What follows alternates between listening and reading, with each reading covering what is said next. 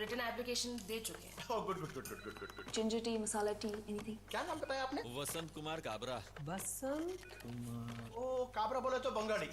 Haryanvi? Sir आपका exact problem? मेरा dividend warrant अभी तक नहीं आया सर। Just a second. हाँ। जी ओ सर, आपका डिविडेंड वारंट ना अब तक नहीं आया sir. No response to your investment complaints? Complain to the right authority. Log on to scores.gov.in and get a response to your investment complaints. SEBI, her investor की ताकत।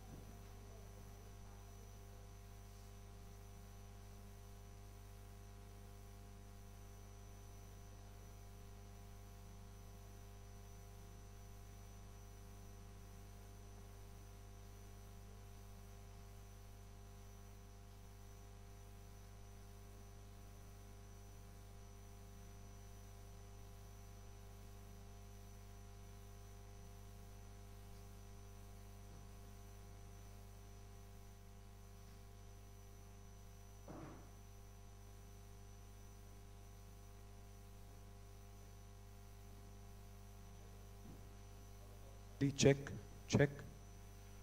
1, 3, 13, 24, check.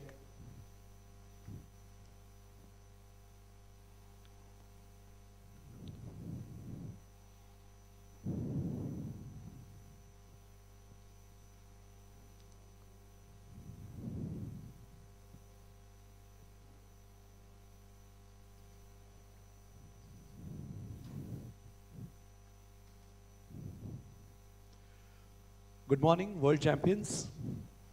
I think that's one of the very few days in which I can begin a quiz before even the first point is scored and call an entire auditorium full of people world champions, right?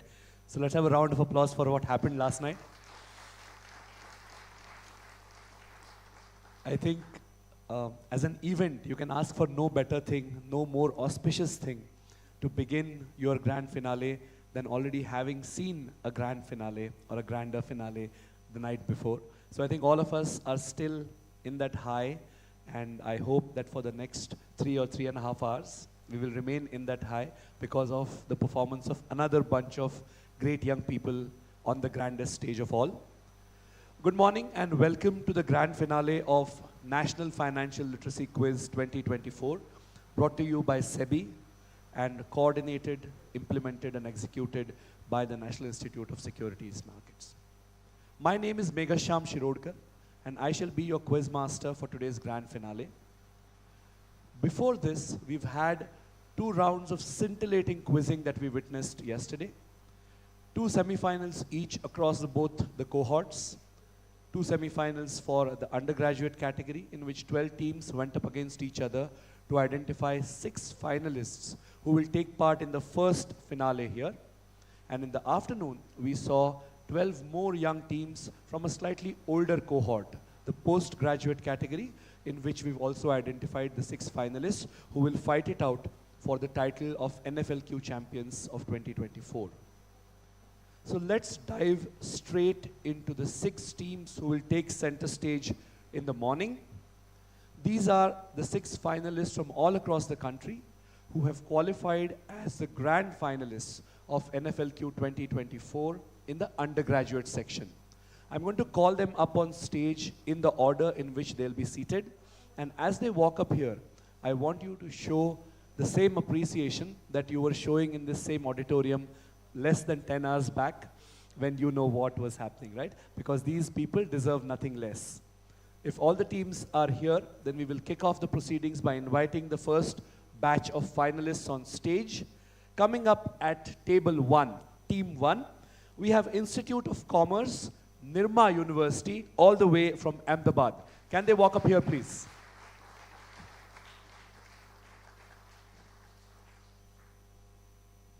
Following them as team B will be Kaveri College of Arts, Science and Commerce from Pune. You shall be team B. Team C to their immediate left will be MOP Vaishnav College for Women from down south, from Chennai. Let's have them up on stage.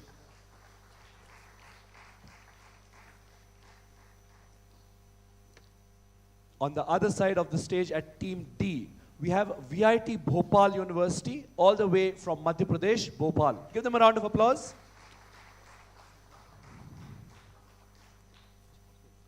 Fifth of our finalists here today from New Delhi, the girls from Sri Ram College of Commerce.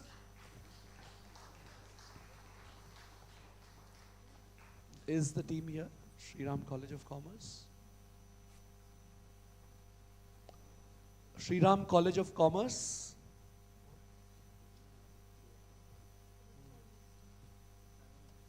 Okay, we'll give them a minute. Let's have the last team on stage while they walk in. Last but certainly not the least, at team F, we have the team from NMIMS Hyderabad. Round of applause for the boys from Hyderabad.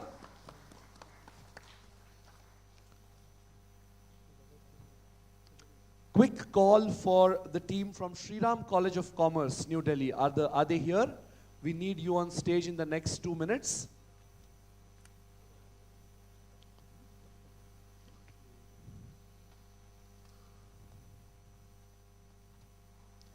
Sri Ram College of Commerce, New Delhi.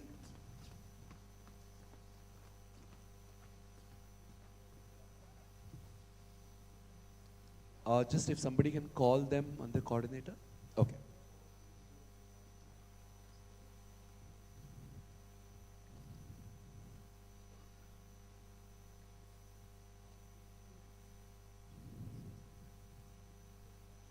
While the photographs are being taken, there's a small request. It's something that you will like. As you know, each and every student who took part in these rounds in the quiz shall receive a unique certificate of participation on behalf of NISM and SEBI, as well as the teachers and chaperones who've come here, the teachers who've accompanied these students to this beautiful campus. You shall be receiving a memento each as a token of our appreciation. So please collect it from the desk outside this auditorium after 11:30 a.m. 11:30 onwards is when the certificates and the mementos shall be available. There's a desk set up by NISM and SEBI right outside the auditorium. Please collect your certificates and your mementos from there after 11:30 onwards.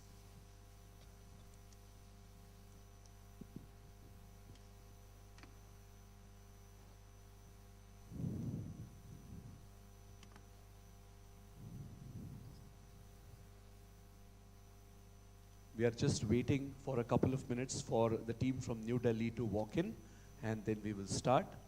Just to give you an overview of how we shall proceed today, there are just two quizzes, the two grand finales. First, we will have the undergraduate champions. They're already champions in our book. We'll have the undergraduate 6 finalists fighting it out for top position.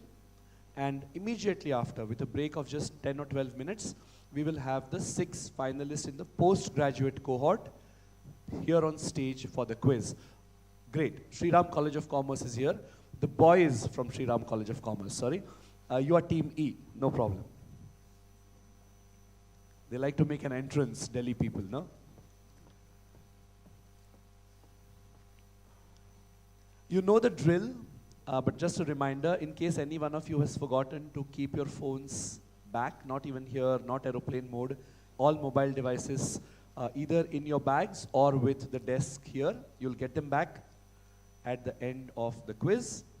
Thank you. Anybody else? Great.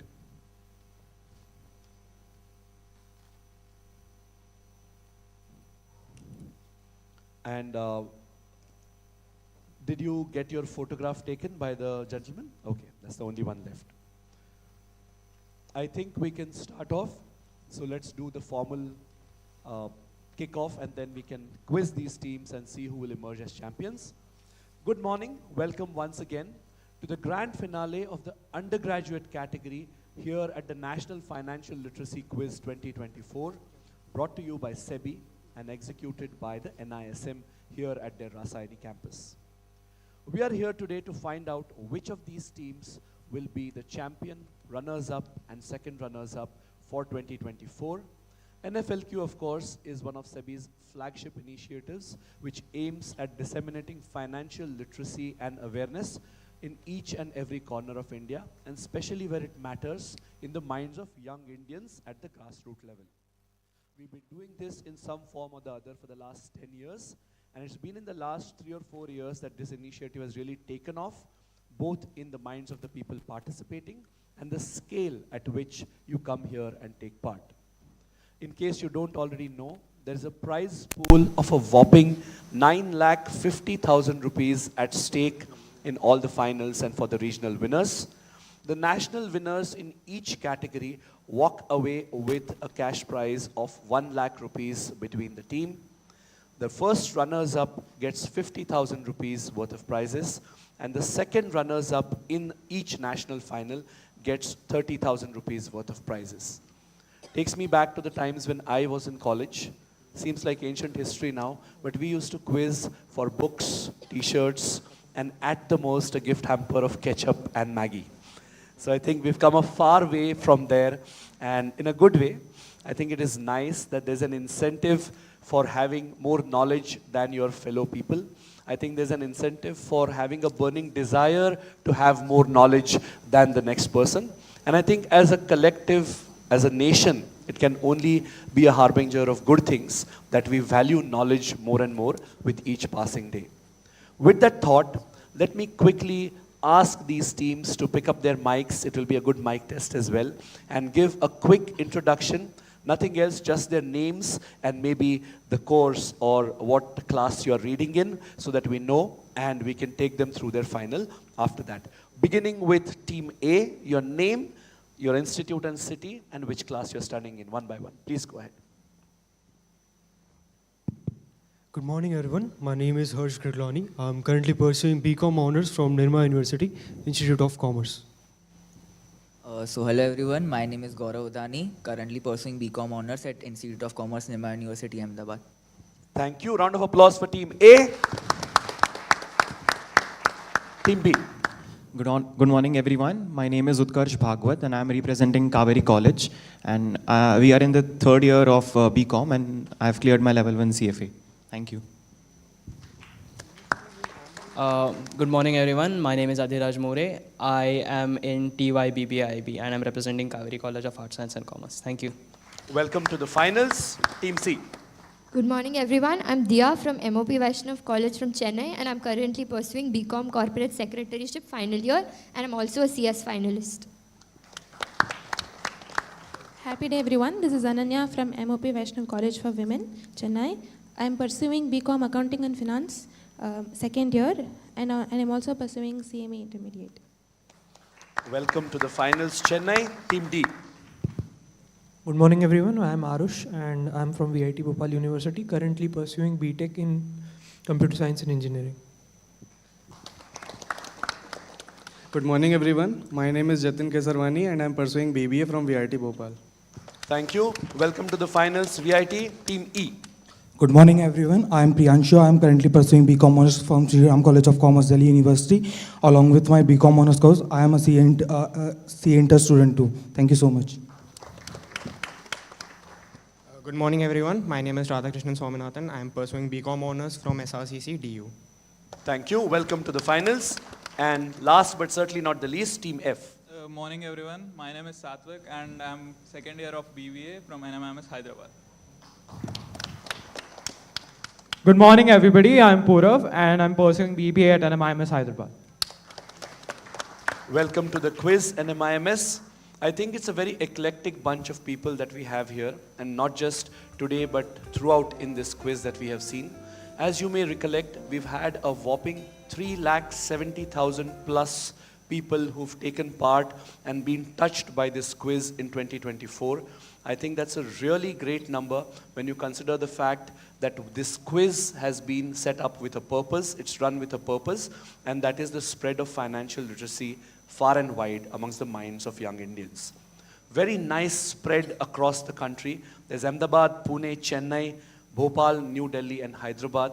So I think the way this was set up to ensure that there is participation from each and every zone has reflected in the way the finalists have panned out.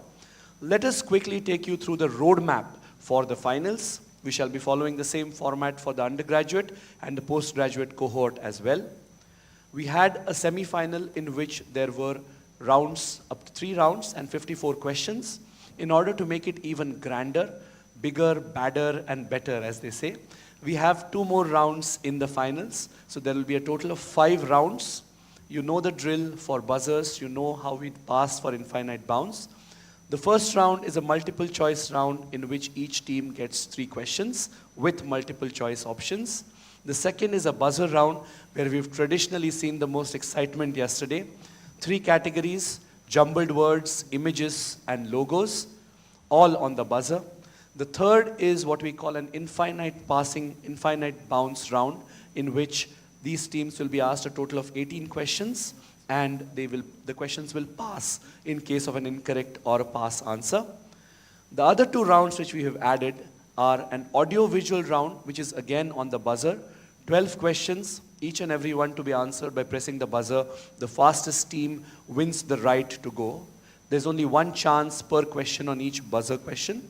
And last but certainly not the least, there's a rapid fire round in which each team will have an individual set of 10 questions which they can answer in a total of 90 seconds or less. In case you answer less number of questions, when we run out of time at 90 seconds, we will stop there. Otherwise, you can have your full quota. That's the approximate roadmap for today. Let's quickly dive into round 1. But before that, let's see if all of us are warmed up and breakfast was good. Let's have a round of applause for these finalists to start them off.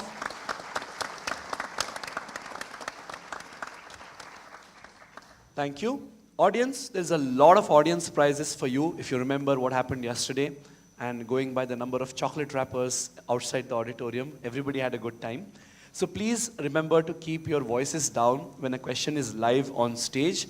In case it does not get answered here, we will pass it to the audience. You know the drill, put up a hand. I'll come to you. If you answer it correctly, we give you a chocolate.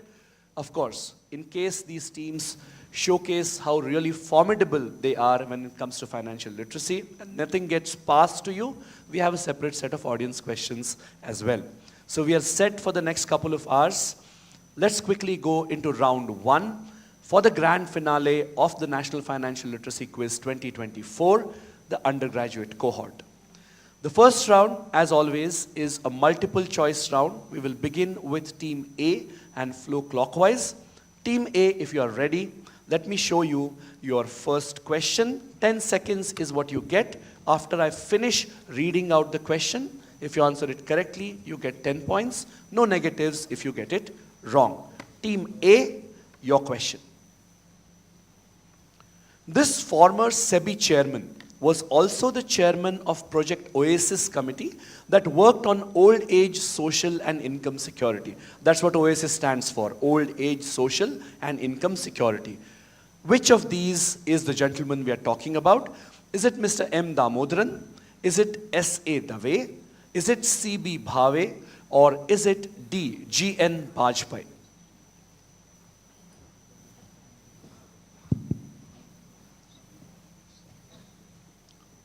Team A. Option A, M. Damodaran. M. Damodaran. The first question is always a question, we say it's a wild question, so it can kind of trial ball. Not M. Damodaran. Anybody in the audience? Not for a chocolate, just to get warmed up? S.A. Dave is correct. Mr. S.A. Dave is the gentleman we were looking for. No matter Team A, early days in the quiz, we have approximately 5 dozen questions, so you should be good. Team B, Pune, here's your question. Which among the following does not fall under the category of something that we call a secured loan? Is it a home equity loan? Is it a reverse mortgage? Is it a personal loan? Or is it D, loan against securities? 10 seconds is what they get.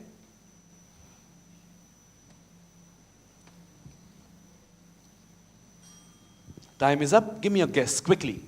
So C, personal loan. Will fetch you the first points of the final. Give them a round of applause. Essentially anything that is not backed by some sort of collateral or security, which is traditionally why personal loans also carry a much higher rate of interest because they are not really secured. 10 points to Team B. Team C, the ladies from Chennai, here's your question. Which of the following is an investment-linked insurance policy? So insurance B, investment B. Is it an health insurance policy? Is it what we call a householder's policy? Is it an endowment life insurance policy? Or is it D, a fidelity insurance policy?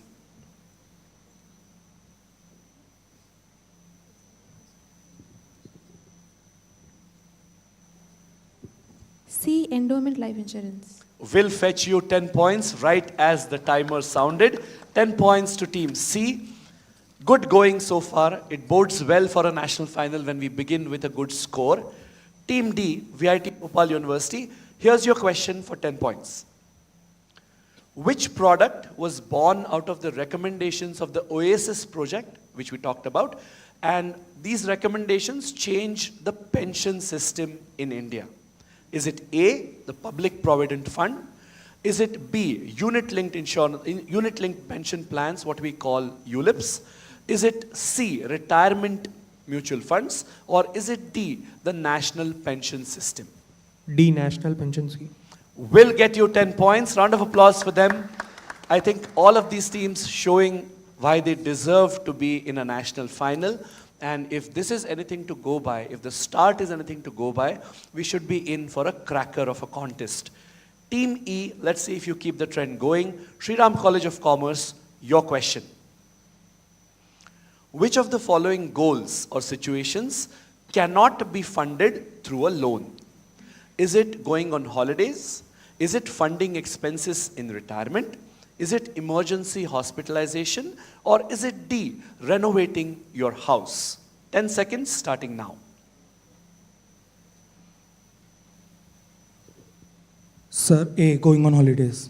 Going on holidays. In fact, if my mailbox is anything to go by, we are peppered with ads for loans which urge you to take a loan and go on a holiday. So can't give you points for that. Audience?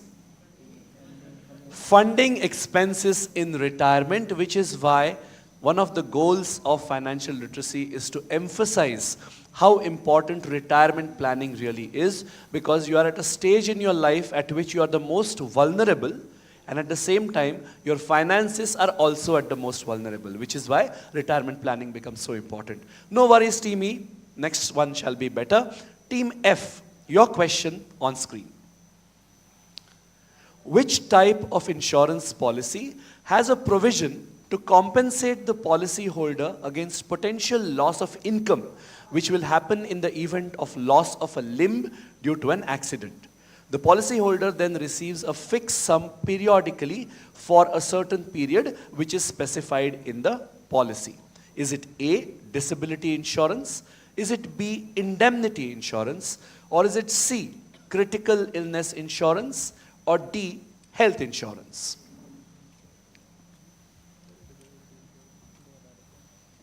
Sir, it's A, disability insurance. Will fetch you 10 points. Round of applause for them. I think the scorers are going to be much busier than yesterday with the kind of scores that these teams are putting up. Let's see if Team A will get their names on the scoreboard as well. Team A, if you're ready, your question for 10 points. For the financial year 2023-24, for resident individuals, long-term capital gains tax from sale of listed equity shares and units of equity-oriented mutual funds is which of these four? Is it 10%? Is it 12%? Is it 12% over and above rupees 1 lakh per year? Or is it 10% over and above rupees 1 lakh per year? Team A.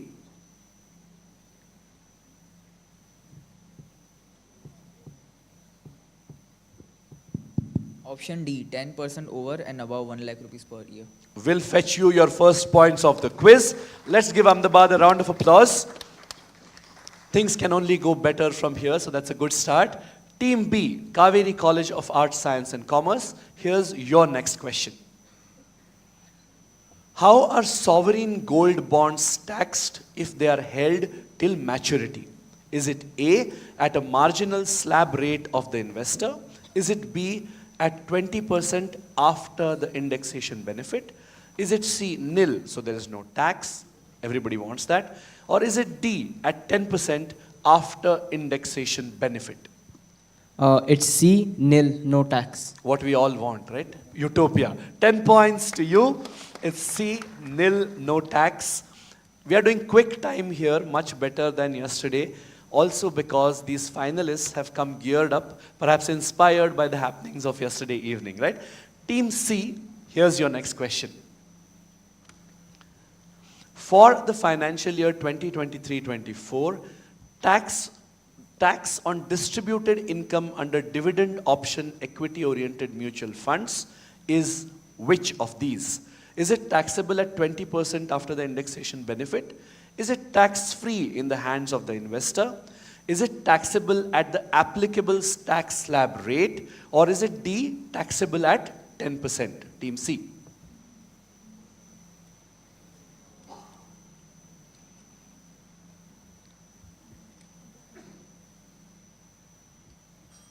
Time is up, so you can answer now. Take a guess. Taxable at 10%. Taxable at 10%. Not really. Audience? Yes? Yes, sir. You. Of course. Why not? Is correct. Please give the gentleman a round of applause. We are warming you guys up as well. We'll start giving out the chocolates a little later. Anyways, let breakfast go down. Breakfast ke baad immediately chocolate nahi khana chahiye. So that's why we are not handing it out right now, right? So good answer. No points, but no wonder. No problem. Let's go across to Team D. Team D, this is the 10th question, your second question. Let's show you your multiple choice question now. For the financial year 2023-24, long-term capital gains tax, the rate for LTCG on hybrid mutual funds is what? Is it 15%? Is it 12%? Is it 20%? Or is it 18%? Team D. B, 12%. B, 12%. What do you think, audience? Then? No, 20% is what we're looking for. 20% was the answer expected. No worries. When you get, I think most of you will fare much better if there are no options because their preparation is that good. When you see 4 options in front of you, things go haywire, right? We call it, when there's too much choice, it's not really nice. This was a question for Team E. Team F, Team E, you're direct. What is the tax rate in case of portfolio management services, what we call PMS in the trade? Is it 10%? Is it 20%? Is it 30%? Or is it a pass-through vehicle taxable at your marginal slab rate? Team E.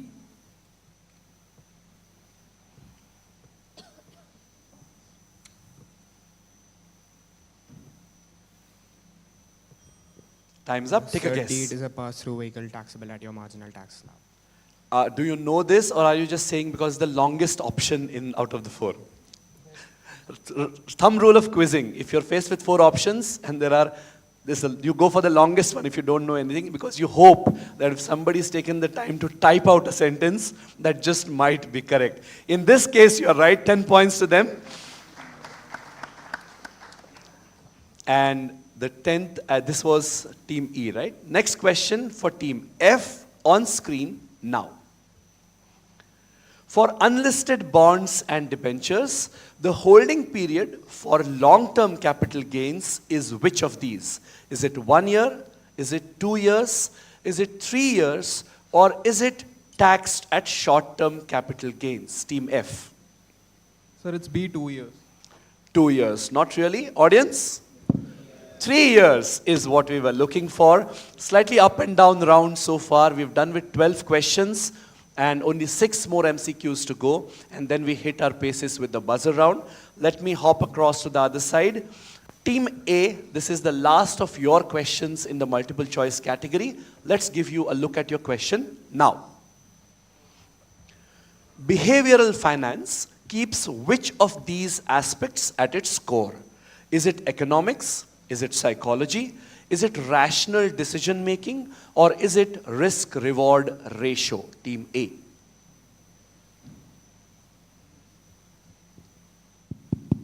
Sir, option C, rational decision making. Rational decision making. Not really. When we are talking about human behavior, what's the closest you can go? Psychology is what we were looking for. Psychology is what governs this particular branch of study. No problem, Team A. Lots of questions to go. And I think you can treat this as what we say, whatever bad has to happen, happens at the beginning, so it can only be better from here. So please pull up your socks. All the best. Team B, here's your question for 10 points. A zero Gini index means which of the following? Does it mean that there is perfect equality in income? Does it mean that there is perfect inequality in income? Does it mean that the growth rate, the GDP growth rate of the country is zero?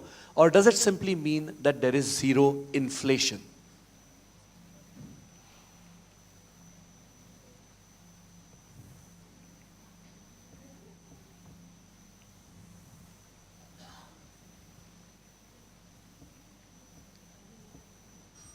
Time is up. Take a guess. No negatives. Quickly. So B, zero in perfect inequality in income. B, perfect inequality in income. इस answer में सिर्फ एक in गलत है, because it's perfect equality in income. Of course, this was, the Gini index was postulated by Italian statistician and sociologist Corrado Gini. And it is a very interesting index, or it's a very interesting thing because it just hovers between 0 and 1. 0 means perfect equality. 1 means perfect inequality. So that is what we were looking for. This was a question for Team B. Team C, your next question for 10 points. Investors look out for additional information to support their existing views. Scientifically, this kind of bias is known as what?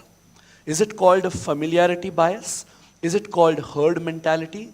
Is it called a confirmation bias? Or is it simply called loss aversion? Team C.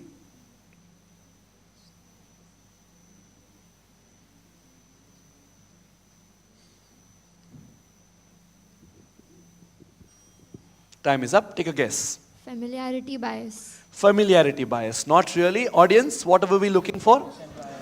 Confirmation bias is correct. That was a question for Team C. Team D, your question, multiple choice for 10 points is this. Many times, being part of a group works against an investor's interest. This particular behavioral aspect is known as what? Is it familiarity bias? Is it herd mentality? Is it availability heuristic?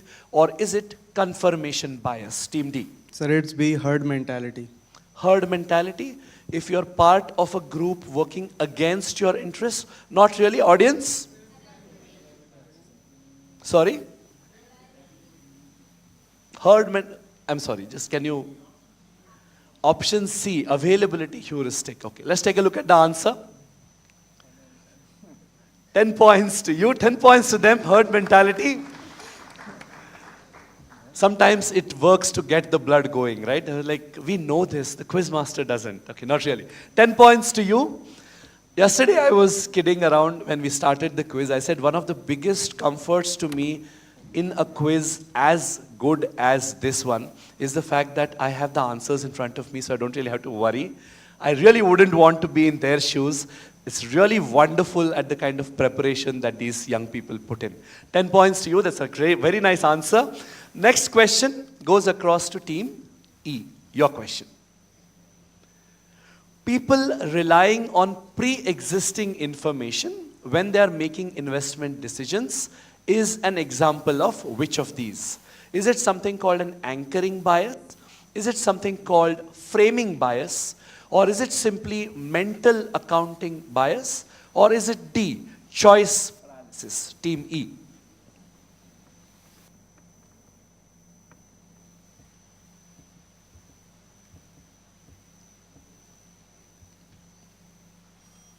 Time's up. Sir, option A, anchoring bias. Will fetch you 10 points. Give them a round of applause.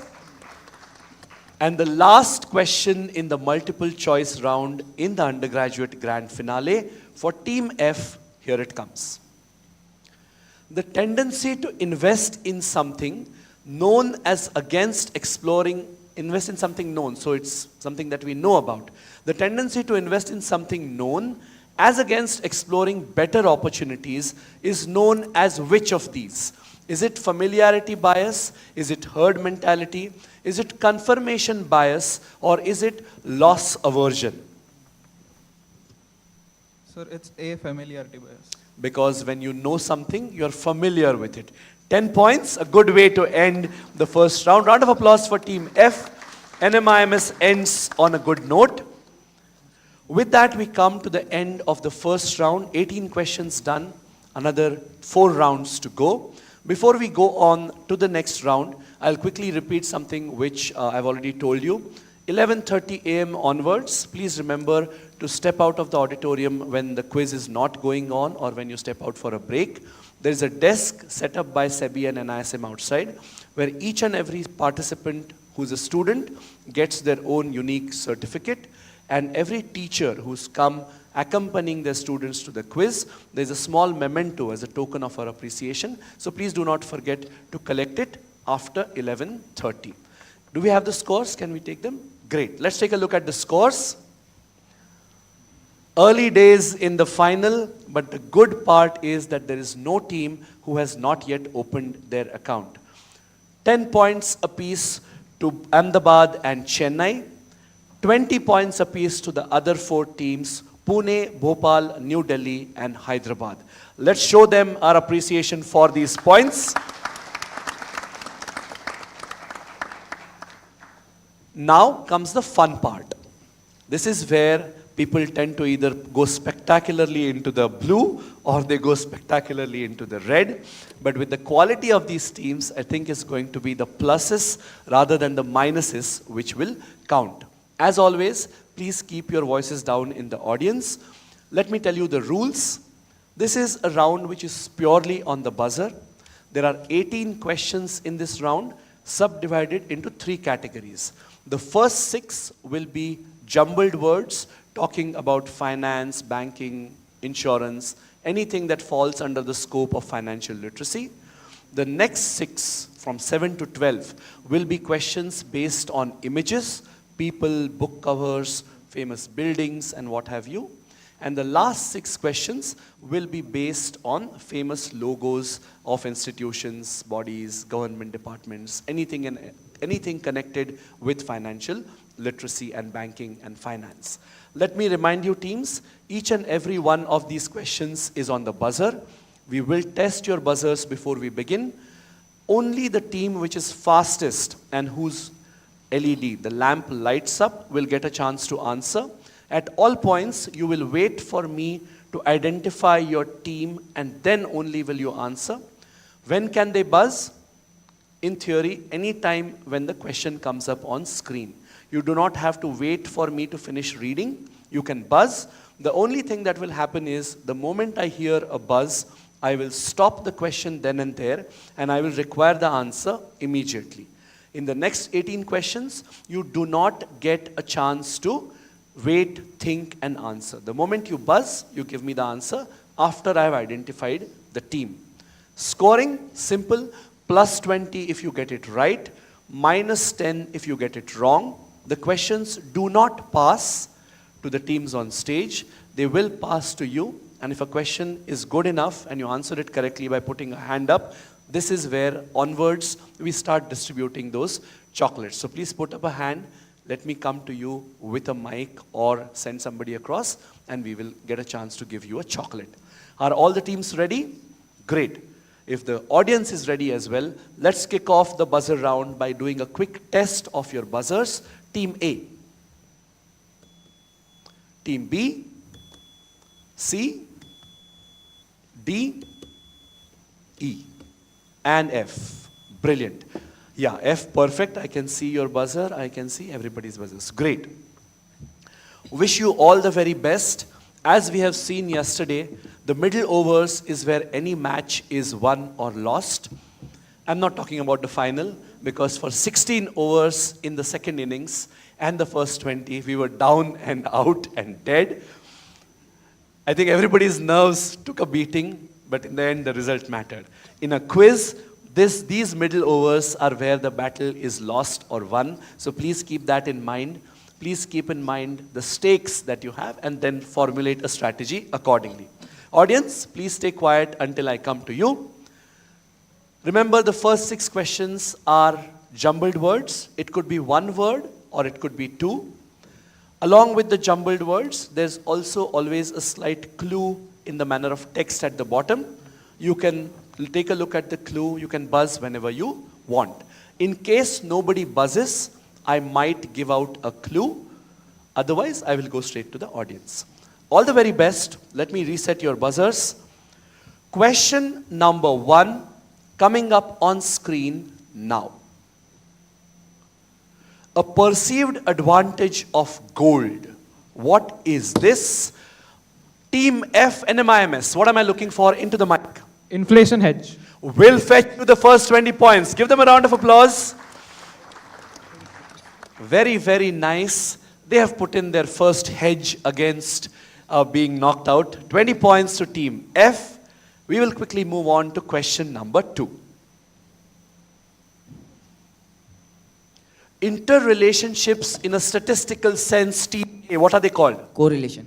Will fetch you 20. Round of applause for them. Ding-dong battle at this stage. 2 ends of the spectrum. F, then A. Let's see who goes in for the next buzzer. Question number 3 on your screens now. Monetizing real estate is called what? Team F again. What's the answer? Into the mic. Quickly. Reverse mortgage. 20 points to you. Give them a round of applause. This is like watching a tennis match. You go from one end to the other, one end to the other. My neck is going to get whiplash. Team F, good going. Buzzers have been reset. Question number 4. Charts and patterns, Team B, into the mic. Technical analysis. 20 points to B. Technical analysis. This is like a power play now. Nobody wants to feel left out of the points. 20 points to Team B. I have reset your buzzers. The next question coming up on screen now. A single event with massive risk. Team F. Catastrophe. Can you repeat that? Catastrophe. Catastrophe is correct. 20 points to Team F.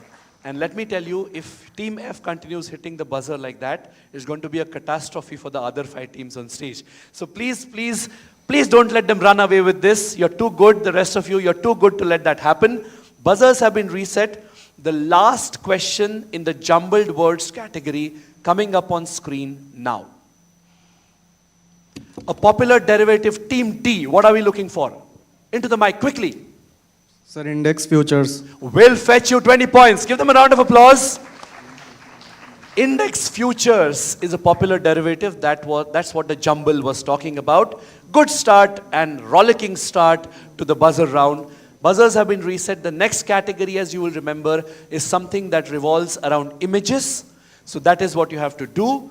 Rules remain the same, no change in rules. So for the first question, I'm going to give you a slight heads up. Because when I saw the question, even I got a little confused. But there are 2 people who you will see in a photograph.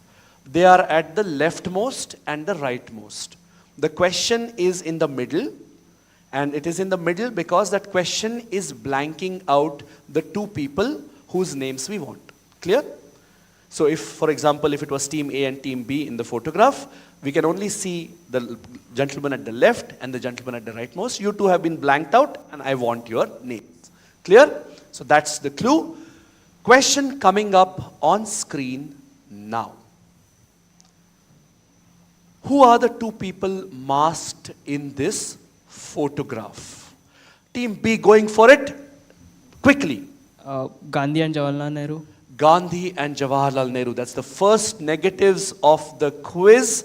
That's not Gandhi. Slightly later than that, a lot later than that, in fact. We will go to the audience for this. Oh, lovely. No other hand up, so I have to come to you. Can you please stand up, sir, and tell me your name and where you come from? Yeah, lovely. We have a mic. Yes.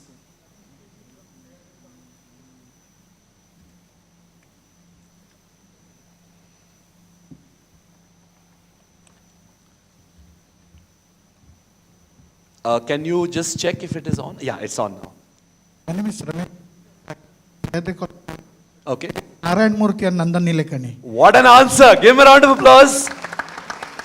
That's N.R. Narayana Murthy and Nandan Nilekani. If I wanted to be slightly more kinder to the teams, I would have said that if only you had prepped for 70 hours every week, you would have got to this answer. Because that is what one of the gentlemen recommends, that young India should be working 70 hours every week. But let's not debate that right now. Let's give him a chocolate. Have we given him a chocolate? Great. Round of applause for him. He has been one of the most enthusiastic participants that I have seen since yesterday, from the way he was in the audience and interacting with everyone. Very nice answer. You know who that was now. There's a -10 that you got, but no problem. The next question coming up on screen now. This is for Team B again. Your chance to make up. Late Charlie Munger. Charlie Munger is correct. The legend from Berkshire Hathaway. Charlie Munger was Warren Buffett's number 2, his right-hand man for many decades. And one of the best things, one of the best tributes that he got was from the great Warren Buffett himself. He said after he passed away that any business is like a building. The person, the architect, the people who build it are the people we see in front, but the architect always remains behind the scene. So he says, when it comes to Berkshire Hathaway, I was always the person in charge of the construction crew, but the architect was Charlie. So that's how highly he was regarded by the great man himself. Good answer. You claw back those points that you lost. 4 teams knew the answer. They happened to be the fastest. Next question coming up on screen now. Identify this pioneer. Team E, what's his name? Quickly. P.V. Narasimha Rao. Sorry? P.V. Narasimha Rao. No, not really. He looked very different. I know why you went for P.V. Narasimha Rao. He's got a pout very similar to him. Not P.V. Narasimha Rao. That's a -10 to Team E. Anybody in the audience? Yes, sir. No, not really. I'm going to give out the answer so that we can move ahead. Okay, one hand there. No, not really. This is N. Rangachari, who was the founder chairman of the IRDAI, the apex regulator when it comes to Indian insurance. Slightly tough question, but that's what finals are for. Even we got asked a few tough questions yesterday evening, but we kind of managed the buzzer there as well. 3 questions gone, 3 more to go in the image category. If all the teams are ready, question coming up on screen now. Seen before the start of which AGM? Berkshire Hathaway. Berkshire Hathaway is correct. They have an AGM which is iconic. It is referred to as the Woodstock of capitalism. It takes place in Omaha, Nebraska. And it's so iconic that it's called the Woodstock of capitalism, like the music festival of 1969, which became very famous. 20 points to you folks. Very nice answer, quickly as well. Next question, which is the 5th question in the image round. Who is this? This pioneer from the world of management, very famous. One of the, if you look at, say, the top 10 names in the field of management and management thinking, this person would feature in the top 10 of any list. Team C, go for it. Philip Kotler. 20 points, what an answer! MOP Vaishnav College for Women are quickly picking up speed now, and what an answer it was. 20 points to Team C. The last of the image questions on the buzzer, here it comes. Identify Team B. Who am I looking for? John Bogle. Will fetch you 20 points. Give them a round of applause. I don't know whether they hope to be in the vanguard when they go into the next round with John Bogle. It is very, very nice. 20 points to Team B. That brings us to an end of the first 12 questions of the buzzer round. 6 more questions to go. All of these are about logos. Let's take a look at the first question coming up on screen now. This Roman gladiator, Team B, quickly. American Express. 20 points again. He is called a gladiator. In some places he's called a centurion, but he has been the face of American Express for the past many, many decades. In fact, if you look at all their cards, the Roman gladiator will always feature very, very prominently. And they say it is because they themselves identify with many of the qualities of a Roman gladiator or a centurion, which is fidelity, trust, taking care of assets and safety, and so on and so forth. 20 points to you. That's a very nice answer, Team B. Is this where Team B puts some space between themselves and the rest of the hunting pack? We will take a look. Question number 2. Name the financial institution from this cropped image which shows their motto. The motto says, Yogakshemam Vahamyaham, which is from the Bhagavad Gita. It's essentially Sri Krishna telling Arjun, and in reality the entire world, that if you have faith in me, I will be responsible for your welfare. The color should be a big clue. It's actually cropped out from the logo of this Indian giant. Their IPO was Team D. Who am I looking for? LIC. Will fetch you 20 points. The Life Insurance Corporation of India, their headquarters in South Bombay is also called Yogakshem Bhavan. Very good. They waited till the very last second and then they buzzed. 20 points to Team D. I have reset your buzzers, everyone. Next question coming up on screen now.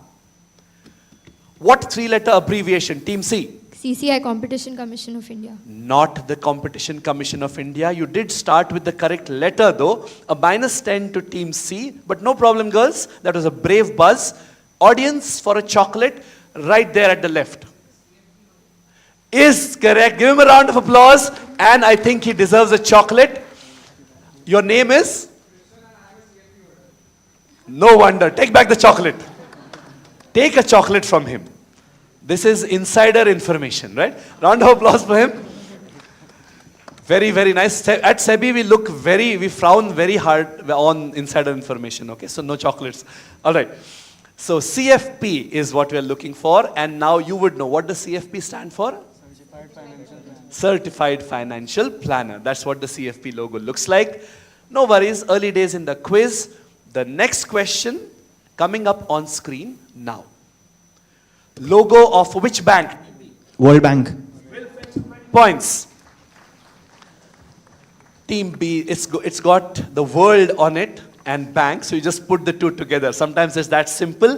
20 points to Team B. The next question, a logo again, coming up now.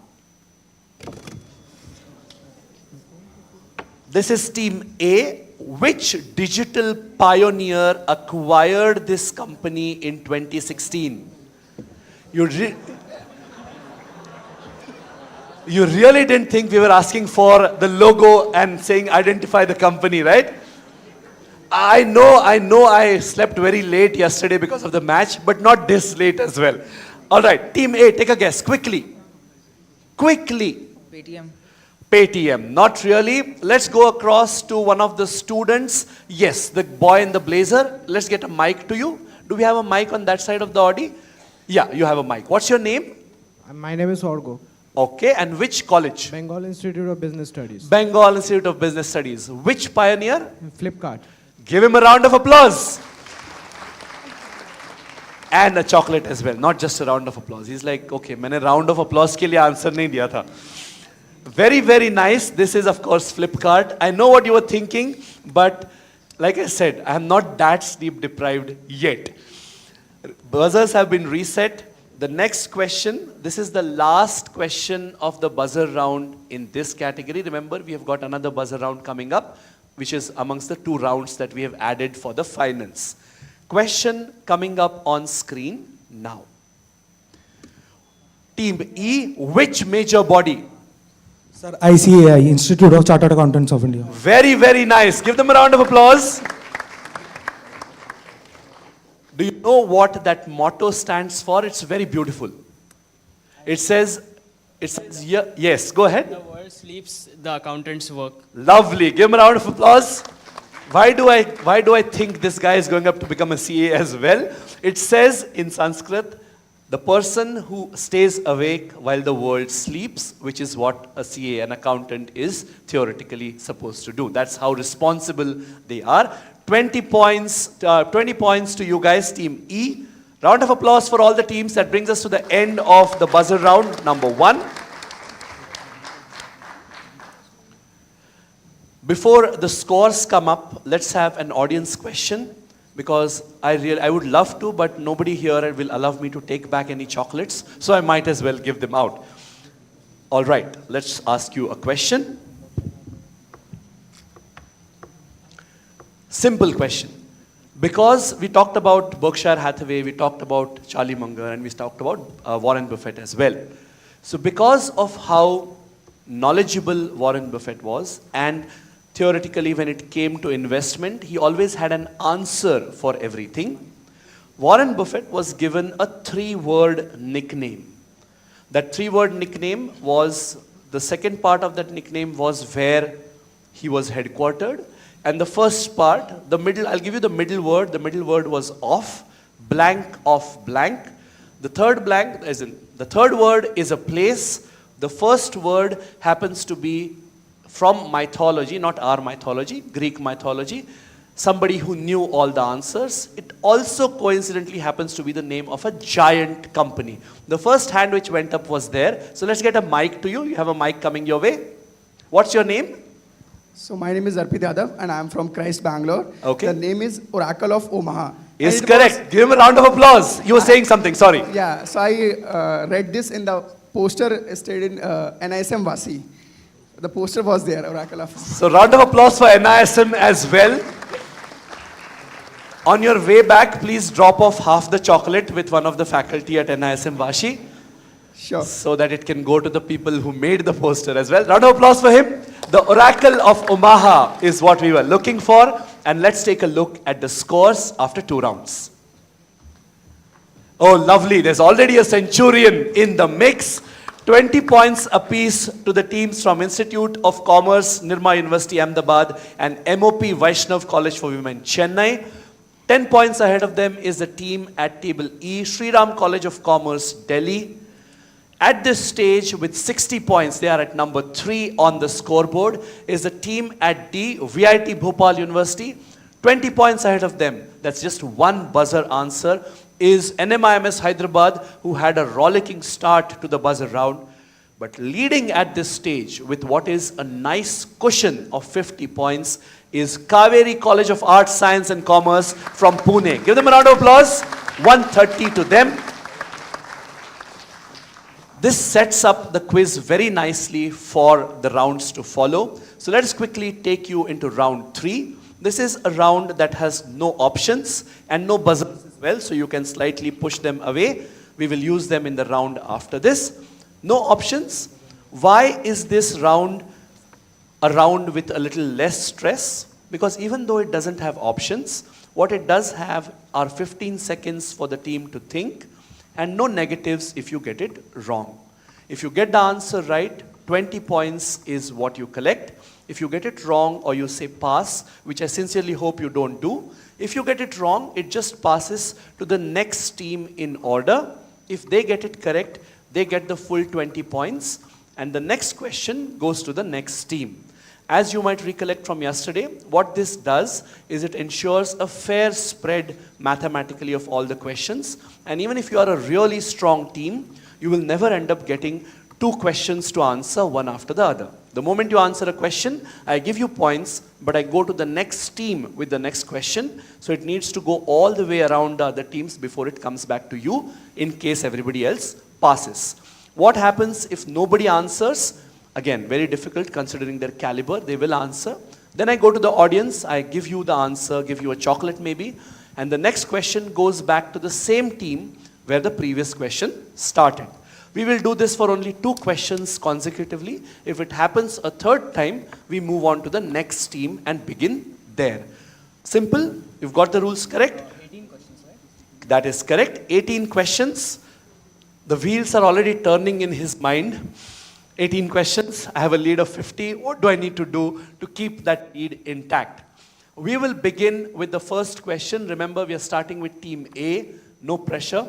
15 seconds after I finish reading out the question, and even if you know the answer, please wait for me to finish reading out the question because it's not a buzzer, right? So everybody can hear the question as well. The first question of round 3 here in the grand finale for the undergraduate cohort is this.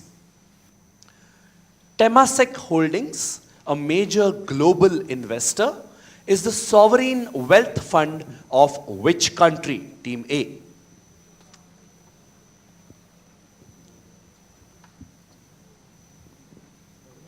"15 seconds.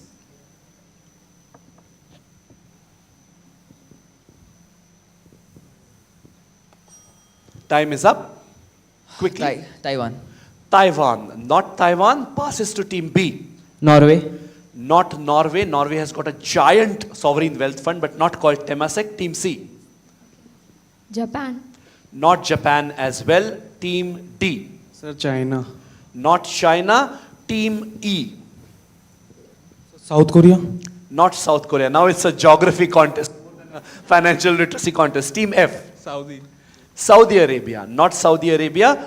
Audience, put up a hand. Let me go to somebody who doesn't have. The boy in the red shirt. Yes. We'll get a mic to you. Wait. You. No. Malaysia, we already learned yesterday. What is it called? What is the Malaysian fund called? Khazana. That is correct. Okay. So let's go to somebody. Yeah. Let's go to him right in the middle of the middle row. What is your name? I'm Pratik from KIT. Okay. Is it Singapore? Singapore is correct. Give him a round of applause and a chocolate, please. So while he gets the chocolate, Temasek happens to be the old name of 2 of the islands which went on to become Singapore. So when they wanted to doff a hat to their history, they named their sovereign wealth fund as Temasek Holdings. No points to anyone, but it doesn't really matter, because there are no negatives here. This means that the question goes back to you, Team A. Here's your next question. The Purchasing Managers Index, or PMI, has a base score. If the score is above that, it indicates growth. If the number is below that, it indicates contraction. Your answer should be a number, Team A. What is this base score of the Purchasing Managers Index?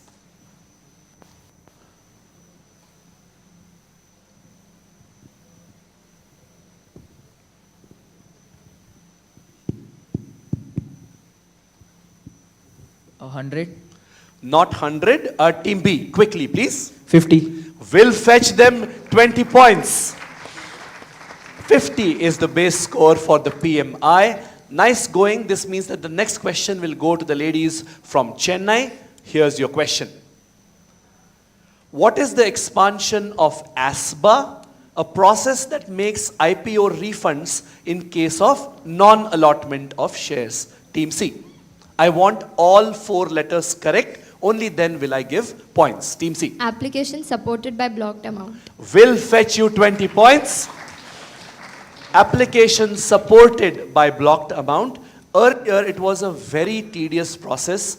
Not only did you have to give a check which got debited from your account, but then you had to wait for the refund to happen physically and come back like a transfer after the allotment did not take place.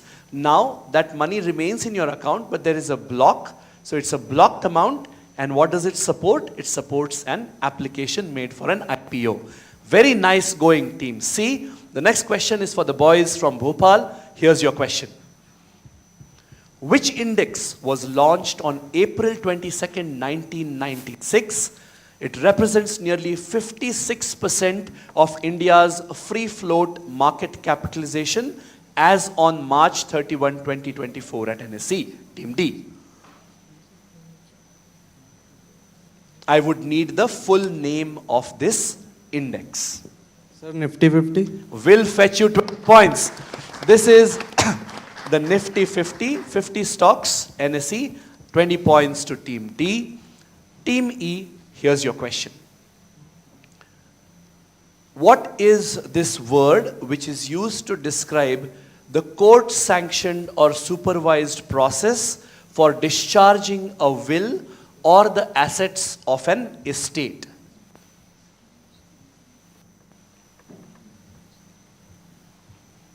It comes from the Latin verb meaning try, test, prove, or examine. Quickly. In estate succession. In estate succession, not really. If he or she is in estate, there wouldn't be a will to discharge, isn't it? Intestate means that there is no will, but there's a will here. Team F.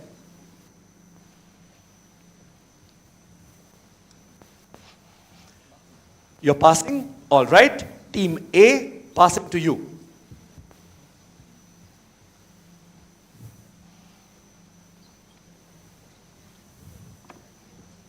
Dissemination. Not dissemination. Team B. Passing. Team C. Liquidation. Not liquidation. Team D. Was it your direct? No, it was not. So Team D taking a guess? No. Audience, anyone? The girl here, yes. Up, can you please stand up? We have a mic coming your way. Your name, college name, and answer.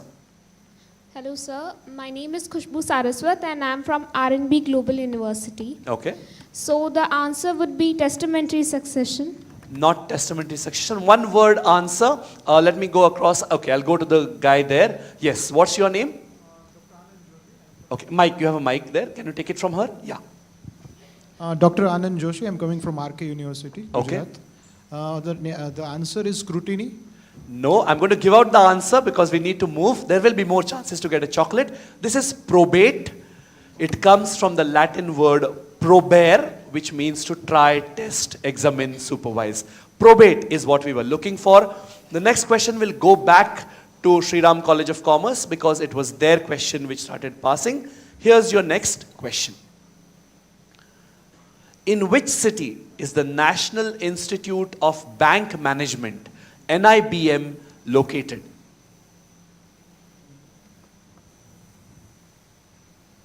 And before you answer, let me give you a clue. It is one of the 6 cities represented here in the undergraduate final. Time is up, take a guess. 16% chance of getting it right. Sir, Hyderabad? Hyderabad. No, that is where the best biryani is. Team F.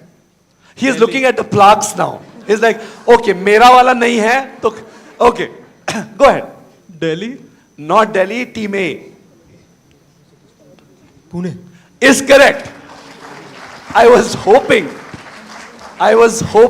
that it would not come to a point where Pune was answering their own question, mainly because Pune has got a huge road called NIBM Road, which goes to that campus, right? So which is why I gave a clue before anyone answered. 20 points to you. It's NIBM in Pune. And as a consolation, Pune, I give you the next question on screen. The largest item on India's import basket is commonly referred to as the POL items. POL are the letters which stand for 3 different things, and if I want to give points, I need all 3 things correct. Team B, what exactly are POL items? What do the letters POL stand for? Team B. Yes. And remember, it's stuff that we import. Yes, take a guess. So petroleum. Okay. I'm not saying whether you're right or wrong. I'm just saying, okay, go on. Okay, I need to pass you. Give me a guess. Petroleum, oil, and lithium. Okay, Team C. Petroleum, oil, and... This is called hedging. So they're like making sure, taking the best of the previous answer and moving on, assuming that the previous answer was halfway there. Okay, petroleum, oil, and? No. Team D. E. Taking a guess? So petroleum, oil, and liquefied LNG. Okay, nice guess. Team F. Pass. Team A. Primary order list. Sorry? Primary order list. Okay, primary order list. No, they're proper items or commodities. Team B, it was your question, right? I really wish I could give you points, but like I said, I need all three correct. Let's go to somebody on this side. The lady there, yes. Can you please stand up? Take a mic. I am Ritrishna from Bhadrak Autonomous College, Petroleum, Oil and Lubricants. Round of applause for her. Petroleum, oil and lubricants is what I was looking for. Let's give her a chocolate as well. Team B, don't worry, since nobody answered, question comes back to you. Here's your next question. IFCO is a cooperative established in 1967.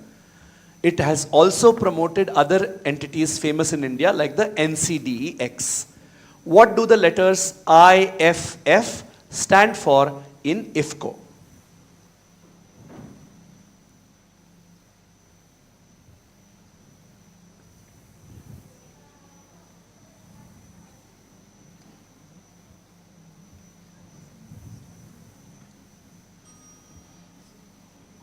Yes, time is up, Team B. Passing you, Team C. International Financial Federation. Okay, nice guess, but no. Team D. Guessing? Team E. So Indian Finance Federation. Okay. NMIMS. Team A.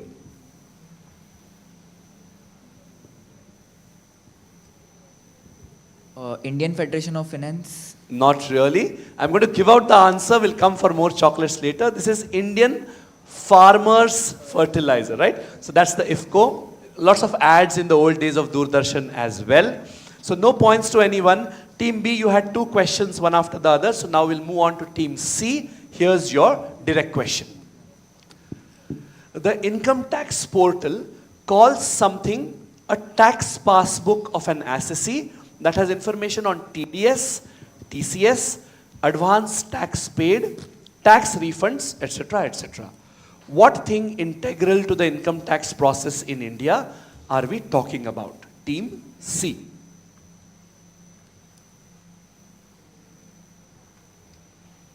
Before they take a guess, I'm going to give a clue. It's essentially a document. I want the name of the document. Yes, take a guess. Tax invoice. Not a tax invoice. That's a common noun, right? Not a proper noun. Team D. Quickly. Sir, ITR. Idea. ITR. ITR, the income tax return itself. No. Team E. File 16. Not file 16, but now at least they are going somewhere. Team F. Is it TAN? No, not the TAN. Team A. Form 7. Form 7. No. AIR. Not ARR. Okay, let's go to the audience. The lady in black there. Yes. Form 26As. And what is your name? Mo Datta from Bengal Institute of Business Studies, Kolkata. Mo Datta, you get yourself a chocolate. Give her a round of applause.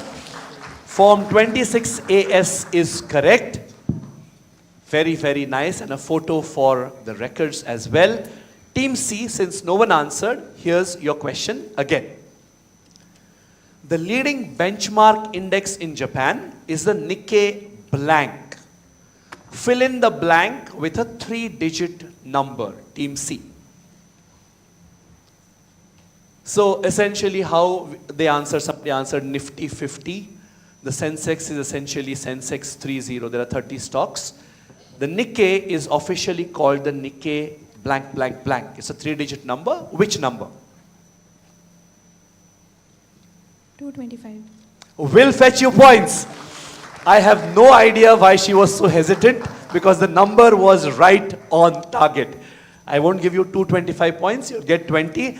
And we will go to Team D with the next question. Economists use the concept of blank to represent the satisfaction which people derive from the consumption activities that they undertake. Just fill in the blank with an English word. Sir, customer satisfaction. Is 2 words, none of which are correct. Team E.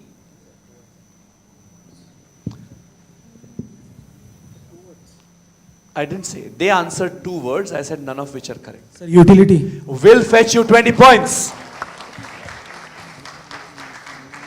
My bad if my comment gave you the impression that there are 2. I was just saying that customer satisfaction are 2 words and none of them are correct. No wonder. They got their 20 points. The next question is the 12th question of this round. 6 more to go after this. Team F for you. The coefficient of correlation between any 2 securities always, the coefficient of correlation between any 2 securities must always lie between 2 numbers. Which 2 numbers?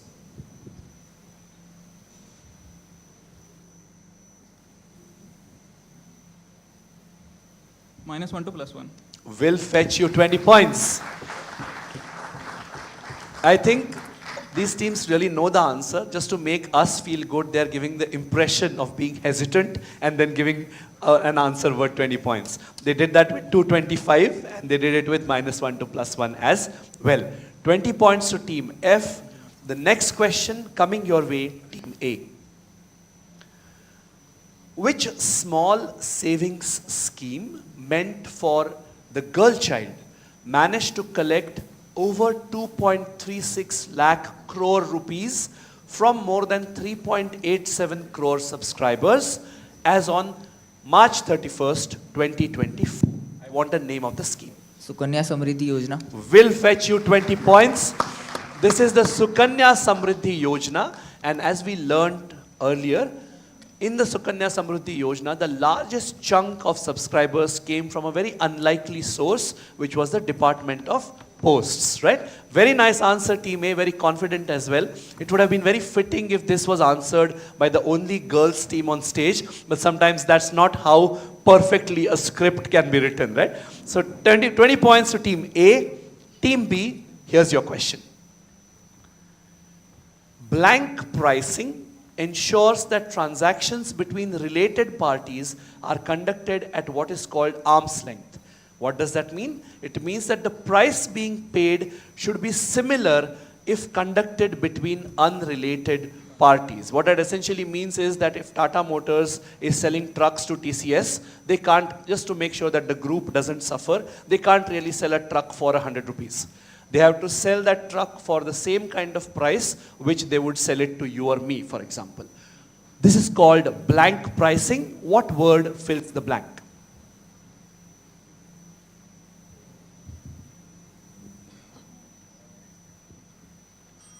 Time is up. Take a guess. Related pricing. Not related pricing. Team C. Fair pricing. Fair pricing. No. Team D. Not trying. Team E. Sir, over the counter? OTC. Not over the counter. Team F. Matrix pricing. Into the mic. Matrix pricing. Matrix pricing. I was actually sure that this would be an easy question, but you never know sometimes. Team A. Market pricing. Not market pricing. Whose direct was this? You still have to guess, right? Team B, go on. It was your direct. All right, audience, you're in for a treat. The lady who raised her hand first. Yes. Yes. Please give a mic to her. I am Anjali Borse from ISBS Pune. Okay. So it is transfer pricing. Transfer pricing will get you a chocolate transferred at 0 cost to you, because this is that kind of quiz. Transfer pricing is what we were looking for. Team B, since no one answered, you get the next question as well. Who prepares something called the Residex, which is India's first official housing price index? So it's a portmanteau of residence and index. Residex. Team B. RERA? Not RERA. That's a good guess, by the way. Team C. RBI. Not the Reserve Bank of India as well. Team D, you're having a quiet time for some reason. Take a guess. No? All right. Team E. Sir, Indian Housing Bank? Indian Housing Bank. Team F. Indian Housing Corporation. Indian Housing Corporation. Team A. MCDEX? Not the MCDEX. It was Team B's question. If you had only given me the right word in your answer, one right word, you would have gotten point. Shout out. What's the answer? National Housing Bank, not the corporation. National Housing Bank. I don't know whether there's an Indian housing bank, but I don't think I have come across it. No problem, you're almost there. Team B, you got 2 questions, one after the other, so we'll move on to the girls from MOP Vaishnav College for Women. Here's your next question. Last 3 questions in this round, and then we have a buzzer round to come. NPOs, which are essentially not-for-profit organizations, can raise capital through what is called SSE. In this context, what do the letters SSE stand for? I think there's some problem with the mic, it's coming and going. Social Stock Exchange. Social Stock Exchange is correct. 20 points to Team C. They break the run of passes and they get 20 points. Very nice answer, one of the better answers of the morning. Team D, putting you on the spot here. Penultimate question of this round for you. Established in 2016 under the Companies Act of 2013, which quasi-judicial body replaced the Company Law Board, the CLB, in matters related to corporate disputes? 15 seconds, beginning now.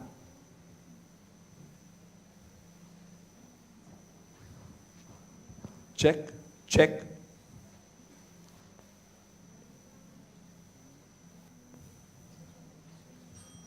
Time is up. Want to take a guess? Not trying. Team E. Sir, NCLT. What does NCLT stand for? National Company Law Tribunal. 20 points to you. Team E mops it up. They were waiting for it to be passed. You know, when teams are doing this and looking down the table, looking down the stage to see who is going to pass it, it reminds me of those National Geographic documentaries in which vultures hover around waiting for an animal to die, right? That's what it reminds me of. Like, you pass it, I'm pouncing on it. Team E gets 20. The last question of this round is for Team F. NMIMS Hyderabad, here's your question. What you will see in the picture is something, you can see the letters there. It says VO Company, but it's spelled COMPAGNIE, and there are a couple of ships there. The picture is a clue to the question. The question is, who or which entity had the world's first ever IPO? Team F.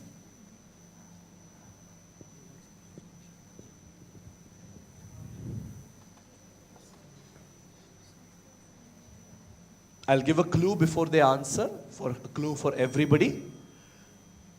A big part of the name of that entity is something very infamous in India. The British East India Company passes to Team A. Quickly, please. East India Shipping Company. East India Shipping Company. No, Team B. Dutch East India Company. Dutch East India Company is correct. Not the British East India Company. They picked up on the clue very well, but they just got the country wrong. We all know the East India Company as only the British one. Before that, there was a Dutch East India Company as well, and they were the people who came up with the world's first IPO, as we call it these days. 20 points to you. That's a very, very nice answer. Let's take a look at the scores. But before that, let me ask you an audience question for a chocolate. We are doing good time. I think in the next 15 or 17 minutes, we should be done. So if you look at, let me see the question. Okay. So in 2018, this for the audience, put up a hand. In 2018, we launched something in India called Project Sashakt. Sashakt, right? So Project Sashakt is, the goal of Project Sashakt is to resolve what kind of assets? I'm looking for a key word. Project Sashakt. Sashakt means essentially in Hindi or Sanskrit, it means something which is formidable, which is powerful. Yes, right at the back. Are you a student? Yes, are you a student? Oh, brilliant. Let's get a mic to him. What's your name? Prakash Mishra. And college? Chandigarh University. Chandigarh. And what are we looking for? Non-performing asset. Not NPAs. There's a specific term. Yes, give the mic to the gentleman sitting in front of you. Defense. Defense. No. Because of power. Right. No. Let's get a mic to, okay, let's get a mic to the guy in the blazer then. Your name, college name, answer. Chandan Kumar, C Sarsa. Okay, and the answer is? Economic. Not economic assets. One last chance. Let's go to the gentleman here. You'll get a mic. Not real estate assets. I'm going to give out the answer now because we have the scores ready. Stressed assets is what I was looking for. Project Sashakt, since the last 6 years, deals with resolving stressed assets, right? Let's take a look at the scores with only 2 rounds to go. Remember, one of them is a buzzer round.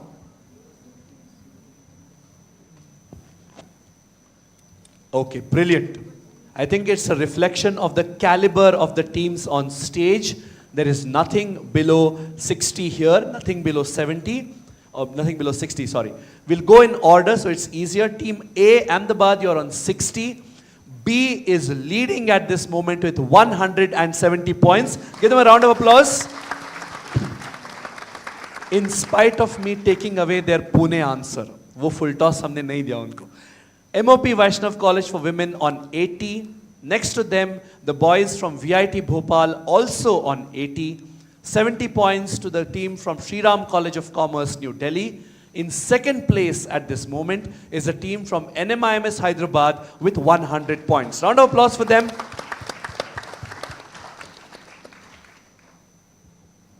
Great. Okay.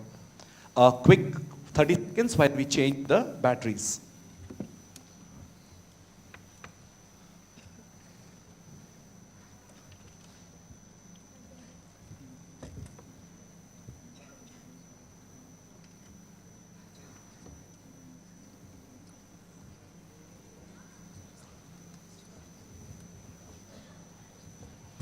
Check, check, 1, 13, 24, check, December, check, all right.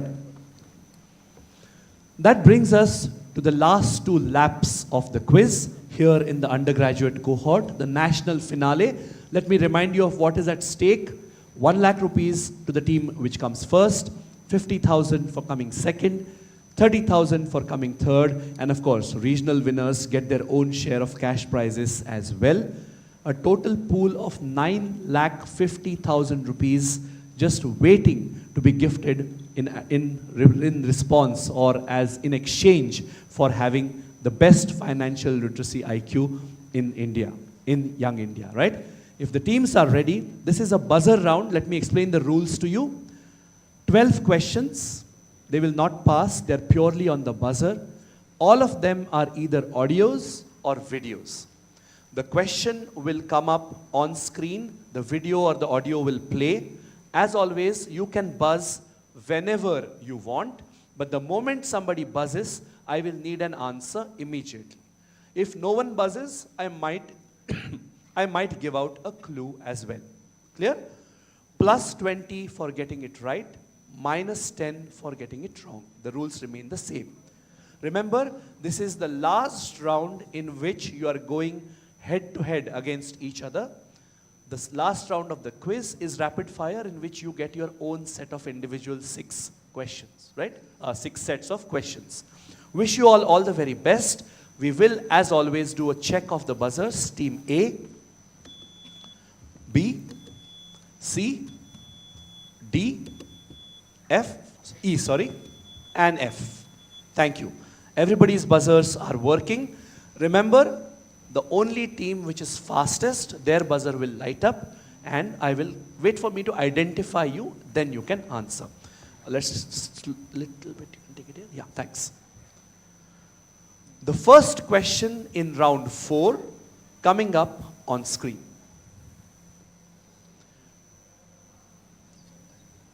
Start. Cyber insurance has become a very fashionable Yes, you can. product Can we these pause days. the video?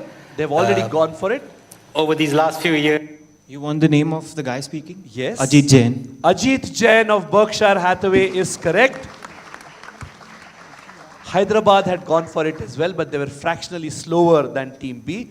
20 points to Team B. The next question coming up on screen, and before I just give you a heads up, the moment you have buzzed, I will not say a single word. You just have to answer. Unless I have asked a question, I will not. When you buzz, my speaking stops, right? So then you have to answer whatever is in your mind. Question number 2. Sorry? Once we buzz, you won't. I won't say anything. Whatever you have seen is your question. Then you answer. If you're lucky, you get it. Coming up on screen now.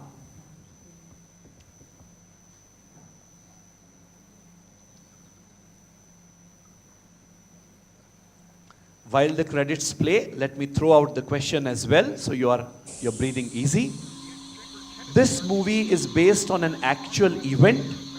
Which institution was at the center of the story in that real event? Which he blames on the actions of a rogue trader in Singapore. Estimates of potential losses range from 800 million to over 1 billion pounds. All right, we have buzzed. Will you pause the video? George Soros.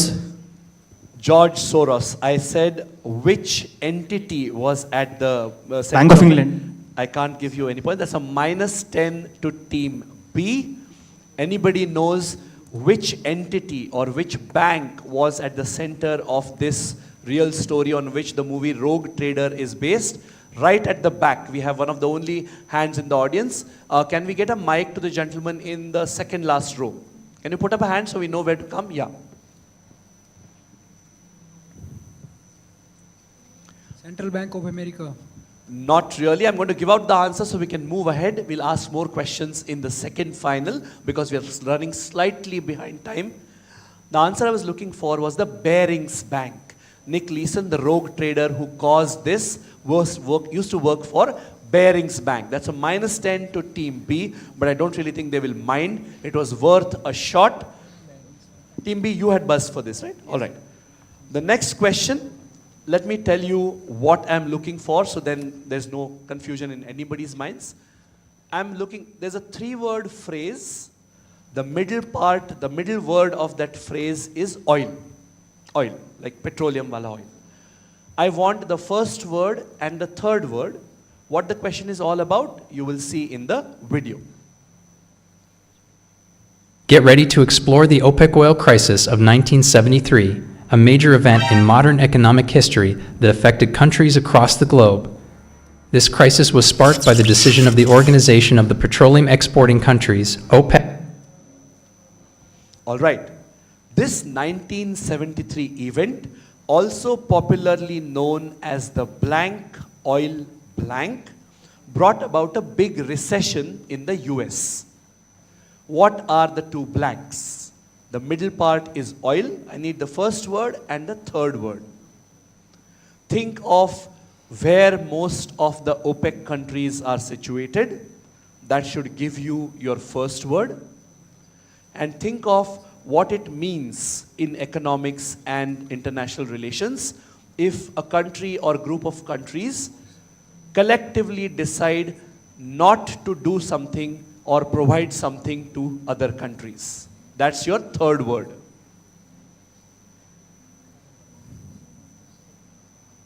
Closing in 3, 2, and okay, he has gone for it. What are we looking for?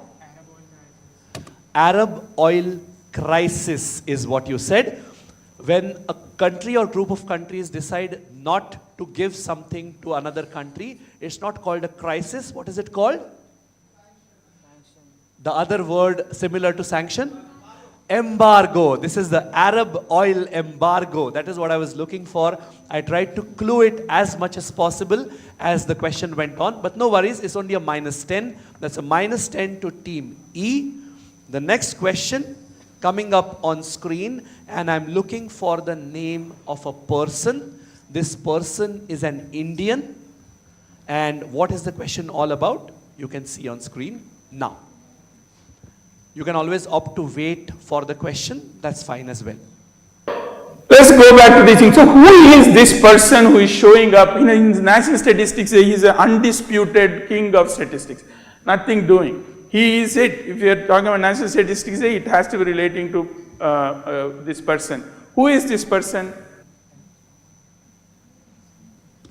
This is one of those questions where I don't have to say anything. The question was there. Who is this person? Team E. Quickly.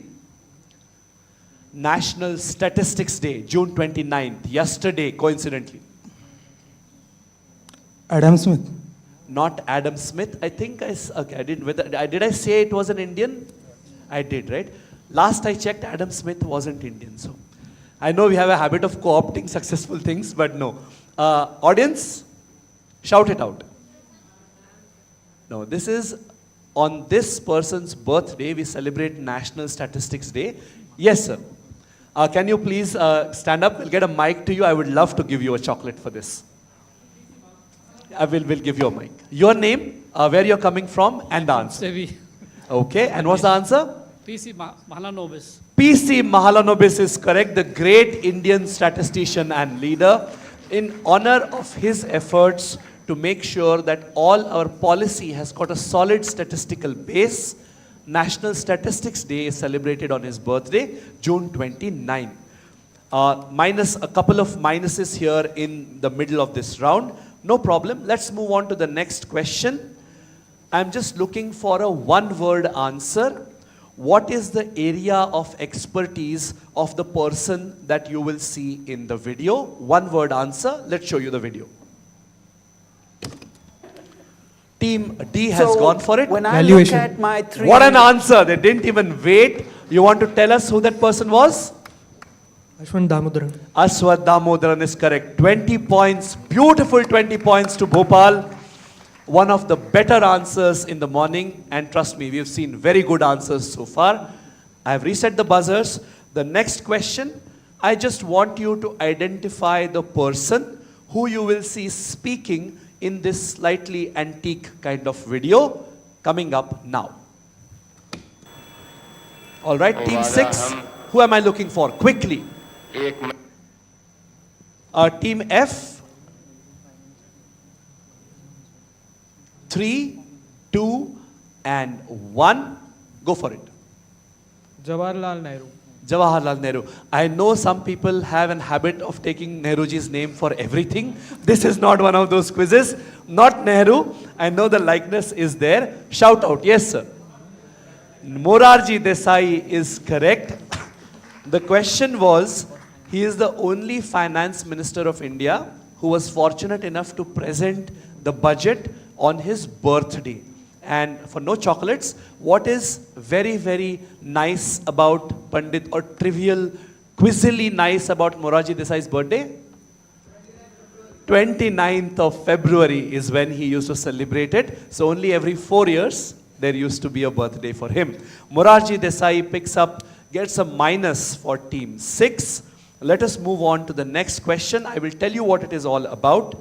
We are looking for the name of a certain person who is legendary in the field of investing. And remember, we've already done away with Warren Buffett and a lot of other investors, so don't go off half-cocked, right? Showing you your question now. During COVID, because the private sector retracted, that is over now. The interim budget already told us. That's it, that's the video. This is a person who is of Indian origin, but now of course he's a global citizen of this world. He's legendary in investing, like I told you already. He's a leading fund manager, and as you could see from the screen, he is also a leading commentator when it comes to the markets. Anybody trying? I'll give a clue, a last clue if it helps. He works for Morgan Stanley. No? Closing it in 3, 2, and 1. Anyone knows who this is?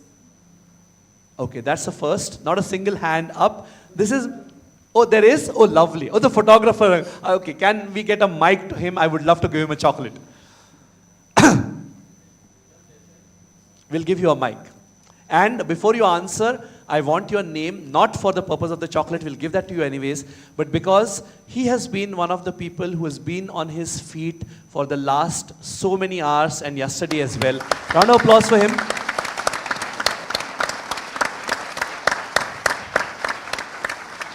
I think all those beautiful pictures which you will find when they get uploaded, all of them are courtesy him and his tireless efforts to make all of us look good. So what's your name, sir? Sir, Sanjay Chawla. Sanjay Chawla. Is And it Chawla ji, what's the answer? Rhythm Desai. Rhythm Desai is correct. What an answer. Please give him a chocolate, a nice big one. We will move on to the next question. I'll give you the background. I do not need the name of the person who you will see in the video. What the video is for is because this person was the first elected president of a certain bank. I want what that bank is known as now. Earlier it was known by a different name. Now it is known by another name. I need the current name of the bank of which this person was the first elected president of that bank. Okay, let's show you the video. A and B in terms of their own structure of liabilities. Otherwise, That's a pause. The question is there as well. More clues. This is a development bank headquartered in Shanghai, China. The person needs no introduction because he's somebody well respected in the Indian banking sector. I'm going to give you, teams hands on the buzzer, I'm going to give you the old name of the bank. I need the name that it is known by now. He was the first elected president of the bank that we know as the BRICS Bank. BRICS, Brazil, Russia, India, China, and so on. The question is essentially, what is the BRICS Bank known as now? It is known as the blank blank bank. The first two words is what I want. And one of those words is on screen in front of you. No? Closing in 3, 2, and 1. Okay, somebody has buzzed. Lovely. Team E, go for it. Exim Development Bank. Sorry? Exim Development Bank. Exim Development Bank. He got that screen word correct, but Exim is not what I was looking for. -10 to Team E. Shout out, audience. New Development Bank. And who did we just see?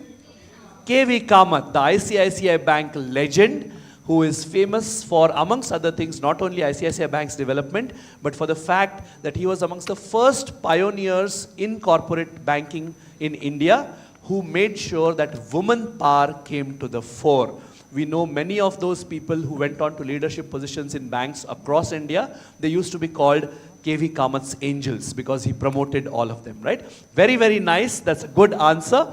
That brings us to the 9th question in this buzzer round, the AV round. I simply want the name of the person you will see in the video. Let's show you the video. All I can say that whatever I did, probably if I can look Audience, back, I can hear you. I can say I was trying to do very little thing. And I was not trying to persuade anybody to do anything. Just what I thought I can do, I tried to do that. And it started with a little amount of money. So little that... all right, can we pause the video? You can laugh at it looking back. I want the name of the gentleman. He brought about a revolution in the lending industry through an innovation, and he also got a Nobel Prize for his efforts. The Nobel Prize that he got was not in the field of economics, in spite of that being the logical thing. He got the Nobel Prize for peace.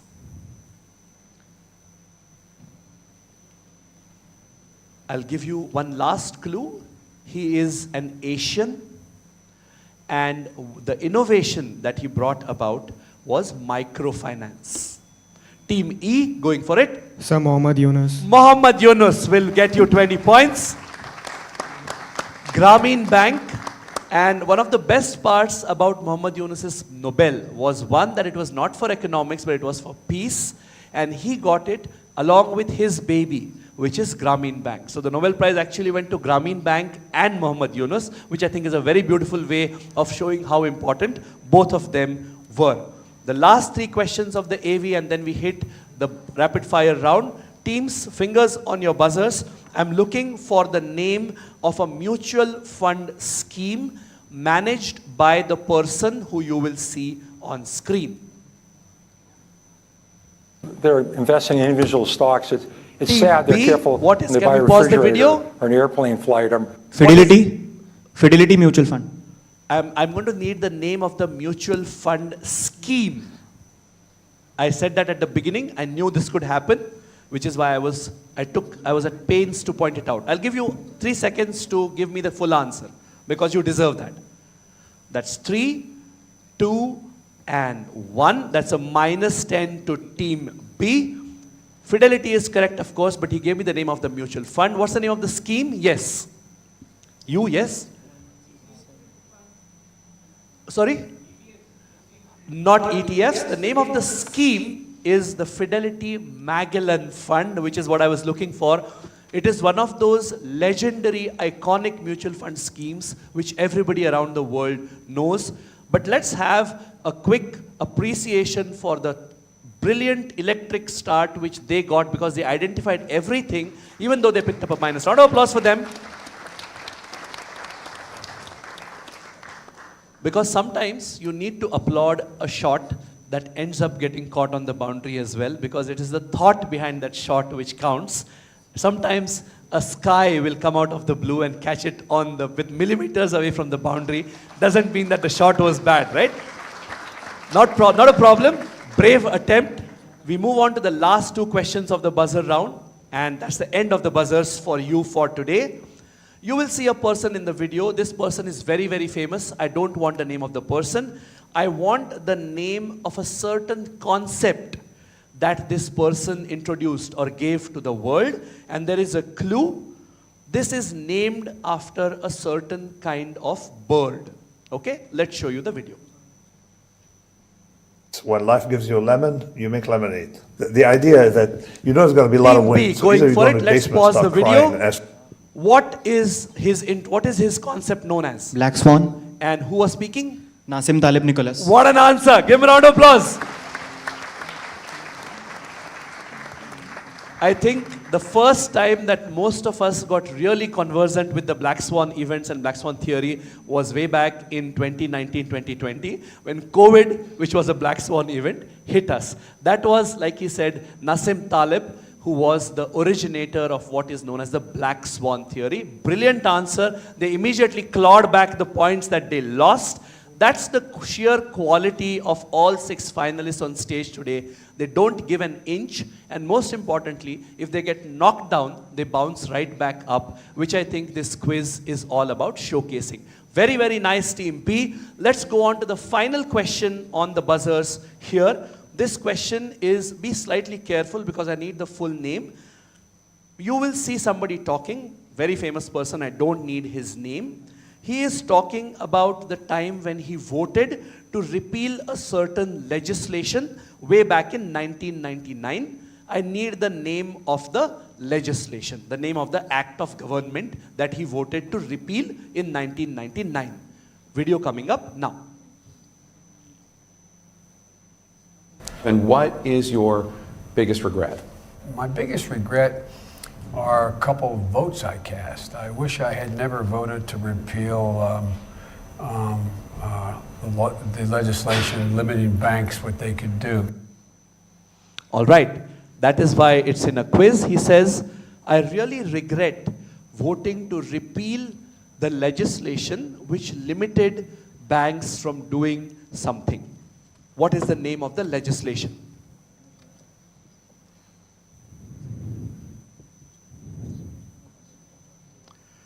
I'll give you the last clue. It's called the Blank Blank Act of 1933, which was repealed in 1999. I'm looking for 2 names. Blank Blank Act 1933. Closing the question in 3, 2, and F is going for it. What are his? What an answer! Give them a round of applause. This is a phrase which got bandied around a lot yesterday when a certain Mr. Virat Kohli, after failing throughout the tournament, came good. Cometh the moment, cometh the man. I think you saw a representation of that just now. last second Glass-Steagall Act of 1933 is correct. You finished this round with 20 points. Let's have a round of applause for them, and we will take a look at the scores. While the scores are being totaled, no audience questions now. We'll have them in the PG final, which will take place within 10 minutes of these guys being crowned, which of these wins. While the scores are being totaled, let me give you the rules for the next round. This is the last round. This is going to be a rapid fire round. Once we take a look at the scores, we will begin with the team who is lying at 6th position. We will ask them a set of rapid fire questions and move in the ascending order of ranks. How is the rapid fire round going to be? Each team has got a separate set of up to 10 questions, short, simple questions around finance, banking, etc., etc. You get a maximum of 90 seconds, 90 seconds for the entire set of 10 questions. That will start from the time I start speaking. So my questions and your answers together get a total of 90 seconds.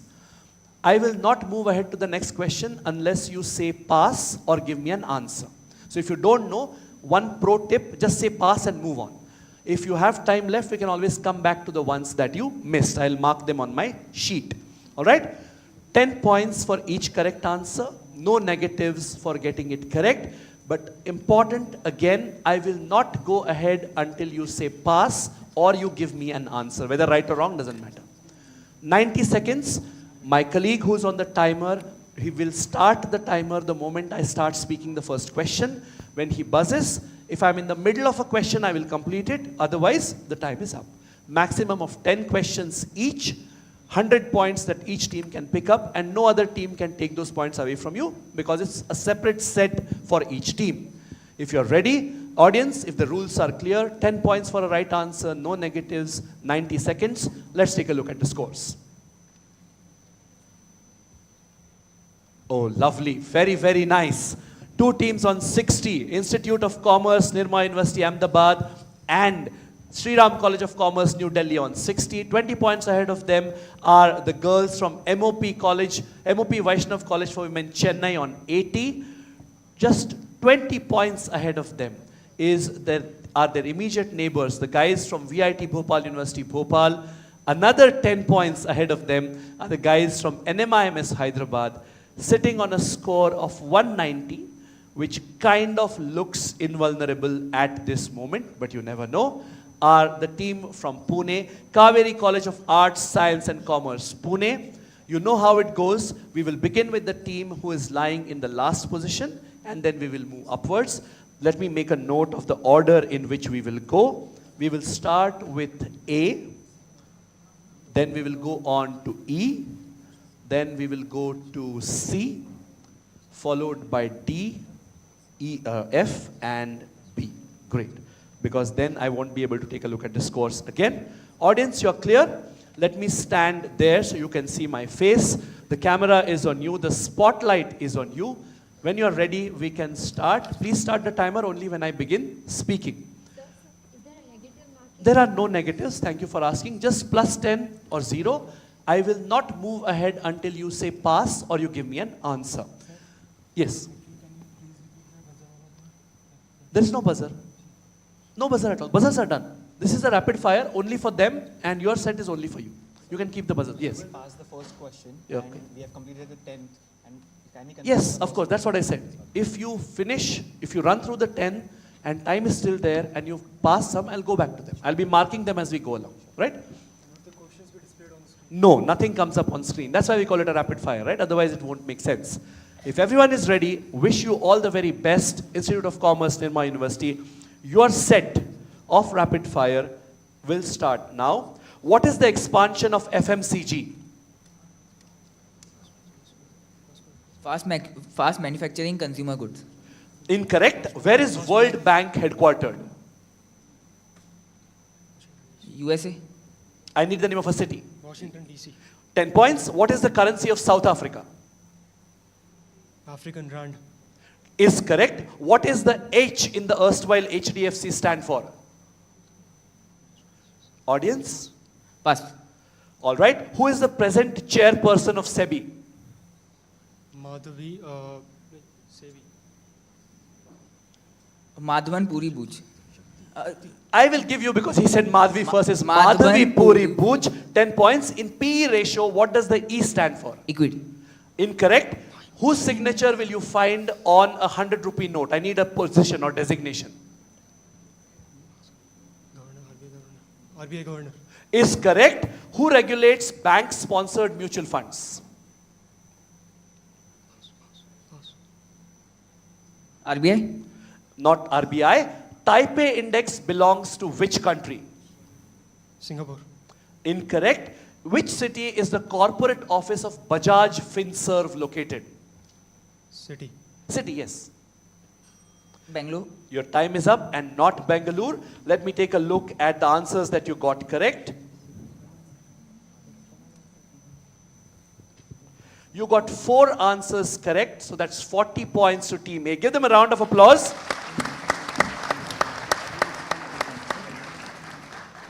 The most critical answer they got correct was Ms. Madhvi Puri Bhuj, because I wouldn't want to be them come to a SEBI quiz and get the current chairperson of SEBI incorrect, right? Madhvi ma'am, by the way, in case you don't know already, she is the first person in over 2 decades to be a non-civil servant, a non-UPSC, a non-IAS officer, to be the head of SEBI. That's how significant it is. And of course, throughout the news cycle, you will see a lot of innovations and a lot of very nice, media-friendly, at the same time, very simply explained stuff, which he keeps on coming up with, which explain the markets to all of us. So good answering, that's 40 points to you. The next team who is going to be asked their set of rapid-fire questions is Team E. Team E, Sriram College of Commerce. You have them, so I can stand here and ask them, right? Okay, great. Team E, your set of 10 questions. I will not go ahead until I get an answer or you say pass. 90 seconds, no negatives, 10 for each correct answer. Beginning now. In which state is the Spices Board headquartered? Indian state. Pass. Complete the name of this mutual fund. Franklin Mutual Fund. What word comes in between? Templeton.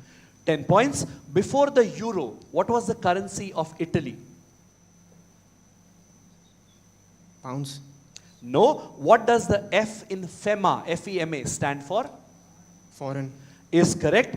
Audience, please pipe down. What is the expansion of GST? Goods and service tax. Is correct. Who regulates the national pension scheme in India? PFRDA. Is correct. Good answer. In which city is the NSE headquartered? Mumbai. Is correct. How many companies are included in the BSE Sensex? 30. Is correct. A special campaign to promote mutual funds by AMFI has got what 4-word tagline? Mutual fund sahi hai. Sahi hai. Name the regulator who was established on 1st April 1935. Which RBI. Is correct again. Coming back to your question, in which state is the Spices Board headquartered in India? Spice Board, Masala Board, Masale ka board. The apex body for spices. Logical answer. Delhi. Is not a state, but incorrect, and that's the end of your questions. They missed only 2. That's how good they were.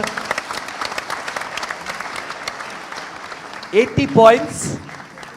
Whenever you think of spices, think of where the Europeans landed the first time they came here in search of spices, which is Kerala. The only other question they missed was the currency of Italy before the euro, and that was lira. But great answering. Give them a round of applause. They get 8 correct, if I'm not mistaken. The next team to go for the rapid fire is Team C.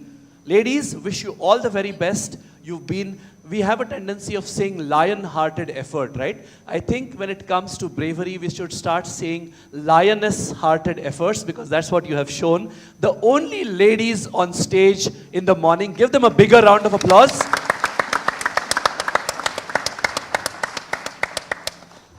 You know the drill, 90 seconds. I will move ahead only when you give me an answer or you say pass. If you pass something and we have time left at the end of 10 questions, I will come back to your questions. Plus 10 for each correct answer, no negatives. All the very best. Your time begins now. Who's the current chairperson of Berkshire Hathaway? Warren Buffett.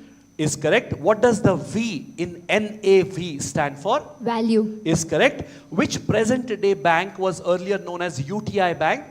Axis Bank. Is correct. What is the currency used in both Saudi Arabia and Oman called? Dinar. Dinar is incorrect. How many companies are included in NSE's benchmark Nifty? 50. Is correct. Under which governor did the RBI introduce inflation targeting strategy? Very famous governor. Pass. We will move on. In which city is the International Monetary Fund headquartered? New York. Is incorrect. In which city was Amul's first dairy established? Gujarat. City. Ahmedabad. No. India's very first mutual Raj. fund scheme was called? US 64. Is correct. The NISM is established by which body or organization? SEBI. Sorry? SEBI. Is correct. We will move back to the question that you passed. Which governor did which RBI governor introduced inflation targeting strategy? Famous RBI governor. Raghuram Rajan. Is correct. That brings us to the end of your set. The only questions they missed was the currency of Saudi Arabia and Oman both, not dinar, it's called the riyal. It's spelled with a Y in Saudi Arabia, without a Y in Oman. They missed the IMF headquarters, which is again Washington DC, not New York. And Amul's first dairy plant was established in the city which is a part of their name. Amul stands for Anand Milk Union Limited. Anand was the answer that I was looking for. You missed 3, you got 1, 2, 3, 4, 5, 6, 7. 70 points to them. Give them a round of applause.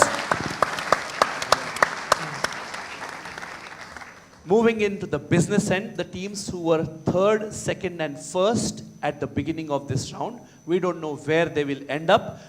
We looked at the scores. I think team B should be slightly safe, but the real battle should be between the team which I will ask the question to now, which is D, and the team which is in 2nd position ahead of them, which is F. I think only 10 points separated the two of you. Is that correct? I don't know. I'm just giving you this thing. We will begin with team D. 90 seconds. I will not go ahead without an back to it. 10 points for each correct answer, no negatives. All the very best. Please give them the fight of their lives. Don't let them run away with any rank. Your time begins now. Which product from a life insurance company is used for regular income in retirement? Atal Pension Yojana. No, I am looking for a generic term. What does the DT in CBDT stand for? Direct taxes. Is correct. What is the currency of Hong Kong? Pass. We'll come back. Who authored the classic, The Wealth of Nations? Pass. Which Prime Minister was also once the Governor of the Reserve Bank of India? Jawaharlal Nehru. Is incorrect. In the Peace upon BV ratio, what does the BV stand for? Pass. All right. Presentation of what special sectoral budget was discontinued from the year 2016-17?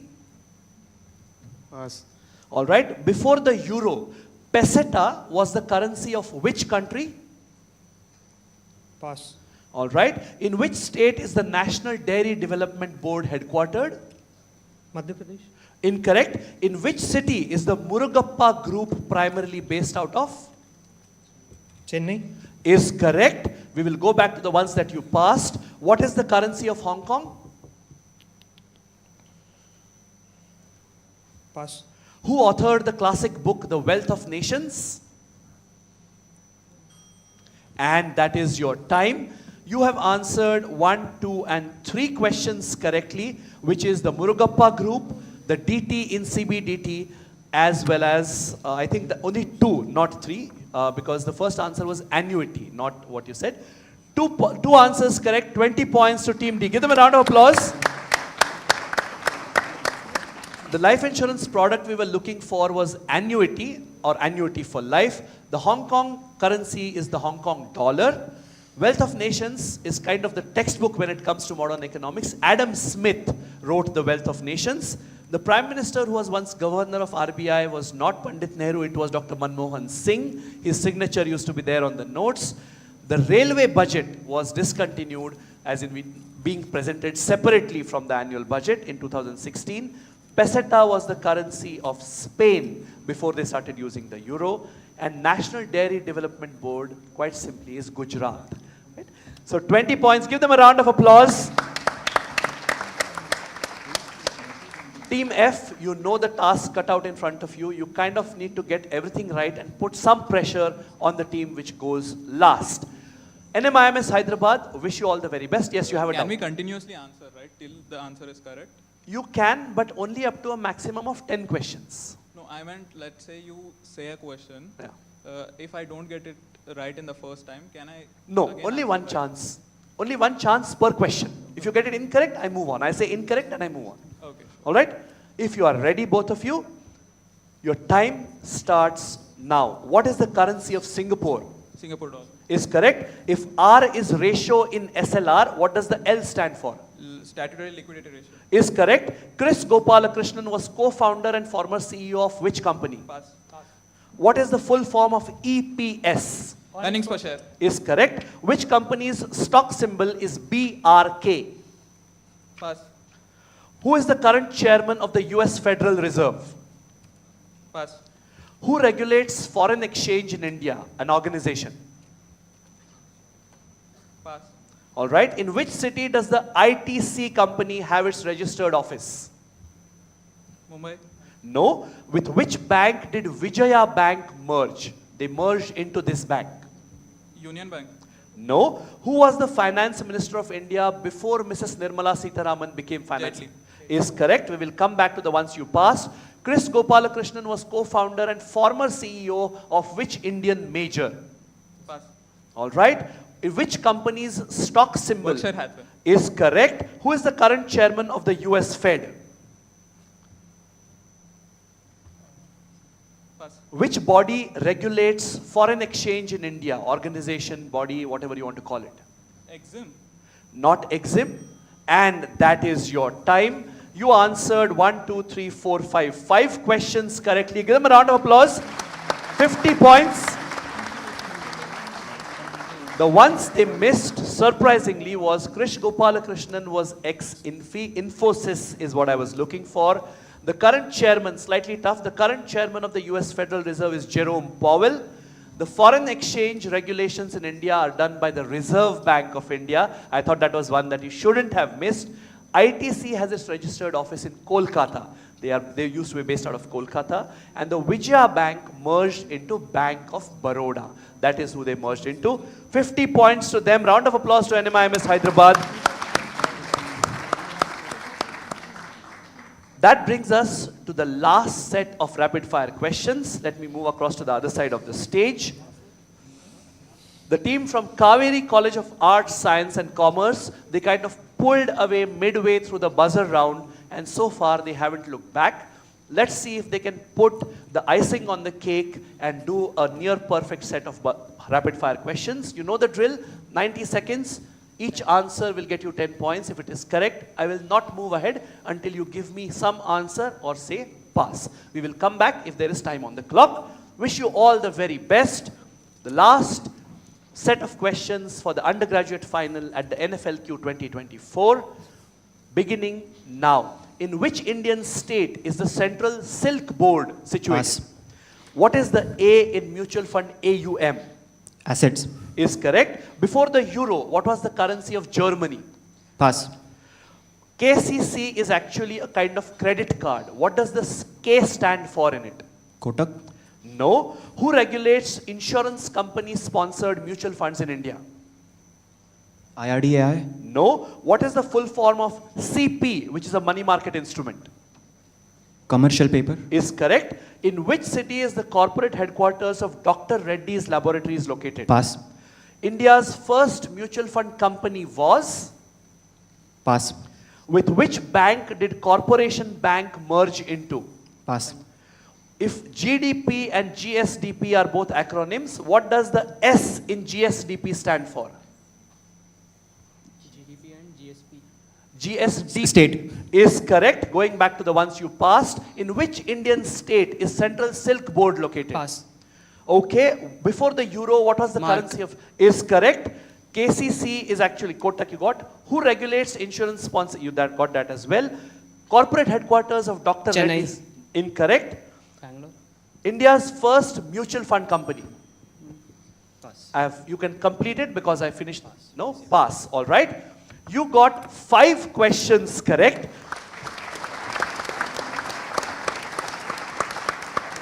The ones that they missed, Central Silk Board is located in Karnataka. KCC, I thought you shouldn't have missed. The K in KCC stands for Kisan. Kisan credit card. Insurance company sponsored mutual funds are regulated by SEBI, who is bringing you this quiz.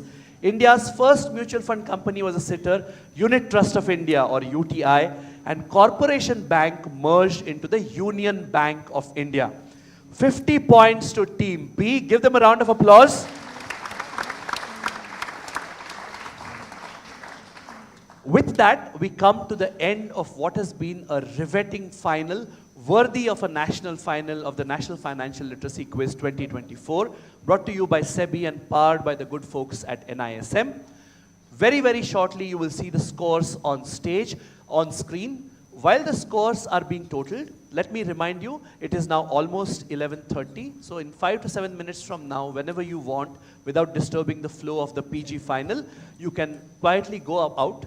Every student gets a unique certificate for participating in this quiz, and every teacher who's taken the trouble and the time to come out here and chaperone their wards, we have a memento for each one of you as a token of our appreciation. Both the certificate and the memento are available at a desk put up right outside this auditorium. You can go there, show your credentials, and collect it for you before you go back. With that, let us show you the scores for the grand finale.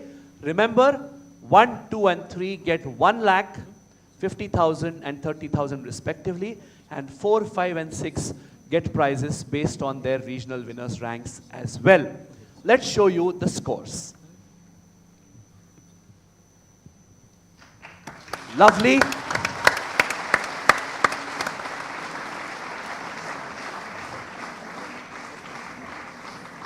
As we have been seeing and continuously reminding ourselves, the National Financial Literacy Quiz was started by SEBI in order to spread financial literacy and awareness in every nook and corner of India, especially amongst young Indians. And these scores are a testament to the fact of how successful this exercise has been. For the first time in the last 2 days, each and every team has cracked a century of scores. These are your scores at the end of the round. We will call them out in the reverse order of scores, beginning with the team which placed 6th. Let's hear it for VIT Bhopal University Bhopal, 120 points. Okay, sorry. Let's redo that. We will begin with the team at position 6. From Institute of Commerce, Nirma University, Ahmedabad, 100 points to the boys from Gujarat. Coming 5th with 120 points is the team from VIT Bhopal University, Bhopal. Round of applause for them. Just 10 points ahead of them, finishing off the podium by a margin of only 10. They are 10 points away from both 5 as well as 3, is the team at position E. I think that's Sri Ram College of Commerce, New Delhi. Give the boys a round of applause, 140. Finishing 3rd, bronze medalists, so to say, and winning themselves a neat prize of 30,000 rupees between the two of them. At 150 points are the girls from MOP Vaishnav College for Women, Chennai. Very, very well done. Some crunch answering when it mattered, and they finish as amongst the top 3 teams across India in the undergraduate section. Very nice going. Finishing 2nd, 50,000 rupees between the two participants.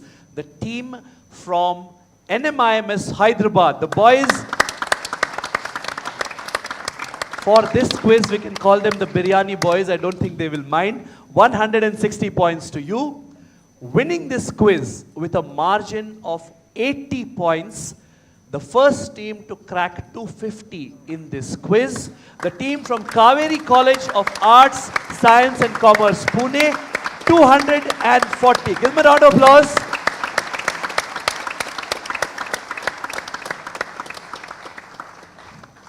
That was exciting. Let me remind you, we are having a short break of only 10 minutes, 10 to 12 minutes, the only time required to get these champions off stage and the next 6 teams who are the postgraduate finalists up on stage. You have been a wonderful, wonderful audience. Please come back for more questions, more prizes and more chocolates. I will see you on the other side of a very short break of 10 minutes. Congratulations to all of you. You can carry on down. Please stick around for the PG final as well, and we will try and give you some chocolates. Yes.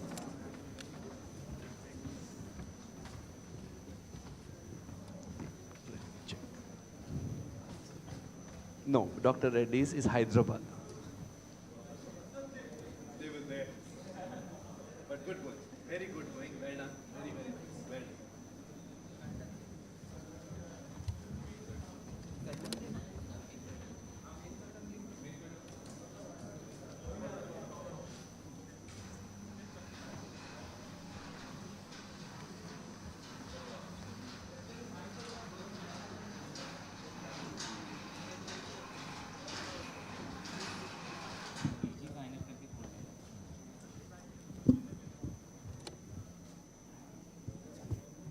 Check, digga, digga, cheek, cheek.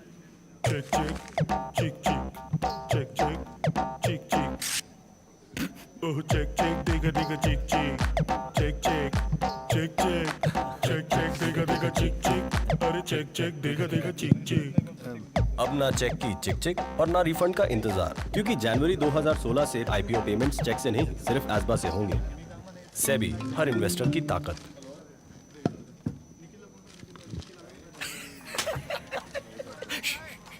Now, none of that KYC fuss. And no more margin payment. And how's the missus? At her mother's. She's happy when she's there. And no more worrying about tax payments. And no one even gets to know our names. This is called Dabba trading. Yes, this is called Dabba trade. Dabba Gul. It always takes 2 hands to clap. That's why both organizing and doing Dabba trading are criminal offenses. Only trade at a SEBI recognized stock exchange. SEBI, her investor की ताकत.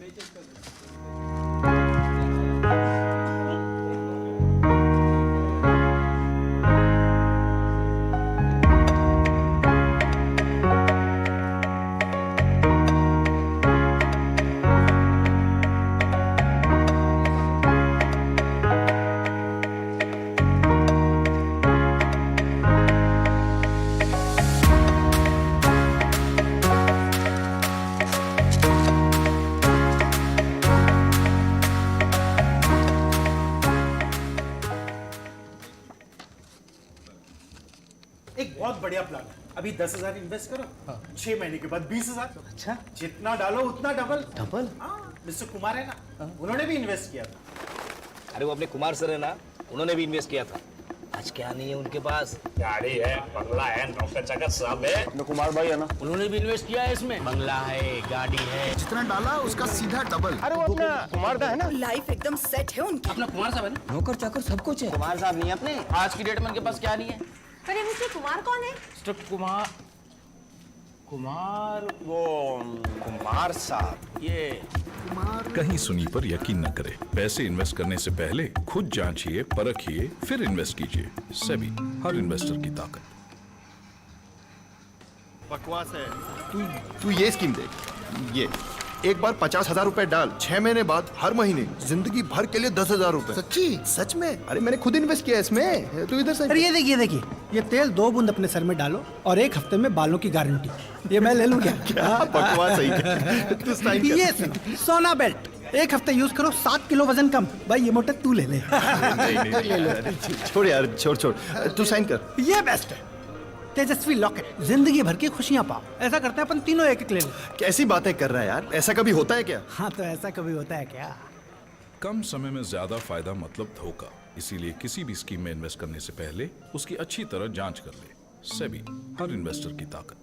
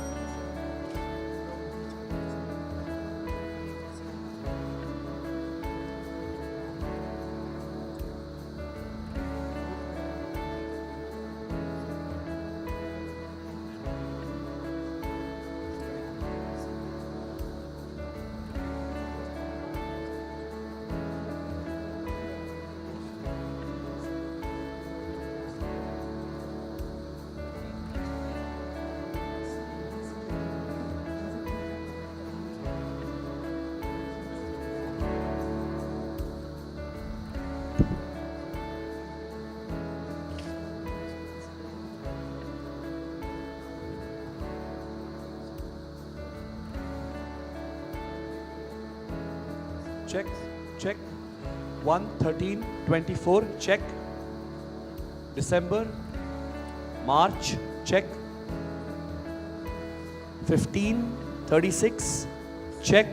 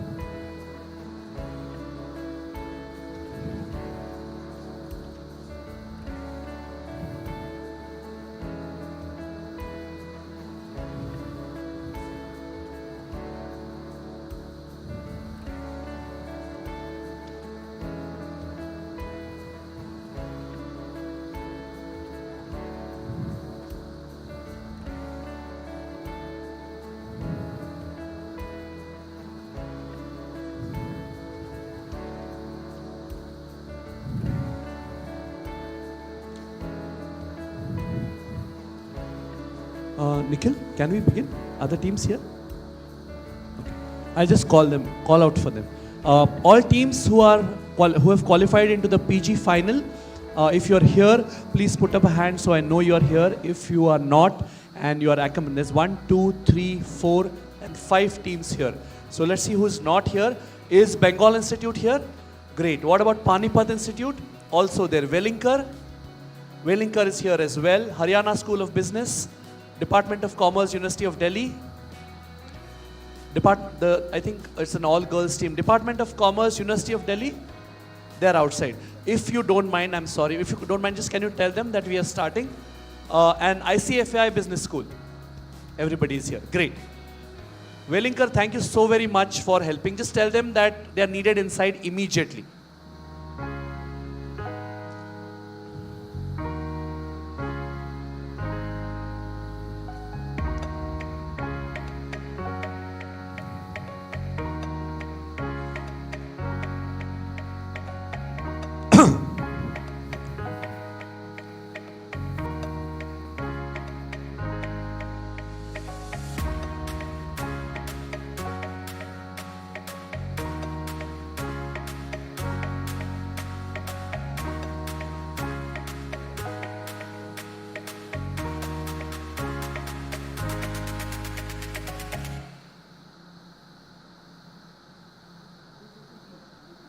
In today's fast-paced financial landscape, knowledge and expertise are the key to success. Introducing National Institute of Securities Markets, your gateway to excellence in the world of finance.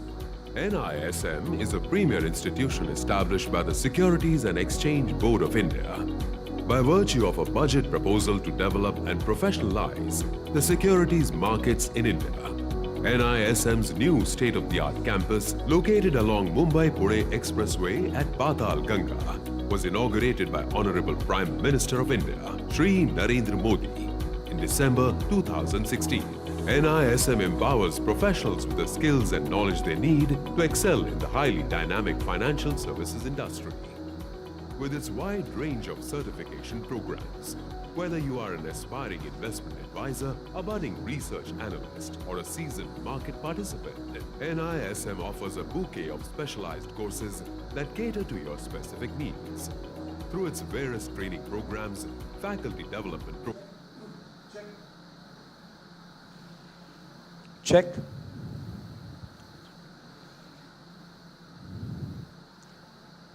Hello and welcome back to what has been, sorry, you're telling me something? Right. Hello and welcome back to what has been a riveting day of quizzing so far. We are here for the national grand finales of 2 cohorts here at the National Financial Literacy Quiz 2024, brought to you by SEBI and powered by the good folks at NISM. In the morning, we saw 6 teams, champion teams from across India, fight it out for the title of undergraduate champions in the National Financial Literacy Quiz 2024. We saw 3 top teams walk away with grand prizes. We now move into the senior section, the postgraduate cohort, the postgraduate category of this quiz. We have 6 teams who've qualified from 2 semifinals that took place a little while before. I'm going to call up those 6 teams in the order in which they are going to be seated on stage. Let's welcome each one of them with a huge round of applause. At table A is the team from Bengal Institute of Business Studies, Kolkata. Please come up on stage. Following them are the team from Panipat Institute of Engineering and Technology, Panipat. Give them a round of applause. They are team B. While the teams walk up, everybody who's out, please come back and enjoy the rest of the quiz. There will be time to collect your certificates and mementos later as well. At table C will be the team from Mumbai, Welinkar Institute of Management. Can we have the Welinkar boys on stage? Your table C. Team D, all the way from Hisar, Haryana School of Business, GJUST. Let's have them on stage. They're getting their blessings in place before they walk up. Always very important. Your team D. 5th on stage at E is the team from Department of Commerce, University of Delhi, New Delhi. Let's welcome the girls with a big round of applause.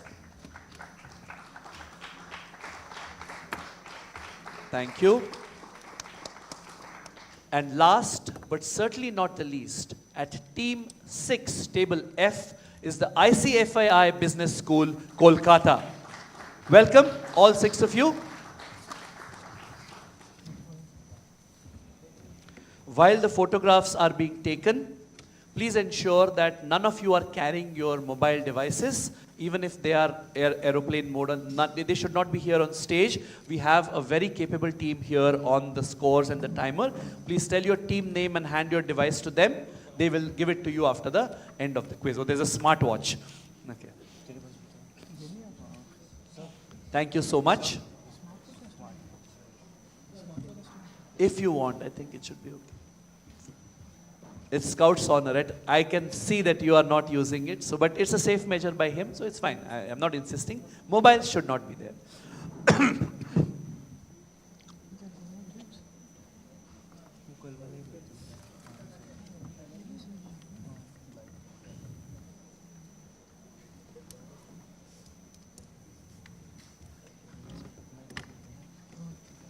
Are we done? Great. Thank you so much, Chaulaji. Very, very, very gracious. I think amongst the best people behind the camera that I have seen in my 2 decades of quizzing, plus which I know he's got a chocolate to sweeten his day as well. Rhythm Desai was a brilliant answer. Very, very nice. All right, I see people thronging back as well, so let's do this.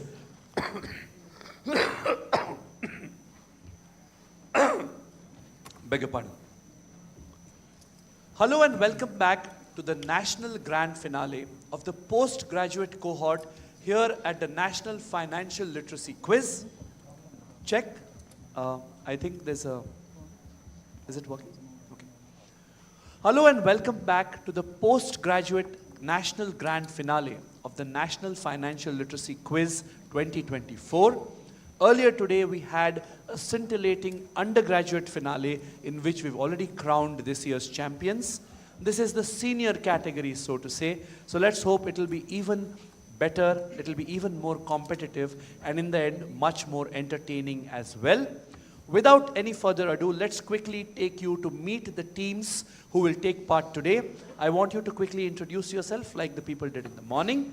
Your name, institute name, and what you're doing, right? We will begin with Team A. Hello, my name is Orgonath, coming from Bengal Institute of Business Studies, Kolkata. So currently I'm pursuing MBA in finance from the college and here in the NFLQ as well. Hello everyone, this is Maudatta from Bengal Institute of Business Studies, Kolkata, and I am currently pursuing my MBA. Welcome to the quiz, Team B. Hello everyone, my name is Piyush Goel. I am from Panipat Institute of Engineering and Technology, Panipat, and currently pursuing MBA in Finance. Welcome to the quiz. Good morning everyone, my name is Aman and currently enrolled in the MBA program at the Panipat Institute of Engineering and Technology. Thank you very much. Wish you all the very best. Team C. This is Madhur Tike from Wellinkar, Mumbai. I am pursuing my PGDM Finance. All right. Hello, good afternoon. I am Raj Chotrani. I am currently pursuing Retail Management Marketing from Wellinkar Institute of Management. Thank you so much. Wish you all the very best. Mumbai, going on to Team D. Hello, my name is Aditya Agarwal and I am pursuing MBA in International Business from Haryana School of Business.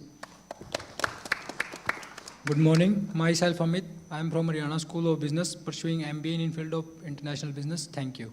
Thank you very much. Wish you all the very best, Haryana School of Business. Team E. Hello, I am Twinkle Israni. I am pursuing Masters in Commerce from Department of Commerce, Delhi School of Economics, and I am really grateful to be here.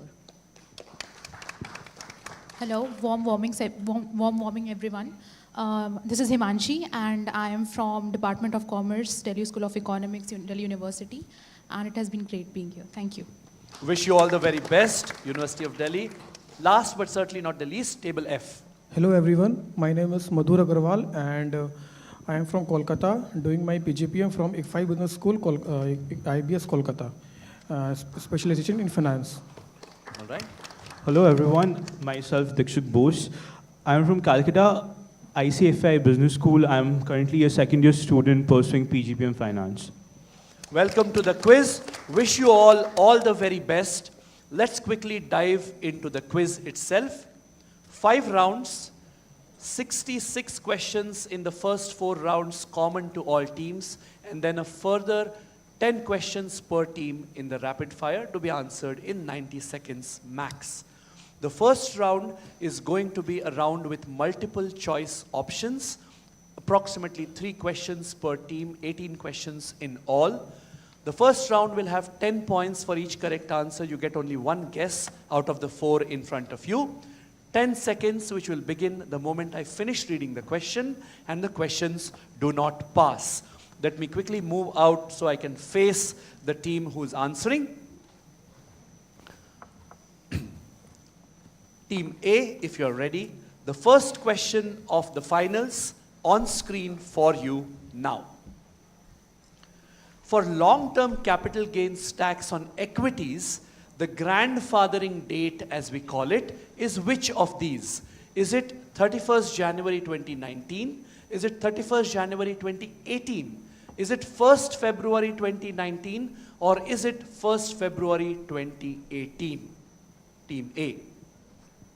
Option B, 31st January 2018. Will fetch you 10 points. Good start to the finals. Team B, your question coming up. The coupon or interest on listed bonds is taxable at what? Is it 10%?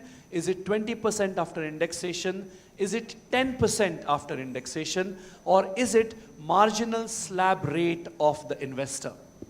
Sir, option D, marginal slab rate of the investor. Another 10 points. Round of applause for you. Very good going so far. Team C, let's see if you can keep the chain going. Here's your question.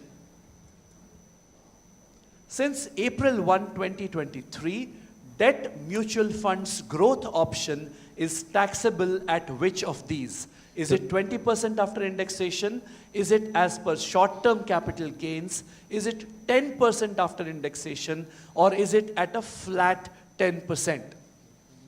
20% after indexation. 20% after indexation will not fetch you points. We will move on to Team D, but before that, the answer which we were looking for was as per short-term capital gains tax. Team D, 10 points, no pressure, 10 seconds. Here's your question. For taxation in India, how do we treat the shares of foreign companies listed abroad? Are they treated as listed in India also? Are they treated as unlisted stocks? Are they treated as tax-free in India? Or are they taxable at a flat 10%? Sir, A treated as listed in India. They are treated as listed in India also. Not really. They are treated as unlisted stocks. They are listed outside India. 2 people picking up points, 2 teams missing points. Let's see what the girls from Delhi do. Here's your question. Long-term capital gains in case of listed bonds are taxed at which of the following? Is it 10% after 1 year? Is it 10% after 3 years? Is it 10% with indexation after 1 year? Or is it 10% with indexation after 3 years? 10% after indexation, 10% with indexation after 3 years. 10% with indexation after 3 years. Not really. It's option A. It's 10% after 1 year. Team F, let's see if you do 2, 2, 2, or you break the chain and pick up 10 points. Here's your question. The cost inflation index, or CII as we call it, that data is announced by which of these? Is it the Central Board for Direct Taxes? Is it the Central Board for Indirect Taxes and Customs? Is it the Ministry of Statistics and Program Implementation? Or is it simply the Reserve Bank of India?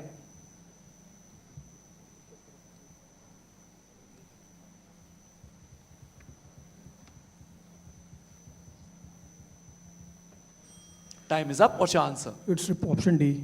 Option D, which is the Reserve Bank of India. Not really. It's the Central Board for Direct Taxes, CBDT. He was telling his partner that option. He got overruled. I think they're going to have a few words after the quiz ends.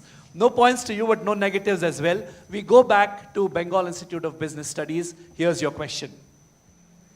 In the event of an intestate death of blank, the distribution of assets is done amongst the legal heirs under the provision of the Indian Succession Act of 1925. Which kind of person fills the blank? Is it a Hindu lady, a Hindu female? Is it a Muslim lady? Is it a Christian gentleman, a Christian male? Or is it a Hindu male? Team A.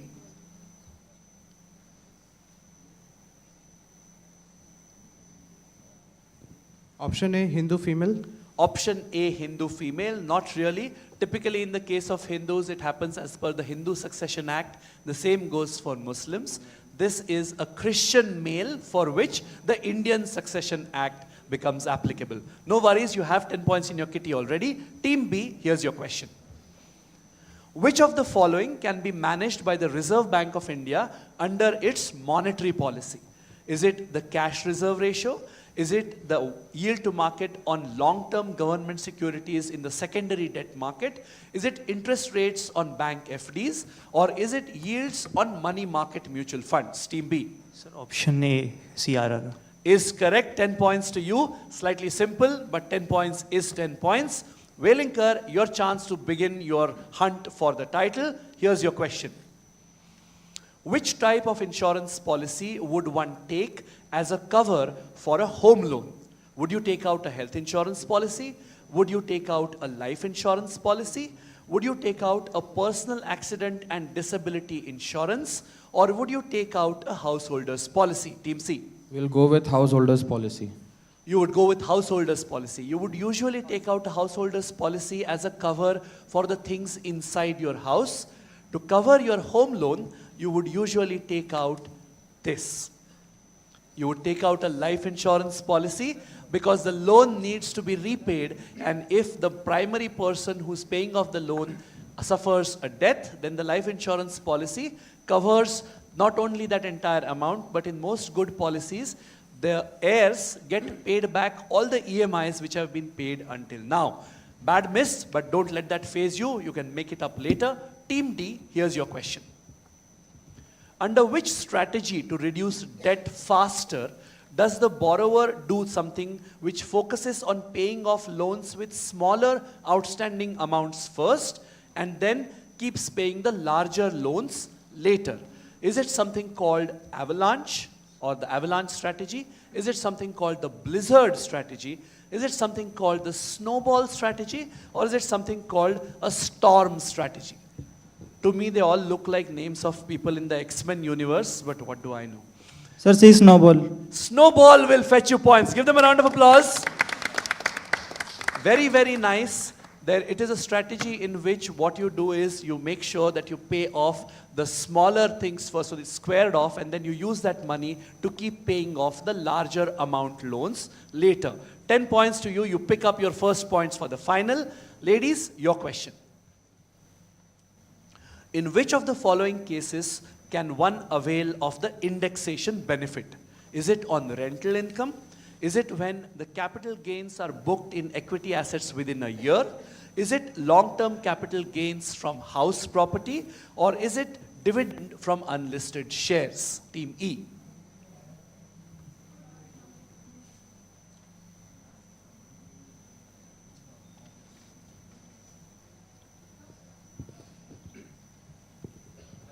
Just a wild guess, B.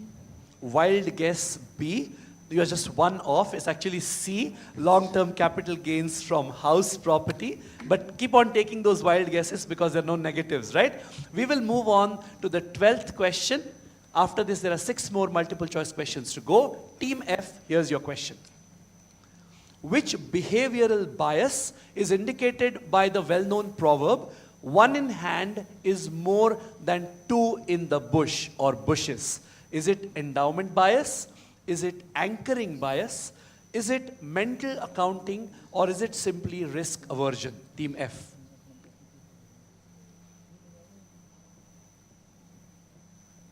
We've all heard this in our lives in different scenarios. It happens in the world of finance as well. Sir, option Team F, D.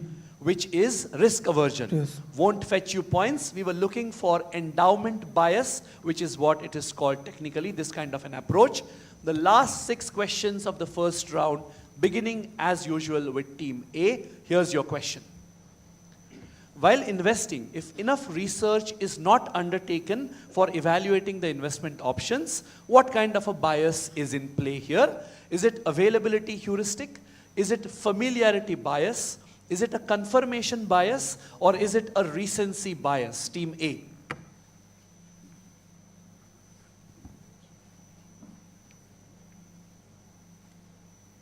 Sir, option A, availability heuristic. Will fetch you 10 points. Brilliant answering so far. A heuristic is an approach in even normal language. A heuristic is an approach in which you're not really bothered about being exactly right, but you kind of make sure good use of time, and approximately if you have a right answer or a right approach, you go for it. 10 points to Team A. Your heuristic was right in this case. Team B, your question. A bullish market will make people think about a further price hike and hence more investments being made. This type of a behavioral bias is known as which one of the options? Sir, recency bias. Recency bias is not even waiting for the options. Round of applause, that's 10 points to Team B. I think we have some seniors who've come in from the organizers as well. So I think it was a good showcase for the kind of quiz this is turning out to be.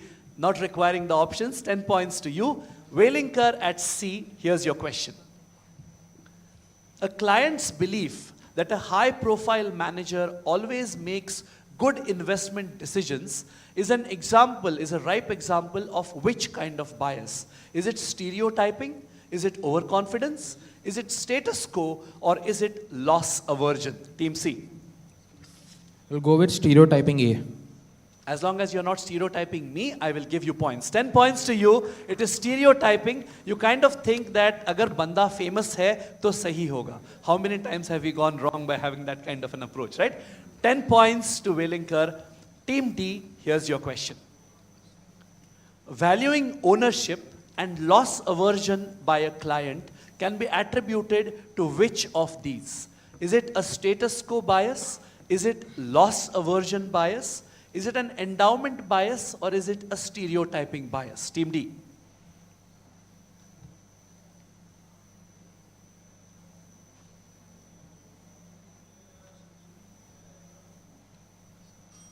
And time is up. Take a guess. 1 out of 4. A, status quo bias. Not really. We were looking for endowment bias, which is what this kind of an approach is called. The last 2 questions of the first round, the first of those will go to the ladies from Delhi. Here's your question. When people do not take any investment decision so that there are no regrets later, what can we term this kind of an approach as? Is it loss aversion? Is it status quo? Is it endowment bias or is it stereotyping? Team E. It's actually the opposite of kal kare so aaj kare. So don't do anything. Team E. Loss aversion bias? Not loss aversion bias. When you kind of maintain the condition that is there and it's called status quo bias, right? That's the answer we are looking for. No points, but no negatives as well. The last question of this round will go to Team F. Kolkata, here's your question. A popular proverb which says a known devil is better than an unknown angel is an example of which kind of these? Is it herd mentality? Is it loss aversion? Is it something called recency bias? Or is it familiarity bias? Team F.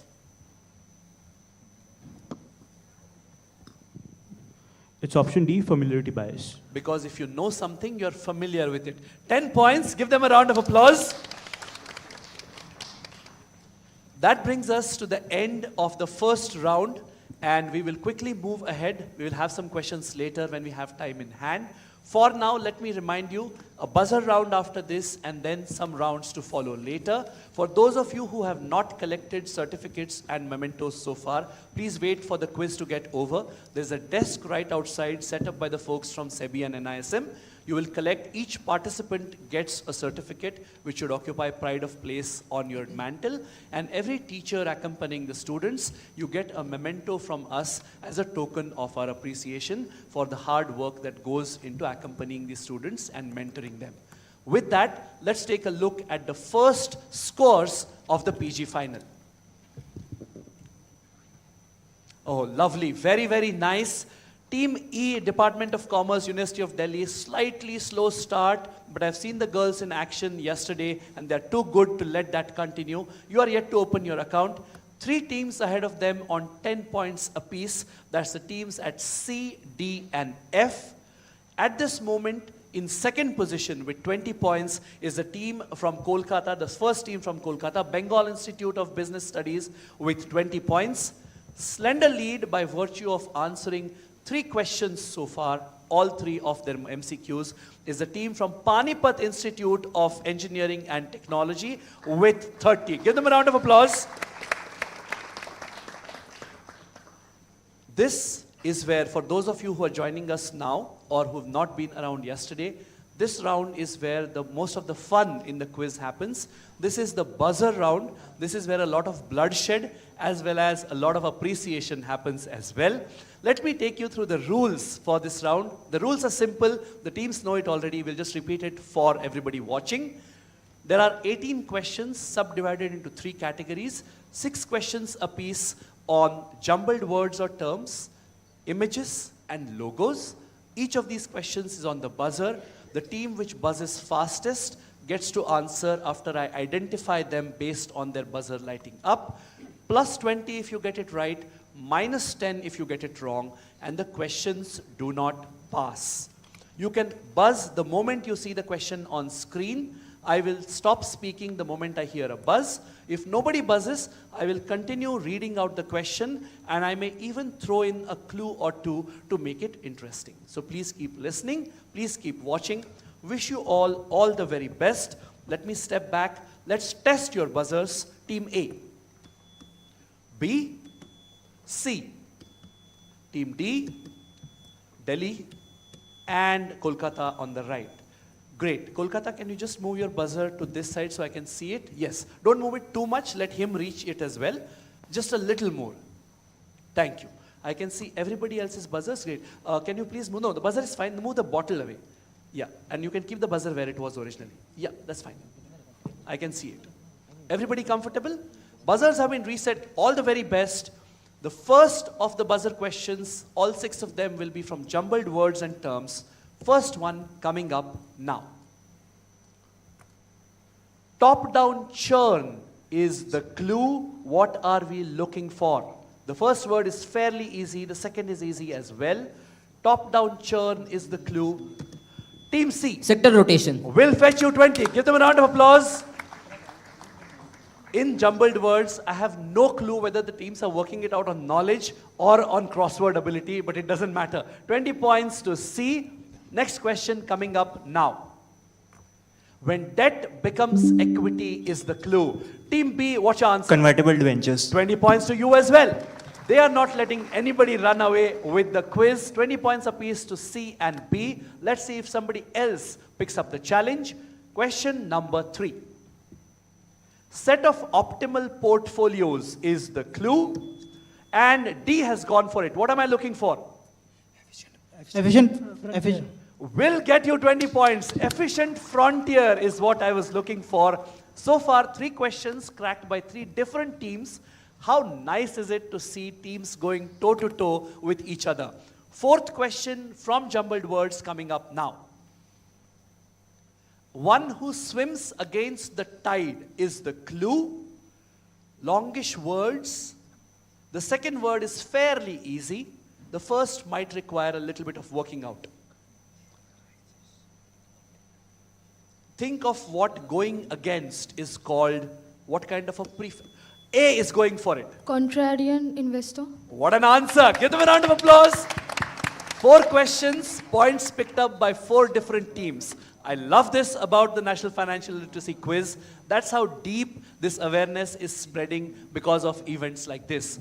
The next question, open to everyone yet again. Jumbled words continues. Here it comes. Fixed income indicator. What am I looking for? The clue is fixed. Team D, what are you going for? Average maturity. Is correct. 20 points to you. Average maturity it is. It's a ding-dong battle right now. The last question in jumbled words coming up on screen now. An important metric. Team C? Dividend yield. Dividend yield will get them 20. 20 points. I know it seems a little disconcerting to see these teams being so fast on the buzzer, but that's simply the quality of the 6 champions that you see on stage. If you were here yesterday, you would have seen them in action there as well. That's the kind of competition you can expect in the next 40 minutes as well. 6 questions gone, 12 more to go on the buzzer. We will move into the images section. Rules remain the same, but wait for me to call out your team name before answering. I'm looking for an institution here is all I can tell you. The rest is up to you. You're going to see a building. That building is the headquarters of a very famous institution. Which institution? It's an international institution. Coming up on screen now. This is a building in Basel, Switzerland. It has a lot to do with finance. Which institution am I looking for? Team A? BIS. What does BIS stand for? Bank for International Settlement. will fetch you 20 points. What an answer. Very honestly, if you wake me up in the morning and show me the outside of my house, I might not recognize it. These teams are too good for me right now. 20 points to you, that's great going. Next question coming up on screen now. This is a NASA image of a place on Earth. Why is it in a financial literacy quiz? Because more than 85% of the world's hedge funds are registered in this place. That's how good they are for hedge funds to be registered. No income tax, no capital gains tax, no corporate tax either. It's like heaven on earth for these people. Identify the place. I'm going to give a clue. This place is somewhere in the Caribbean. It's a two-word answer I'm looking for. And D has gone for it. El Salvador. Not El Salvador, that's a -10 to team D. The clue was going to be, the last clue was going to be, the place gets its name from the abundance of crocodiles that you find there. It's the Caribbean word for crocodile. It's the Cayman Islands. Cayman is the local word for crocodile, and the Cayman Islands is where everybody wants to go and shelter themselves from tax. It's a tax haven, as we call it. -10, but you had points in the kitty, so don't worry. Moving on to question number 3 in the images. This investment classic book tells the story of one of the earliest stock market investors who both made and lost millions of dollars speculating. In fact, he was one of the first people who largely did what is now called day trading. Name of a person, who am I looking for? He was the pioneer of day trading. Last clue, I'll give you his first name. If you can give me his last name, I'll give you points. His first name is Jesse, Jesse. This book is about his life. No? Closing it, this is Jesse Livermore. Let's show them the answer. Jesse Livermore, people say that in one of his first trades, when he had barely any money in his pocket, in the 1920s, he converted $10,000 into $500,000 simply by doing their version of day trading. No points to anyone, but look on the positive side. No negatives as well. Moving on to the 4th question of the images round. I'm looking for the name of a person. Here's the image. The author of the book, The Age of Discontinuity. It talks about change and what is happening and so on. Even if I hadn't given you the name of the book, this guy is legendary enough in the field of management and management thinking that you should be able to know him on sight. Who am I looking for? Giving you the initials. The last name starts with a D. And the first name starts with a P. C is going Peter for Drucker. it. Peter Drucker will fetch you points. This is what is called waiting. This is their version of day trading, waiting for the right moment to put their trade, right? 20 points to team C. I think by the time I came to the initials, almost everybody was in the zone. The last question, the second last question of the images round, I'm looking for the name of a person, and some clue to what he does will be on screen. Let's show you the question. Who is the author of this book called Principles? He or she runs one of the largest hedge funds in the world, if not the largest hedge fund. I need the name of the person. Nobody buzzing? I won't tell you both his initials. I'll tell you what his last name starts with. His last name again starts with a D. No? Closing it in 3, 2, and 1. Shout out in the audience. Yes? Ray Dalio is correct. You should not have missed that. 5 million copies sold. That's at the time of going to press. And Ray Dalio, of course, is the person behind Bridgewater Associates. Some say it's the world's largest hedge fund manager. Very, very nice. in the audience. We'll get you chocolates a little later when we have some time cushion. But for now, the last question in this section. There are 6 more buzzer questions after this. This is the last of the image questions coming up on screen now. This Nobel laureate, Team C. Richard Thaler. Brilliant. 20 points to Team C.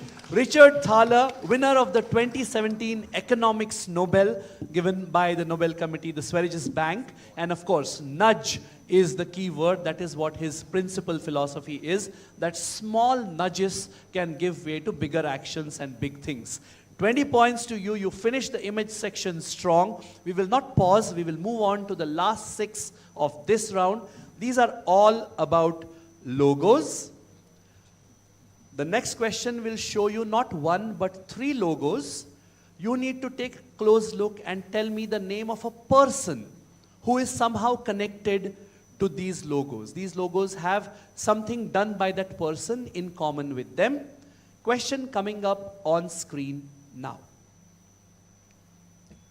Team F. Name of a person, go for it. Quickly, Team F.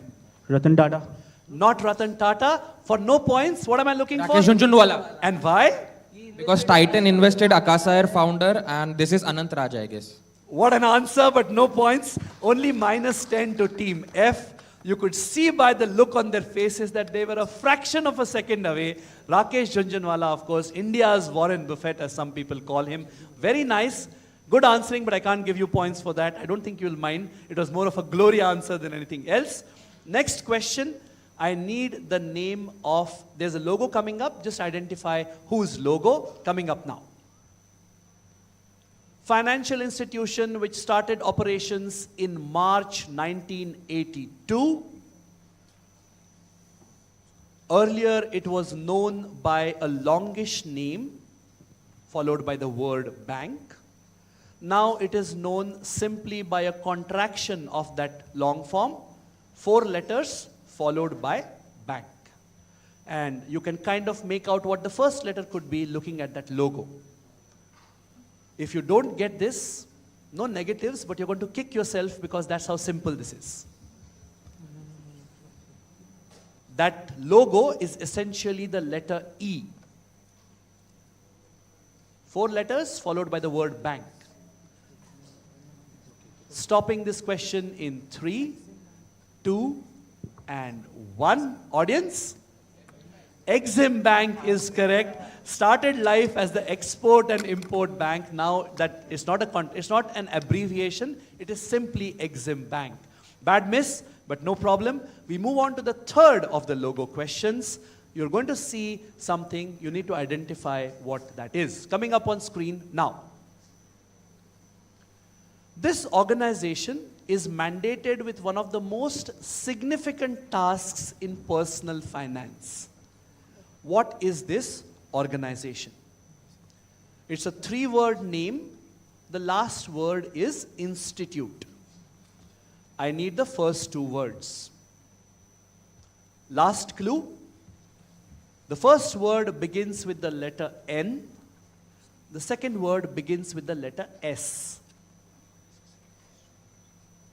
Blank blank institute. Tasked with a very, very important function. Closing in, everybody's playing it safe. Closing in 3, 2, and 1. Anybody in the audience? Let's take a look at the answer. This is the National Savings Institute. Everybody is going, oh. Okay, they're tasked with a very important task. And National Savings, a very beautiful logo, by the way, one of the more spectacular logos that can be, belong to a government entity. National Savings Institute is what I was looking for. Look on the brighter side. Nobody picked up negatives, right? That's all. Think positive. Next question, the last 3 questions in the logo round and this buzzer round as well. It's, if I remember correctly, you will not see a logo. You will see the description of a logo. You just need to work it out and tell me what logo, as in what entity or company or brand. Question coming up now. Consists of 25 elements. Each of these represents a value or a service or product of the company. Which giant, not just Indian, but global giant, are we talking about? And I can take a safe bet that each and every one of you in this audience has used one Team C. HUL. Or Unilever will get points. Let's show you the answer. Yeah, it's Hindustan Unilever Limited. So Unilever is fair enough. I would have given it for either of those.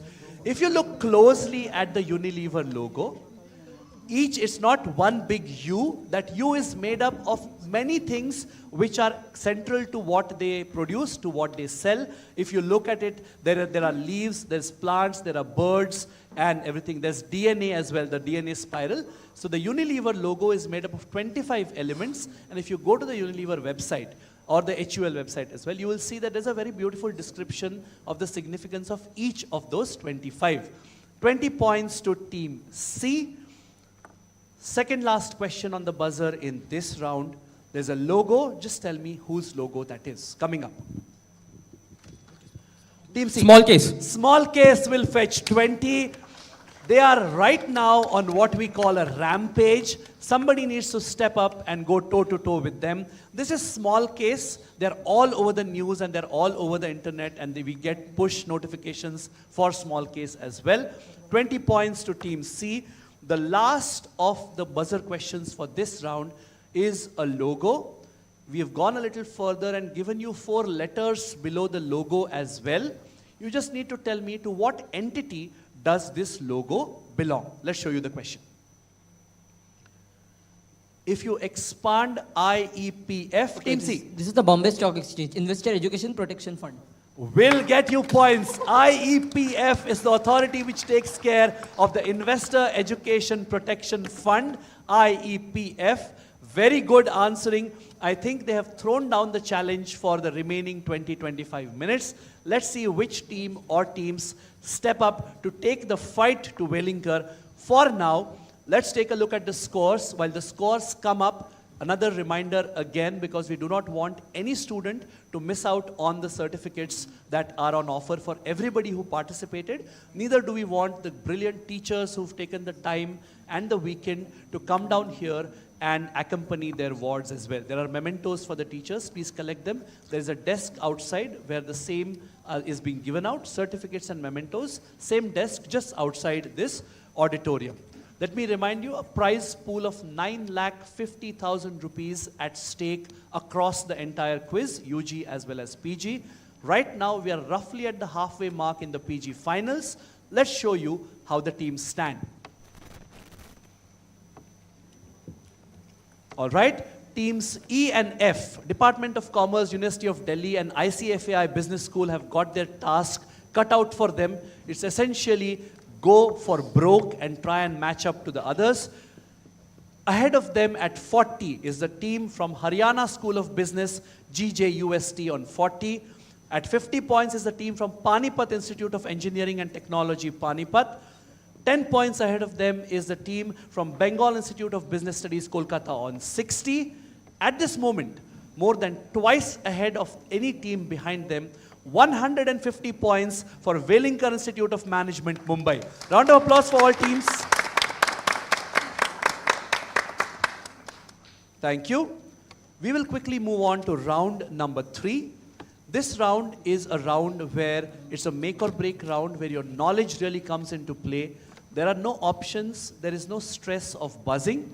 You will be shown a question. In order, you have to answer A, B, C, D, E, or F. 20 points for getting it correct. No negatives for getting it wrong. 15 seconds beginning from the time I finish reading out the question. And the method of passing that we follow is infinite bounds, which all of you know already. For the audience who's watching, it simply means that we do not do direct and pass. Each question, a correct answer gets 20 points. The only thing we do is, whichever team gets points, the next question goes to the next team. We are clear on this, everybody?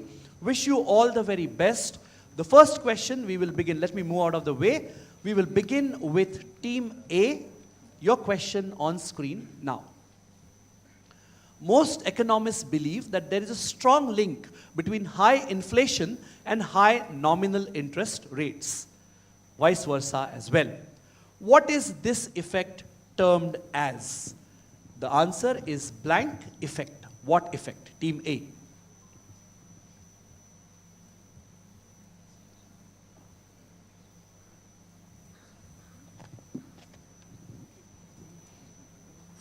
15 seconds are up. Do you want to hazard a guess? We will Inflation pass. adjusted. Inflation adjustment. No, team B. Rational effect. Not really. Team C. Pass. They are passing. Team D. Cascading effect. Not the cascading effect. E. I can spell it somewhere closer. It's That's fine. It's not a spell bee. I'll give it if you're right. It's Kudsen or KUTZEN. No, not really. It's a much more simpler word. Team F. Pass. Pass. Anybody in the audience? Shout out. Fisher effect is correct. Don't worry. When we are in sight of the finish line and I have time in hand, I will start distributing those chocolates. For now, we move on. Fisher effect is what I was looking for. Don't fret, because now since everybody passed, the question comes back to you. Question number 2. You can see a formula.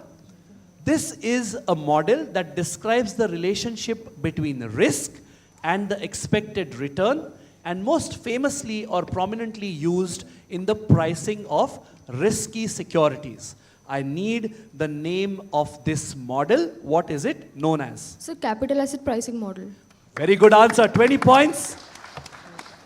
That's how good these teams are. One question went a begging throughout. They're quickly back on their feet, ready to tonk the next one beyond the boundary. 20 points to you.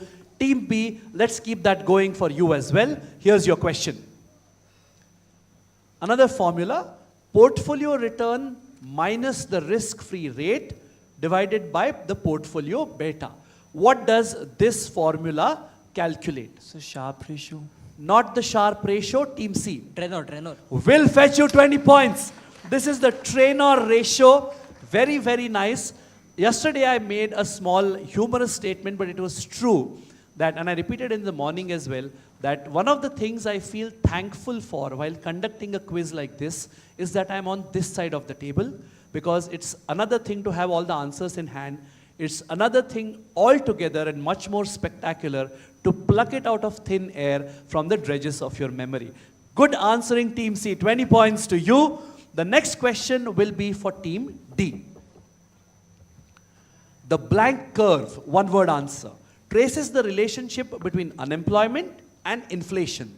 It says that during periods of high unemployment, inflation tends to be low and vice versa. What proper noun, one word, fills the blank? What curve is this?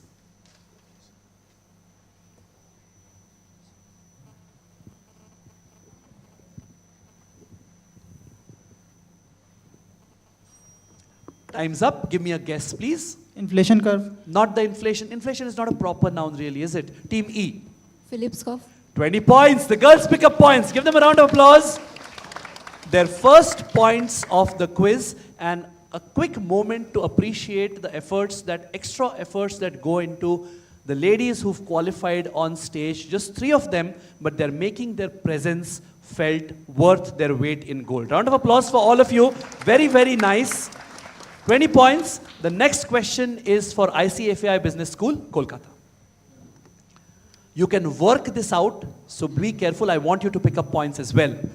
A very important Indian regulator has a quarterly journal, a publication, which is called very aptly Fair Play. It goes extremely well with what they have been set up to do. Which Indian regulator has a quarterly journal called Fair Play?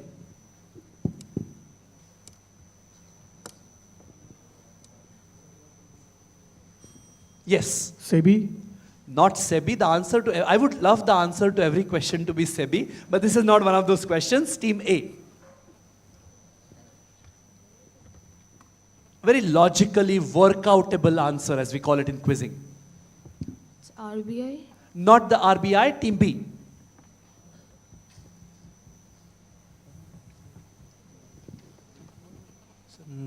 NABARD. Not NABARD. Team C. Just a wild guess, CCI. What is it? Cricket Club of India. Of course. Competition Commission of India is correct. Obviously, they make sure that competition is fair in the business world. So Fair Play is a very beautiful name for a journal. It passed all the way around. 20 points to Team C. The next question will go to the boys from Hisar. Here's your question. Washington Post is a very prominent newspaper in the US. Just ignore that extra S, my typo. Washington Post, the long-time family stake which controlled it was the Graham family. They sold the Washington Post newspaper to a company called Nash Holdings in 2013. Now, Nash Holdings is established by a very famous billionaire whose last name is not Nash. Which very famous billionaire established Nash Holdings and obviously now owns Washington Post? This is a question for team D.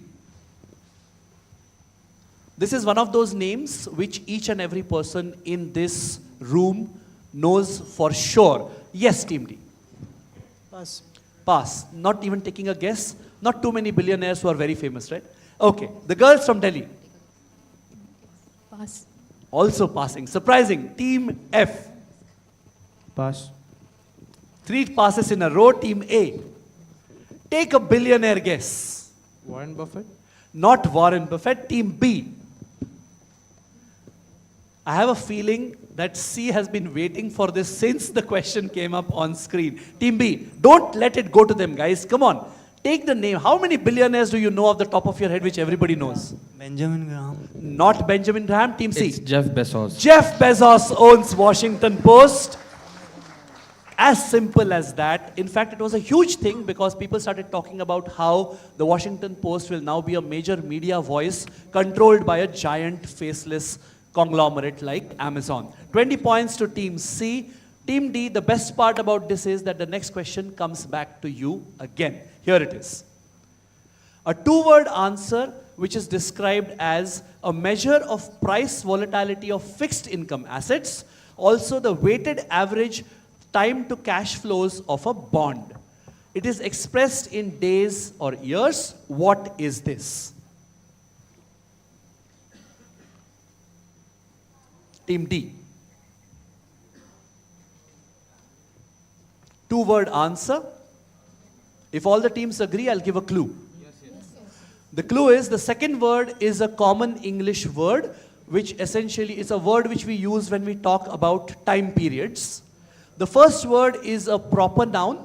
It is also the noun, the last name of a very famous British Governor General of India. It has got nothing to do with him, but you put the two together, you will get that answer.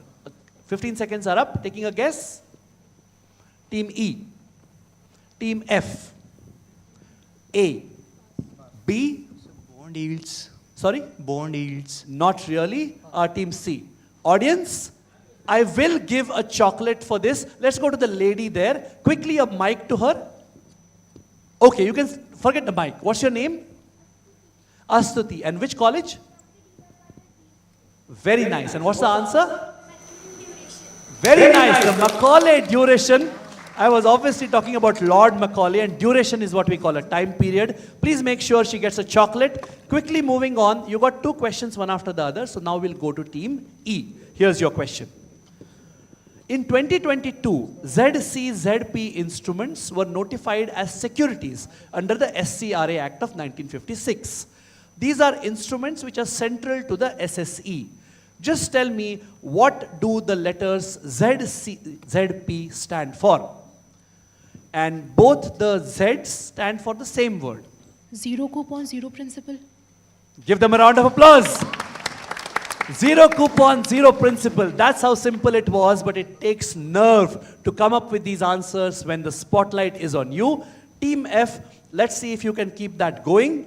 This is something which you can work out. It's 20 points just waiting for you to grab them. The Royal Bank, let's show you the question. The Royal Bank of Scotland was established in the year 1727 by a royal charter. Just 1 year after being established, it created history. How? It allowed the first ever blank, a word you associate with banking, when it allowed an Edinburgh merchant to withdraw more than what his account held. Just fill in the blank with a logical English word. The question itself should give you the answer. They allowed an Edinburgh merchant to take out more money from his account than the account held. Team F. Credit. Not credit. Bad miss. Team A. Overdraft. Will fetch you 20 points. Very, very nice. Overdraft is correct. 20 points for Team A. Team B, here's your question.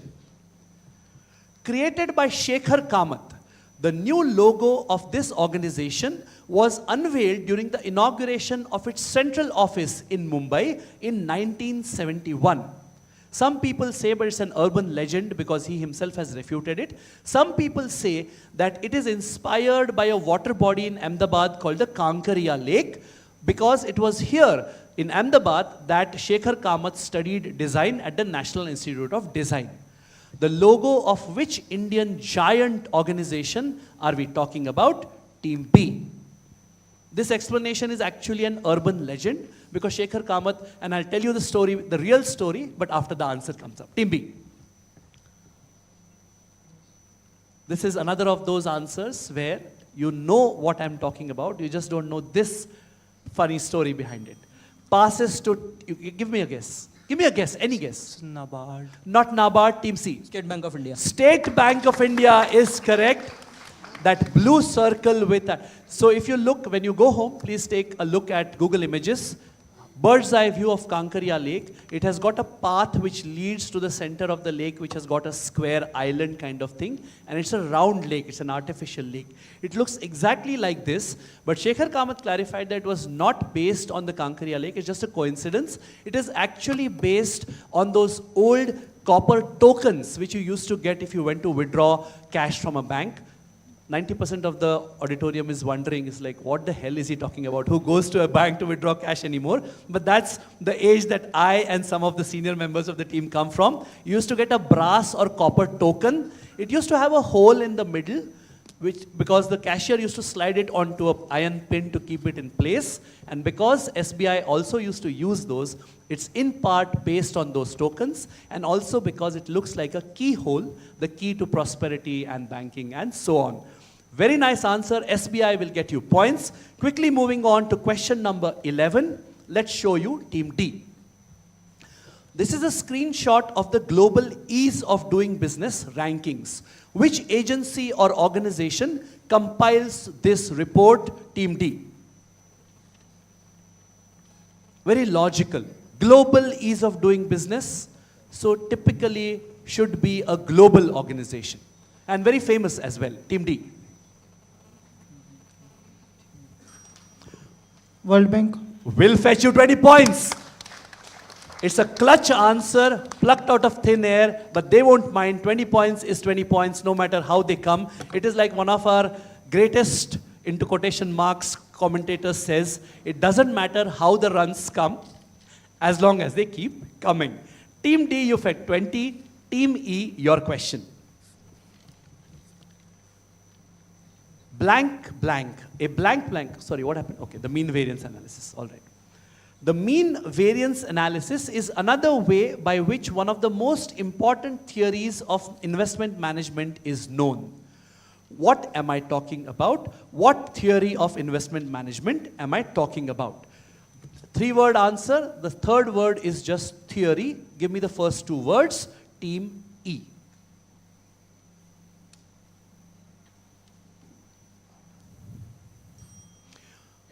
Do you have an answer? Passes to Team F. Risk and return? Not risk return. Team A. Passes to Team B. Standard deviation? Not standard deviation. Goes to C. Coefficient of variation. Not coefficient of variation. I'll give out the answer. This is the modern portfolio theory. Please take a look at the answer. I'm slightly moving ahead without chocolates at this moment because there'll be time for that later. Yes, sir. Excuse me, sir. I missed you? Okay, I'm so sorry. If it matters in the end, my bad. You just point it out a little faster because sometimes in the flow of the quiz, I might. Did you know the answer? Honest.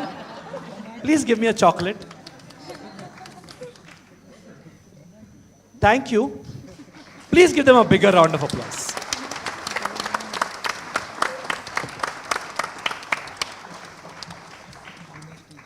I was sweating for a moment there because I would need to give them a question. I can't move on being unfair to them. Hats off to you guys. Hats off to your honesty. I think we started. Whose question was it right now? Was it yours? Nobody answered, so it will go back to the ladies at Team E. This is a nice question to answer. You can actually work it out. More general knowledge than pure finance. Let's take a look at the question. In Latin, this is a legal term which literally means friend of the court. This refers to experts or neutral advisors who may be asked to appear before a case in a court of law to give their opinion, even though they are not involved in the case. What is this maxim or term known as? What is this term? It's a two-word term. It's a Latin term. The English translation is friend of the court, team E. Two words, but they're both Latin words. But they are words that, yes, team E. Suo moto. Not suo moto, it means on its own volition, team F. We can guess the second word, that is juris. Duress. Juris. Juris, no, team A. Team B. C. Wild guess, pari passu. Not pari passo, team D. I will not miss you now. Not guessing? Audience? Yes, the lady in the blazer. Sorry? Not caveat emptor. Caveat emptor is let the buyer beware. Yes. Not pro bono. I'm going to give out the answer. It is amicus curiae or amicus curiae. Please, I heard the answer. Please give ma'am a chocolate. Yes. Thank you so much. Let's not make her stand up. Please give her a chocolate. Very nice answer. Thank you. This is how good the auditorium audience team is, right? It passes through everyone. They crack it as if it was nothing. No points to anyone. And this was a question which went to you. Or did two questions go to you in succession? They did. Which means that we move to team F. Here's your question. A blank blank is achieved when securities are purchased at prices sufficiently below the underlying value to allow for human error, bad luck, or extreme volatility in a complex, unpredictable, and rapidly changing world. This is a quote by Seth Klarman. Just fill in the three blanks at the top. Blank, blank, blank. If all the teams agree, I'll give a clue. No. They refuse a clue. Killer instinct on show there from Wellinger. No clues. Team F. Pass. Passing to team A. Passing to team B. Quickly, please. Discounted purchase? No, team C. Margin of safety. Will fetch them 20 points. Funnily enough, by picking up these points, what they are effectively doing is putting a margin of safety between them and the chasing pack. 20 points to C. The last 4 questions of this round, and then we quickly finish off with a buzzer and rapid fire. Question number 15. I'm just looking for a 2-word answer. Let's show you the question. SEBI has introduced the IRRA as a platform to ensure continuity or access of trading in case a trading member suffers a glitch. Just tell me, what do the 2 R's in the middle of IRRA stand for? The I stands for investor, the A stands for access. What do the 2 R's in the middle stand for?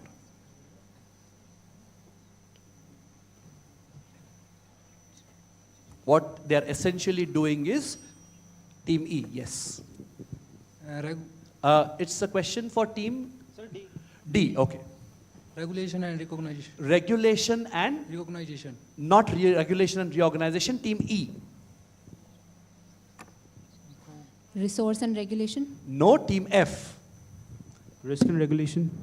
Can you repeat? Risk and regulation. Risk and regulation, team A. Regulation and return. Team B. Rapid regression. Rapid regression, team C. Redressal. Rapid regressal, no, team C.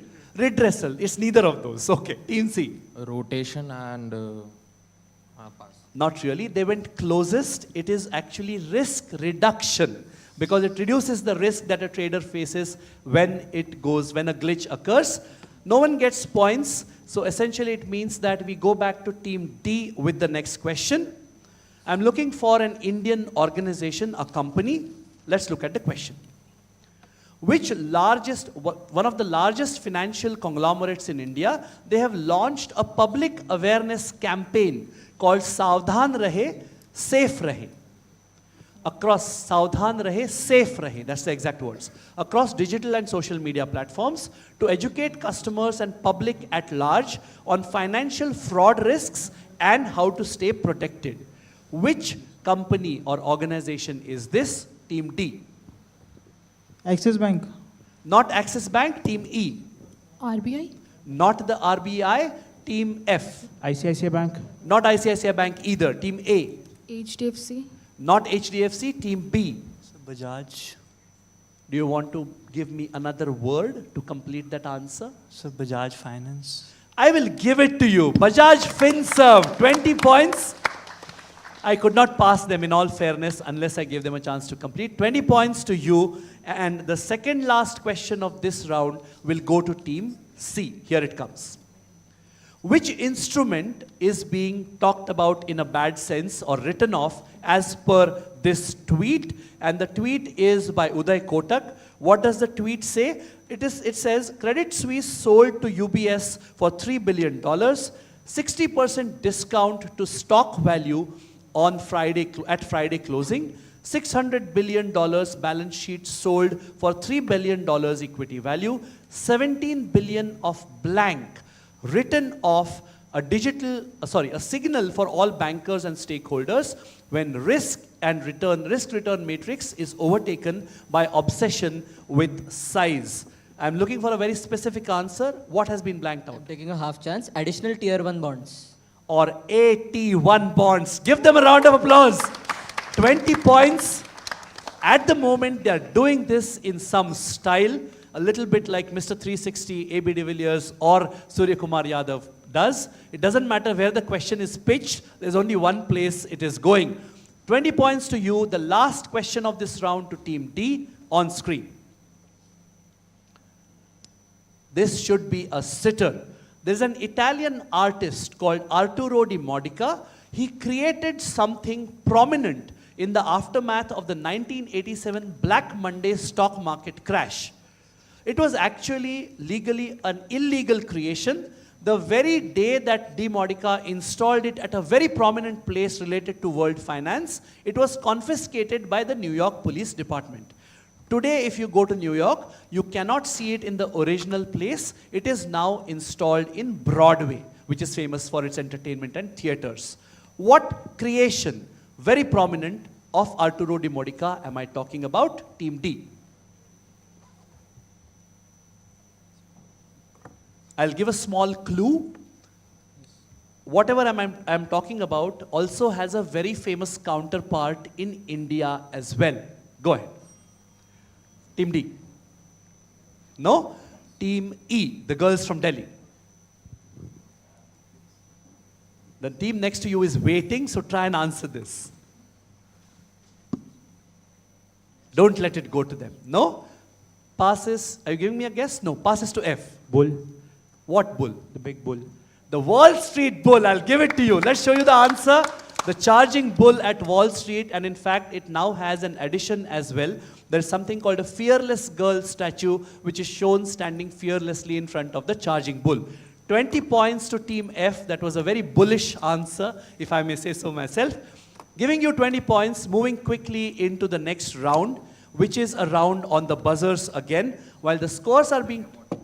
Yes, take this. Let's not pause. Can you catch? Great. Team A, please press your buzzer. B, C, D, E, and F. E, just move it slightly towards me. Yeah, that's more than enough. And bottle away. Yes, perfect. Bottle away from, that bottle away from it. Yeah, correct.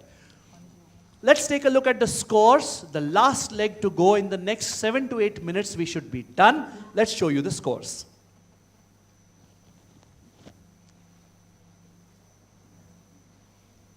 Oh, lovely. There's a huge gap which has opened up. For most part, it is going right to left. 20 points to the boys from ICFAI Business School, Kolkata. 40 to the girls from Department of Commerce, University of Delhi. 60 to the boys from Haryana School of Business in Hisar. Then we have 70 to the team from Panipat Institute of Engineering and Technology, Panipat. They are in third position currently. Remember, that's still 30,000 rupees worth of prizes. Second, with a 30-point cushion, is the team at table 1, Bengal Institute of Business Studies, Kolkata.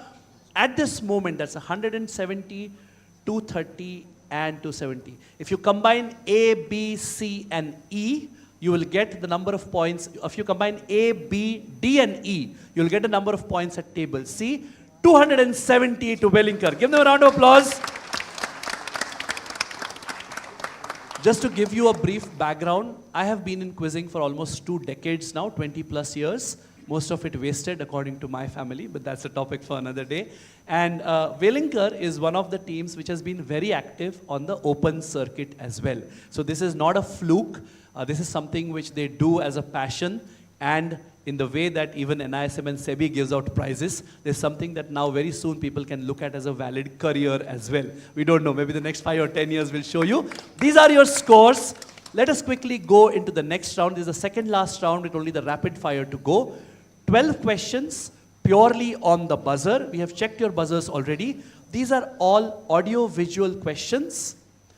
You can buzz the moment the question comes up. What I'm trying to do in the interest of time is, before the question comes, before the video comes, I'm going to give you an indication of what kind of answer I expect. Okay, so then you can buzz and give me an answer immediately.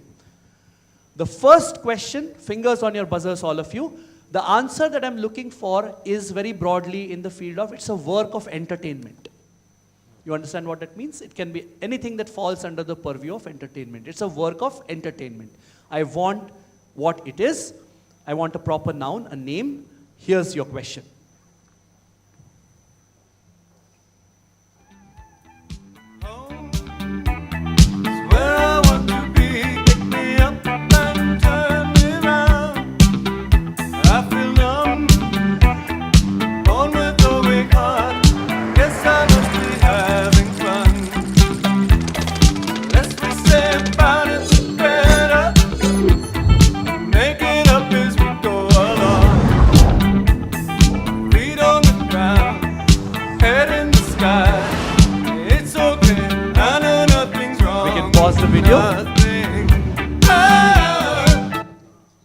Which very famous movie? Team C.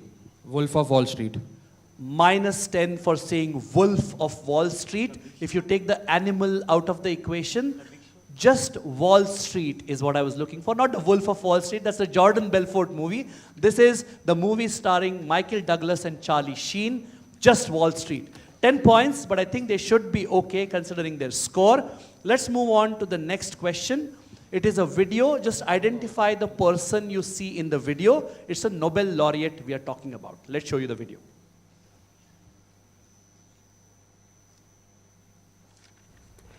I developed the cyclically adjusted price earnings ratio with my former student John Campbell in the late 1980s.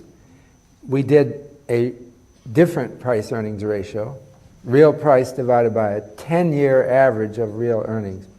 The point is that earnings can be volatile from year to year. It works much. All right. Is anybody buzzing? Who is this who you heard talking? He's a professor, a very well-known professor, who's also a Nobel laureate. Anyone? Closing in 3, 2, and 1. Audience, anyone? For a change, it's silent. This is Professor Robert Schiller, who's also a Nobel laureate. Everybody's shaking their heads. No, it's better to pass this. All right? Not everything will be a full toss, right? It's a national final after all. Let's move on to the next question. I'll give you a sort of idea. I'm looking for a certain kind of record in India that is connected with whatever you will see on screen. Let's show you the video.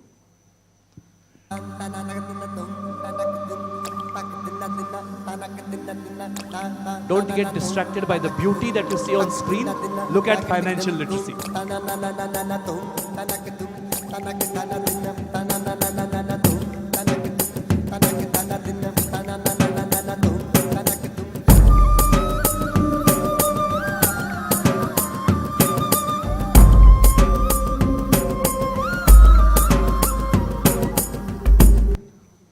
All right. Now you can take a look at the question as well, and let's see if somebody wants to buzz. What connects this movie with a financial product? The hint is, it was the first time, Team C. I'd say insurance. The movie was insured for a... The first movie to be insured in India, Subhash Gai's Tal. Very, very nice, 20 points to Team C. They're stamping their seal of victory on this quiz as we near the end. We will quickly move ahead to the next question. Before it comes up, let me tell you what I expect. If, for example, the answer is balls used in cricket, then I cannot give you points if you just tell me balls. So it needs to be cricket balls, right? That's the biggest non-giveaway clue I can give you. So think an answer. It should be, the answer should be like this, used in this. Get it? Let's show you the question. What was that like for you to walk out on that stage and see that? I want to know, You know, Bill, I'm an engineer, what his company not a performer. originally When I used walked to out make. there and all of the people going crazy, it took the breath out of me. And so I was the scariest I've ever been. I'm still scared. All right, let's show you the question. His company now specializes in something made for the AI revolution. But they actually started out making the same thing for a different industry. What did his company, we all know which company he heads, his company actually started out making their product, the same product which they make for AI, they actually made it for something else earlier. Anybody trying? Think of, before AI really took off, what was that product which they make mainly useful for? Team C. Semiconductor chips. Is a ball. What's the cricket? Semiconductor chips for what? For laptops. 3, 2, and 1. We were looking for video games in particular. Video gaming computers and other devices. Not just computers. That's why I said you want to specify. -10 to Team C. They seem to be on a downward spiral at the end of the quiz. Never mind. The next question is again on the buzzer. I want to know, I'm going to show you something. Very famous person, we all know that person, talking about something. I don't want to know what he's talking about. It's obvious. I want to know with a year, when was the first time that something that he is talking about was done in India? All right, let's show you the video. To break the grip of corruption and black money. Let's pause the video. Team C. We have decided. Go for it. I'll say 1938 or something, when the 10,000 notes were... Okay, discarded. you're off by only about 4 decades. The question was, let's show you the question, I'll give you the answer simultaneously.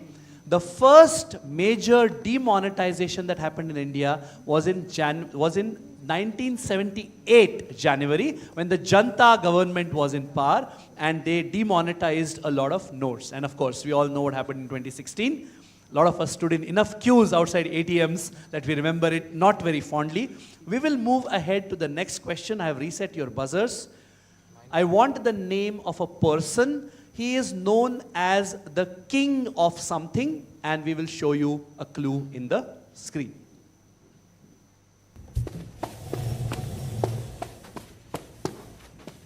Hi, it's Paddy Hirsch at Marketplace.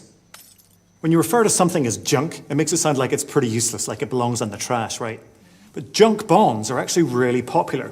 In the US, companies borrowed $300 billion in the junk bond market in 2014. That equates to 5% of all of the lending done to corporations that year. Not too shabby or too junky. We can pause the now, video. In the bond market, junk is...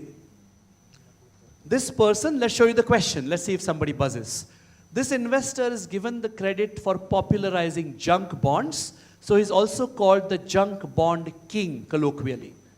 Anybody trying? Last clue, both his names, first name and last name, start with the same letter, letter being M.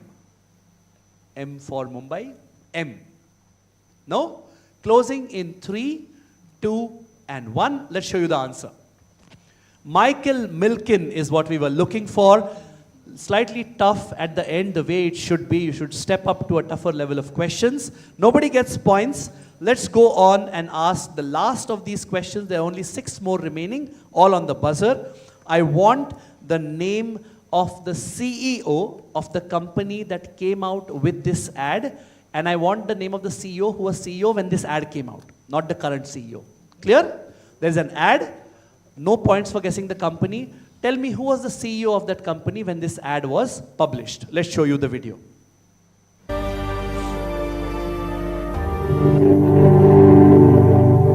Here's to the crazy ones, the misfits, the rebels, the troublemakers, the round pegs in the square holes, the ones who see things differently. They're not fond of rules, and they have no respect for the status quo. You can quote them, disagree Lovely. with Can you them, pause the video? glorify or vilify. Team C, what are we looking for? Okay, so we'll say Steve Jobs. This is the Apple commercial. Is correct. 20 points to you. The last two minuses they have made up. It's Steve Jobs who actually was CEO when Apple came out with this ad. Iconic ad in advertising. We will move on to the next question. One of the people who is being talked about, who proposed the theory that is being discussed, is Daniel Kahneman. I just want you to tell me the other, and let's show you the video. We buzzed already. Okay. Tell me what the answer Amos Tversky and Amos Tversky is correct. Give them a round of applause. Let's play the video while the scores are being totaled. A little bit. A 1995 study of Olympic medal winners found that bronze medal winners seemed on average far happier than silver medal winners. The reason has to do with perceived gains or losses. It's essentially a theory which says that bronze medalists tend to be happier than silver medalists because, as the old saying goes, you never win silver, you lose a gold, right? Whereas a bronze medalist wins a bronze medal. Amos, what an answer, befitting a national final. I think this is the first time in the hundreds of questions that have come before that a team has answered before seeing the video. Talk about spider sense or premonition. 20 points to you. Next question, I'm looking for the name of a person. Let's show you the video.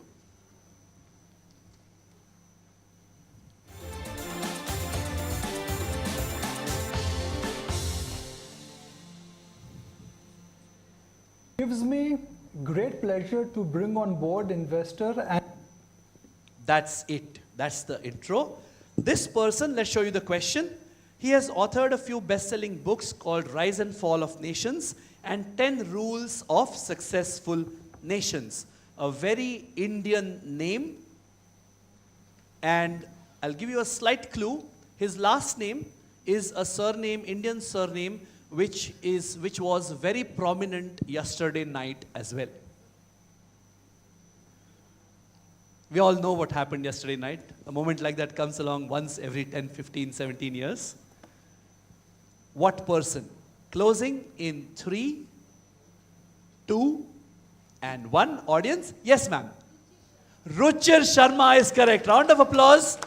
And I don't think we should be giving too many chocolates to her. It's not good for people's health. So please pick one of the youngest people you see here. Please give her a chocolate on her behalf to another lady, the girl in brown sitting there. Let's give her a chocolate. Yes, please, round of applause for her. I can't take the chocolates home. I might as well give it to the people who faithfully been here watching for the 2 days. Thank you so much, ma'am. Ruchir Sharma. Last 3 questions of this and then we finish with the rapid fire. I'm going to show you a video. I need the name of a legendary investor who is being referred to here. Welcome to the awesome students of Pause PKU. the video, please. So, who is this? Monish Pabrai, who wrote the book The Dhando Investor. What an answer. Give him a round of applause. He might as well be reading out from the screen that comes up next. Monish Pabrai, Dhando Investor, 20 points. We will move on to the next question.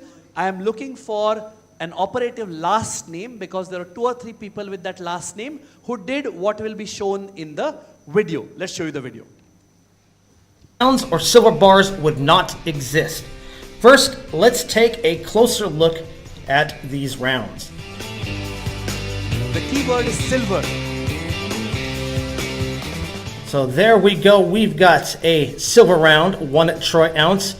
minted from U.S. Strategic Stockpile silver. All right. And then right I there, think we can pause the get video. a little closer. And fingers on the buzzer, let's show you the question.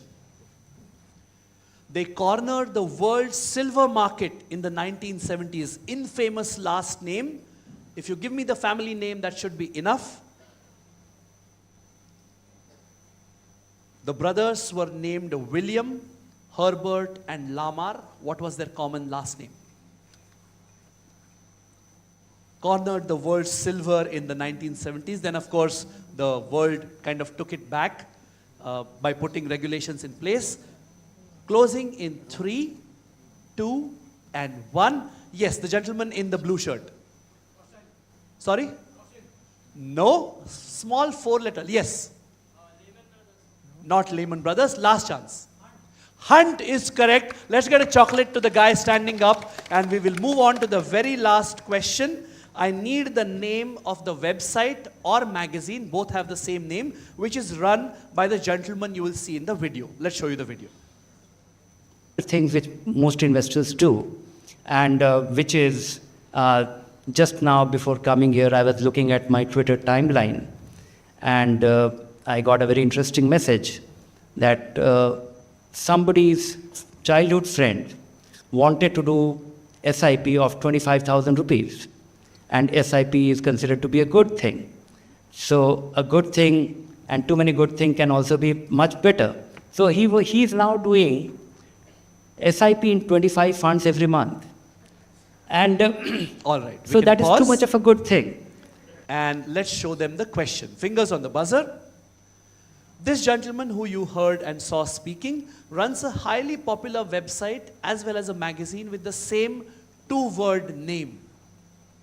What name? The website and the magazine have the same name. It's a 2-word name. Team C is going for it. Just going for fun. Value research. Will fetch you a funny 20 points. It's come to a stage where they're picking up points for fun right now, but I guess quizzing should be fun in addition to the prizes and the competition. 20 points to you. That brings us to the end of all but the rapid fire section. Let me remind you, in the next 5 to 7 minutes, we will close this quiz. We will crown the national champions in the postgraduate section of the National Financial Literacy Quiz 2024. And let me remind you, a prize kitty of 9,50,000 rupees waiting to be distributed by the people bringing you this quiz, SEBI, whose flagship initiative this is, and the great folks at NISM who have coordinated, executed, and implemented everything that has gone on in the last few months. Round of applause for both these great teams. And let's show you the scores.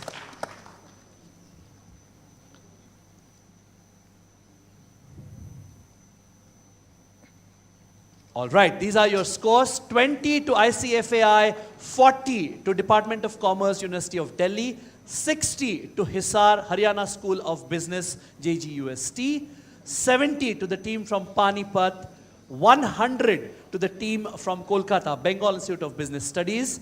The first triple century in this quiz in the last 2 days, 340 to Wellington Institute of Management, Mumbai.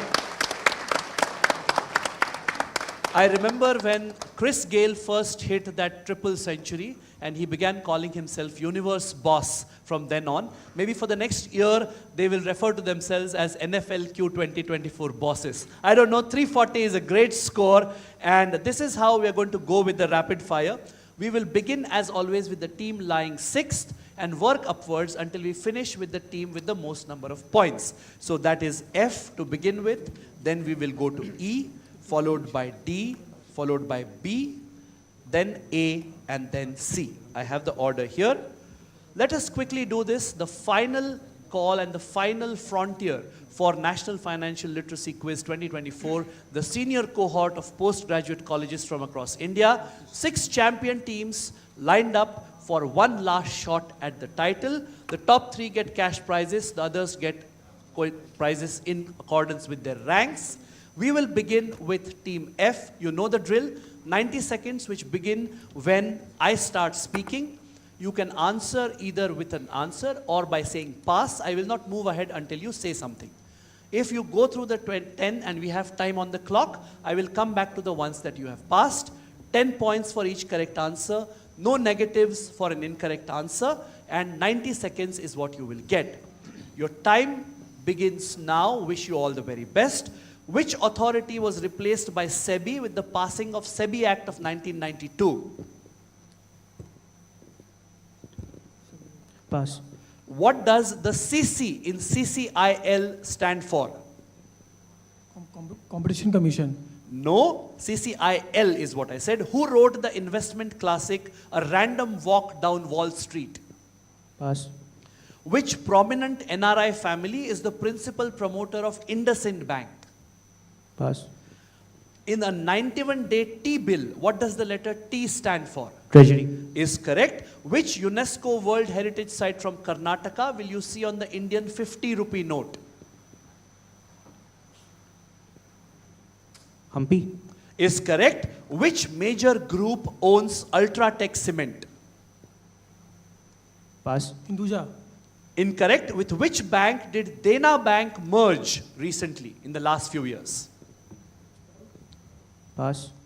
The ringgit is the currency of which Asian Malaysia. country? Is correct. Which country is now the next host for the G20 summit? Italy. Incorrect. Going back to who wrote the investment classic, A Random Walk Down Wall Street? I started the question so you can give a guess. Peter Lynch. Not really. Team F, you finish with 3 correct answers. Let's give them a round of applause. You got the T-bill T, you got Hampi, which was a great answer, the Rath or chariot at Hampi, and you got the ringgit, which is the currency of Malaysia. That brings us to the end of your rapid fire round and this year's quiz for you. We will of course see the scores later. We move on to the girls from the Department of Commerce, University of Delhi. I would love it if you finish strong, so wish you all the very best. You know the rules already. Please keep in mind, say pass or give me the answer. I can't go ahead otherwise. All the very best. Your time starts now. Which listed company has a product line called Tanishq? Tata. Tata is incorrect. Poor Charlie's Almanac is about which legendary investor? Pass. Who regulates housing finance companies sponsored by insurance companies? IRDAI. No. Shiv Nadar was the principal promoter of which IT giant? Pass. What does the L in LIBOR stand for?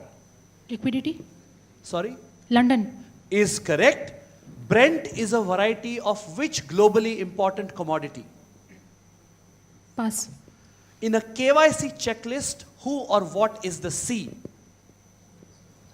Customer. Is correct. What is the equivalent of SEBI in the US? SEC. Is correct. What does the R in mutual fund TER stand for? Pass. As of June 2024, which company is the world's largest asset manager by value of AUM? Pass. We're going back to the ones that you passed. Poor Charlie's Almanac is by which legendary investor? Pass. All right. And who regulates? You answered that. Brent, you did not answer it. Brent is a variety of which commodity? NCDEX. Not NC. It's a commodity. NCDEX is an exchange, right? That brings us to the end of your questions. You answered L, which is London in LIBOR, London Interbank Offered Rate. You answered KYC checklist, the C is the customer. You answered SEC, which is the equivalent of the SEBI in the US, and that about completes it. 3 answers correct, no negatives, 30 points to E. Give them a round of applause. Moving on to Team T. 90 seconds, 10 points apiece. Remember to say pass or give me an answer. Beginning now. Which management guru wrote The Practice of Management? Pass. Who is known as the milkman of India? Anand. Anand? No. Which Sir, Indian... Varghese Kurian, Dr. Varghese Kurian. Only the first answer counts. Which Indian conglomerate now owns the Ambuja and ACC cement companies? Adani Group. Is correct. I'll give it to you. What is the complete expansion of the term MSME? Micro, small and medium enterprise. Will get you points. In which city is the IRDAI headquartered? Pass. Which country is the world's largest crude oil producer? Saudi Arabia. Incorrect. In the agriculture term MSP, what does the letter M stand for? Repeat. In the agriculture term, Minimum. is correct. In EPF, if PF is Provident Fund, what does the E stand for? Employee. Is correct. ICICI Bank sponsored a mutual fund company with a global giant. Which global giant? Pass. Which Tamil Nadu based bank did ICICI Bank acquire in 2001? Pass. Which management guru wrote The Practice of Management? Pass. All right. In which city is IRDAI headquartered? Delhi. Incorrect. And ICICI Bank sponsored a mutual fund company with a global giant. Who? Tamil Nadu Mercantile Bank. Not really. That was the last question, but it did not come back. We were looking for, you got 4 answers correct. Indian conglomerate being Adani. MSME you got correct. You also got MSP where minimums you got that correct. And you also got the employee in EPF correct. 4 correct answers, 40 points. Give them a round of applause. You would have got another 10, but I can only consider the first thing you say. Milkman of India would not be Amul. So Argis Korean would be what I would give you. 40 is what you get. We will move ahead to the third last team to get asked. Team B, it is your chance to answer. You know the drill. You are in third position currently. You are trying to catch the team in second place. All right? All the very best. Your 90 seconds begin now. The currency of Kuwait is called what? Pass. What is the OM in FOMC stand for? FO. What do the letters OM in FOMC stand Pass. for? Pass. In which city is Britannia Industries corporate headquarters located? Mumbai. Incorrect. Who wrote the investment classic One Up on Wall Street? Pass.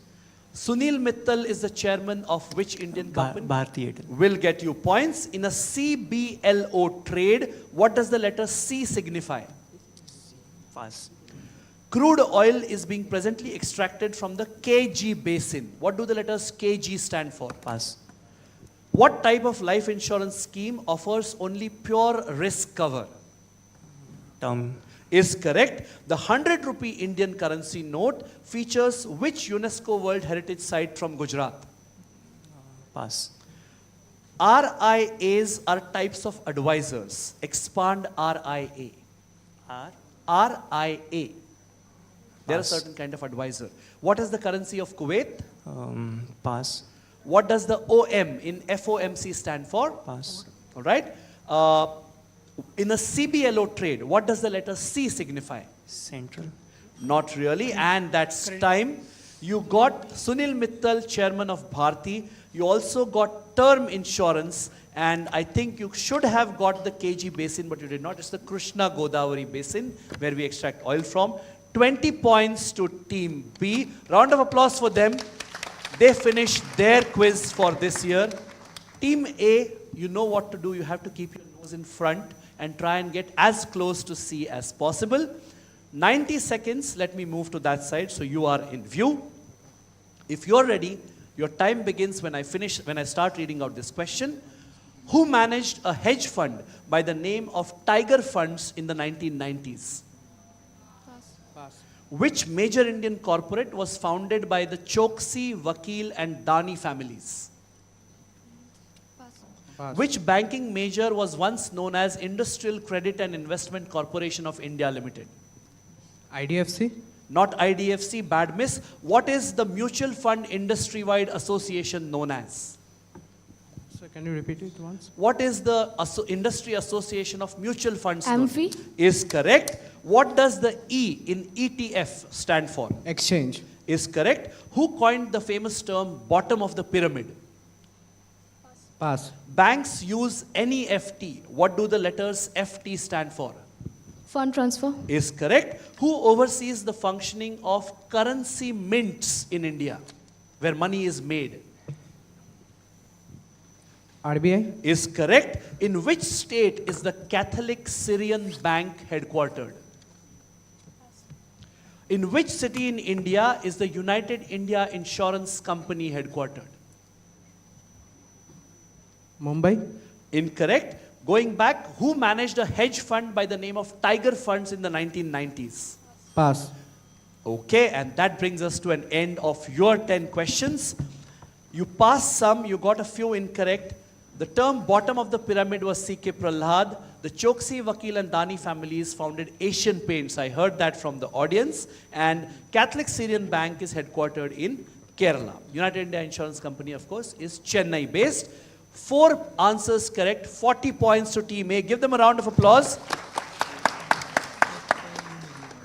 With that, we come to the end of all but one set of rapid fire, and in the next 5 minutes, we'll have the prize distribution underway. My apologies, we had a little bit of a delay in starting, so you are here for half an hour more than we had planned. But thank you for being so patient, and thank you for the wonderful spirit that you have shown in watching these teams show their mettle when it comes to financial literacy. Team C, this is it. You go out with a bang for 1 year. This is your moment of glory now. 10 questions, you know the drill, 90 seconds. I move ahead only when I hear something from you. Your time starts now. What was the first ever open-ended mutual fund scheme in India called? Pass. Dilip Shangvi is the founder promoter of... Sun Pharma. Is correct. CRR is an important monetary policy tool. What is the expansion of CRR? Cash reserve. Is correct. CHF is the symbol for which European currency? Swiss franc. Is correct. Expand ISIN. International Security Identification Number. Is correct. Which country is the largest milk producer in the world? India. Is correct. In which state would you find a location known as Gift City? Ahmedabad. Is incorrect. That's not a state. In the investment firm, Rare Enterprises, what do the letters RE stand for? Rakesh Jhunjhunwala, Rekha Jhunjhunwala. Rekha Jhunjhunwala is correct. They gave me the full RARE. Mutual funds offer something called FOF. Both the F's mean what? Foreign overseas. I heard fund of funds first. Though I'll give marks for, they're going to have a battle royale outside. FC Kohli is a legend behind which Tata Indian... Consultancy Service. TCS is correct. Name the first ever open-ended mutual fund in India. And you also passed, okay, you said Ahmedabad for Gift City, which is Gujarat, of course. With time left on the clock, they finished their questions. Round of applause for them.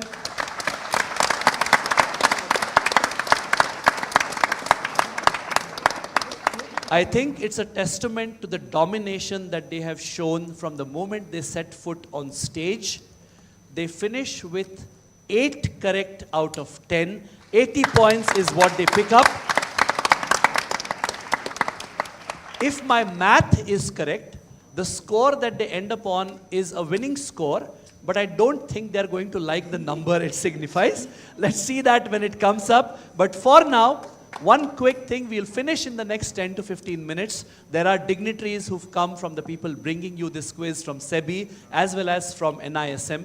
These are the people who have been the driving forces behind this entire spectacle that has been put in front of you, which started way back in October, November, culminating in this glorious final that we saw in the morning and the PG final here. So let me quickly have a talk with my team and we will start off with the presentations. Before that, can we show the scores now? All right. We will call them out from the bottom up. Let's hear it for Team F, ICFAI Business School, Kolkata with 50. Finishing with 70 points are the girls from Department of Commerce, University of Delhi. Delhi, round of applause for them. 20 points ahead of them on 90 points is the team from Panipat Institute of Engineering and Technology, Panipat. They were third at the beginning of the rapid fire round. They had a slightly off day, so they slide down one place. By virtue of some brilliant answering in the rapid fire round, the second runner-up, bronze medalist for today, is the team at table D, Haryana Institute of Business, GJUST, Hisar. Give the boys a round of applause. Throughout this quiz and yesterday's semi-final, some cracking answers from them. Hats off to the way you guys have handled this, and you showed your nerve in what was a photo finish for third place. 40 points ahead of them, one of the quietest and most confident teams I have seen in these 2 days. The team from Bengal Institute of Business Studies, Kolkata, they finished with 140 and finishing with a score which is worth almost 150, 200 points more than the rest of the 5 teams put together.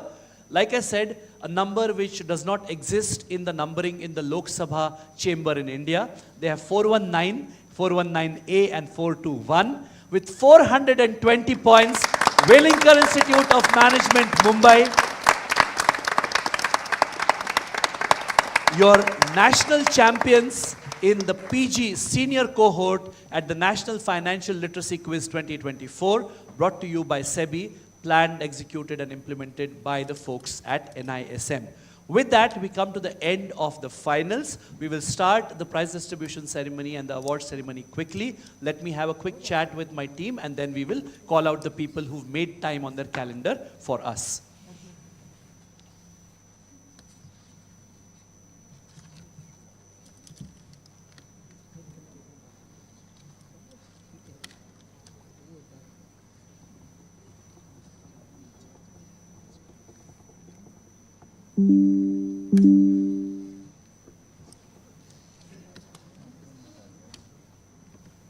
So this is after the thing, not right now, all right. So we're going to take a quick 2 minutes to pull the curtains and have the stage set up for the presentation ceremony. In the meanwhile, I think you folks can carry on downstairs. It has been brilliant quizzing with all 12 of you. Round of applause, and I will hope to see you around at more quizzes. Yes. Okay, I'll tell you, but right now let's leave the stage for them. Can you draw the curtains so we can move ahead? Table हटाना है यहाँ से? हाँ, so नहीं, फिर मैं ये निकाल देता हूँ. Sorry. Thank you.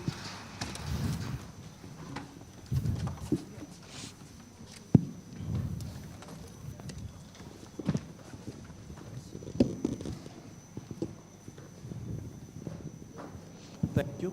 पोडियम हटाना है कि यहीं पे रहेगा? पोडियम रहेगा ना, तो then I'll just keep this here for the time.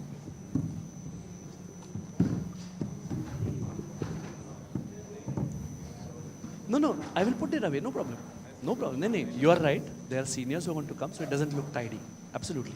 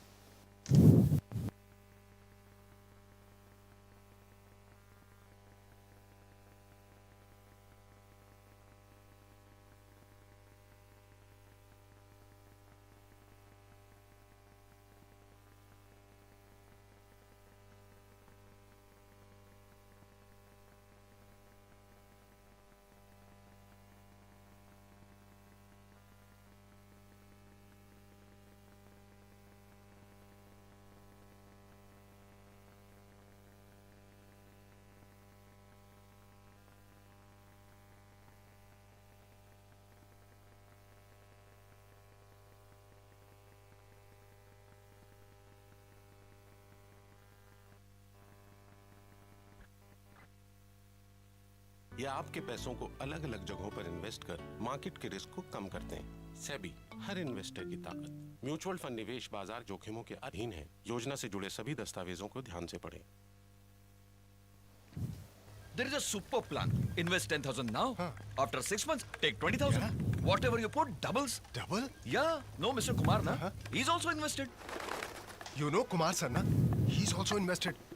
What all he's got today? Big car, big house, everything he has got. That Kumar bhai na? He has also invested in it. Bungalow, car. What you put, straight doubles. Arey, that Kumar, na? His life is set. Our Kumar sab na? House, car, everything. You know that Kumar sir? What doesn't he have today? But who's this Mr. Kumar? Mr. Kumar. That Kumar sir. That Kumar. Don't just go by what people say. Check the details of your investment scheme carefully before investing. SEBI, her investor की ताकत।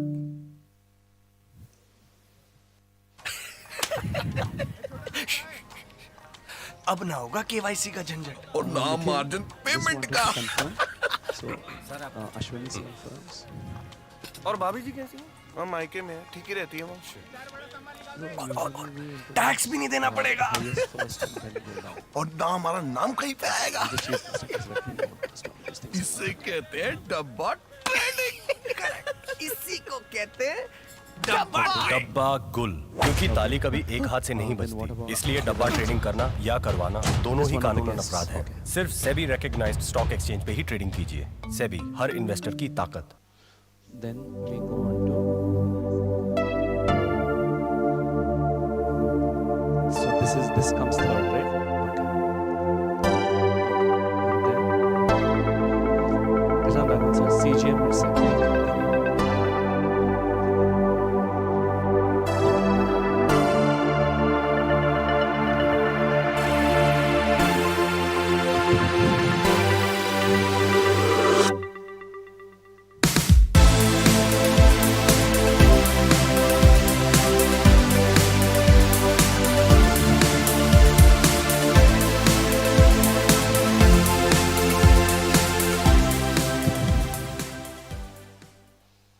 So, IPO issue. Apply for IPO issue offer. Check.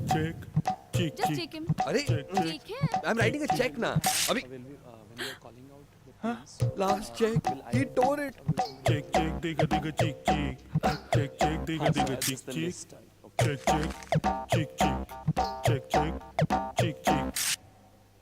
Oh, check, digga, cheek. Check, digga, cheek. Arre, check, digga, cheek. Now no check hassles and no waiting for refunds, because from January 2016, IPO payments can only be made through ASPA and not by a check. SEBI, her investor की ताकत।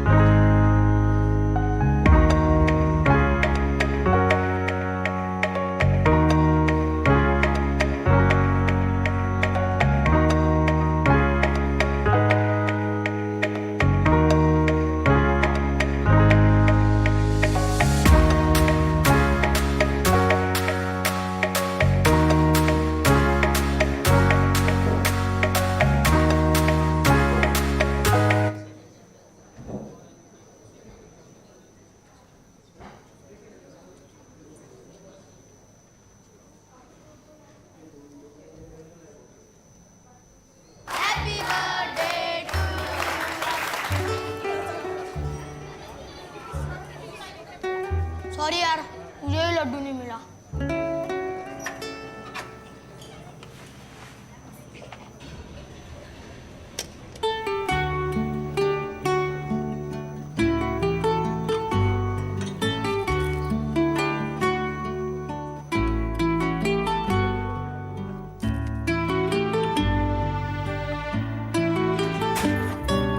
खास चीजें हों या investments, अलग अलग जगहों पर रखने में ही समझदारी है। इसीलिए म्यूचुअल फंड्स या आपके पैसों को अलग अलग जगहों पर इन्वेस्ट कर मार्केट के रिस्क को कम करते हैं। सेबी, हर इन्वेस्टर की ताकत। म्यूचुअल फंड निवेश बाजार जोखिमों के अधीन है। योजना से जुड़े सभी दस्तावेजों को ध्यान से पढ़ें।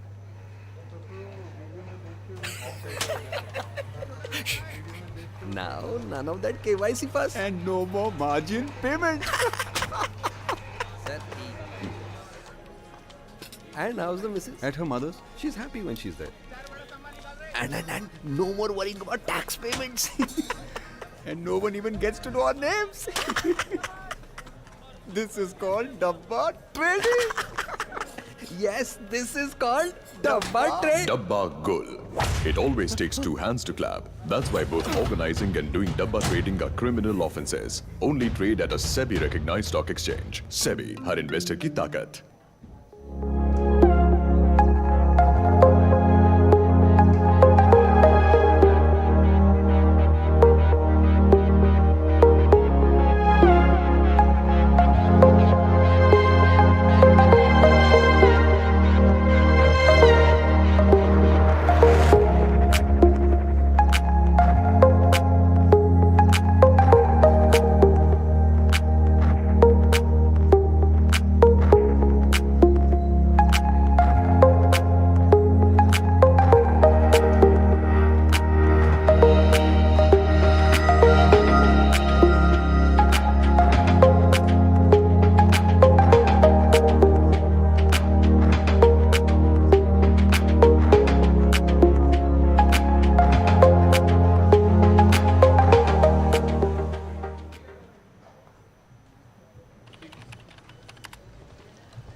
Hi sir. वो मेरा डिविडेंड वारंट अभी तक नहीं आया। उसके लिए तो आपको रिटर्न एप्लीकेशन फाइल करनी पड़ेगी। आप रिटर्न एप्लीकेशन दे चुके हैं। Oh good good good good good good. Ginger tea, masala tea, anything? क्या नाम बताया आपने? वसंत कुमार काबरा। वसंत कुमार। ओ काबरा बोले तो बंगाली। हरियाणवी? सर आपका एग्जैक्ट प्रॉब्लम? मेरा डिविडेंड वारंट अभी तक नहीं आया सर। Just a second. जी। सर आपका डिविडेंड वारंट ना अब तक नहीं आया sir. No response to your investment complaints? Complain to the right authority. Log on to scores.gov.in and get a response to your investment complaints. SEBI, her investor की ताकत। बकवास है। तू ये स्कीम देख, ये एक बार 50,000 रुपए डाल, 6 महीने बाद हर महीने जिंदगी भर के लिए 10,000 रुपए। सच्ची? सच में? अरे मैंने खुद इन्वेस्ट किया इसमें। तू इधर से। अरे ये देखिए ये तेल 2 बूंद अपने सर में डालो और 1 हफ्ते में बालों की गारंटी। ये मैं ले लूं क्या? क्या बकवास है। तू साइन कर। ये सोना बेल्ट 1 हफ्ते यूज करो, 7 किलो वजन कम। भाई ये मोटे तू ले ले। छोड़ यार, छोड़। तू साइन कर। ये बेस्ट है। तेजस्वी लॉकेट, जिंदगी भर की खुशियां पाओ। ऐसा करते हैं अपन तीनों एक ले लें। कैसी बातें कर रहा है यार, ऐसा कभी होता है क्या? हाँ तो ऐसा कभी होता है क्या? कम समय में ज्यादा फायदा मतलब धोखा। इसीलिए किसी भी स्कीम में इन्वेस्ट करने से पहले उसकी अच्छी तरह जांच कर ले। सेबी, हर इन्वेस्टर की ताकत। IPO Apply for IPO issue offer. check. Just take him. अरे ठीक है। I'm writing a check ना। अभी last check, he tore it. Check, digga, cheek. Check, digga, cheek. Check, cheek. Oh, check, digga, cheek. Check, digga, cheek. Arre, check, digga, cheek. Now, no check hassles and no waiting for refunds. Because from January 2016, IPO payments can only be made through ASBAN, not by check. SEBI, her investor की ताकत। There is a super plan. Invest 10,000 now. After 6 months, take 20,000. Whatever you put doubles. Double?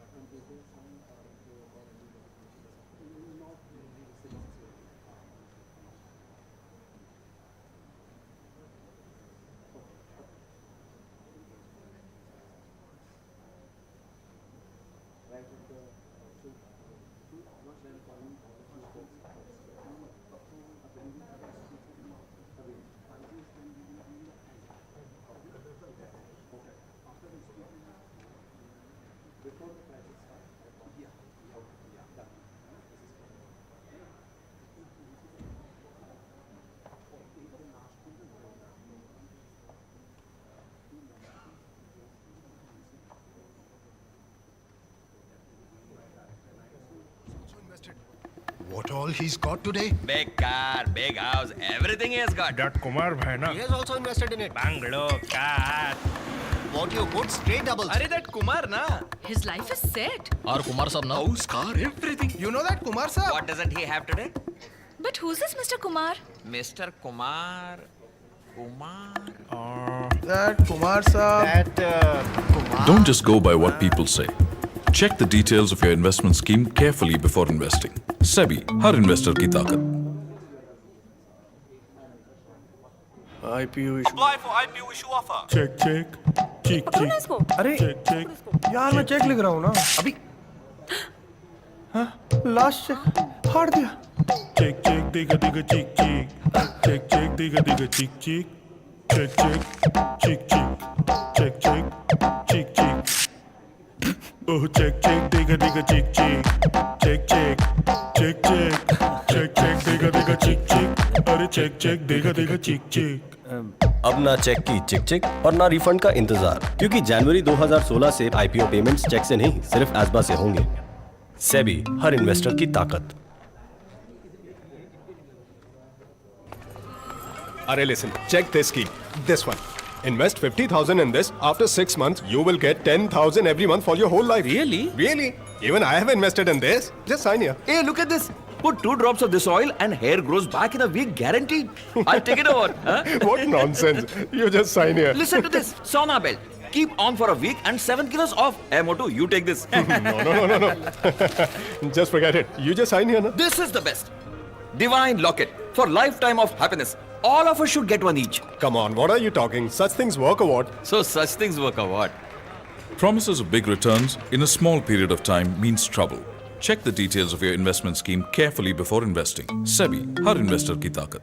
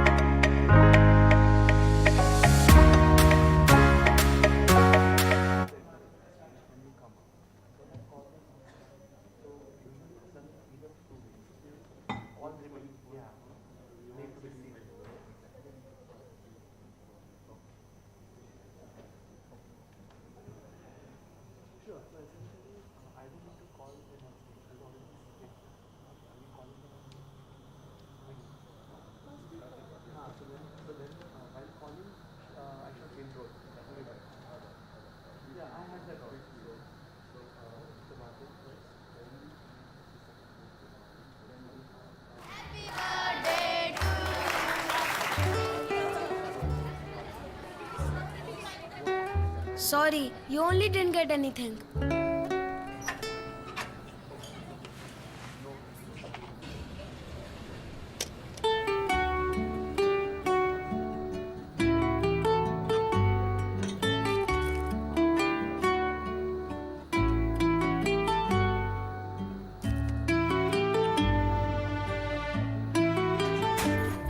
Be Keep your precious things or investments. Keeping them in different places is the smarter thing to do. That's why mutual funds invest your money in different places to reduce the market risks. SEBI, her investor की ताकत. Mutual fund investments are subject to market risks. Read all scheme-related documents carefully.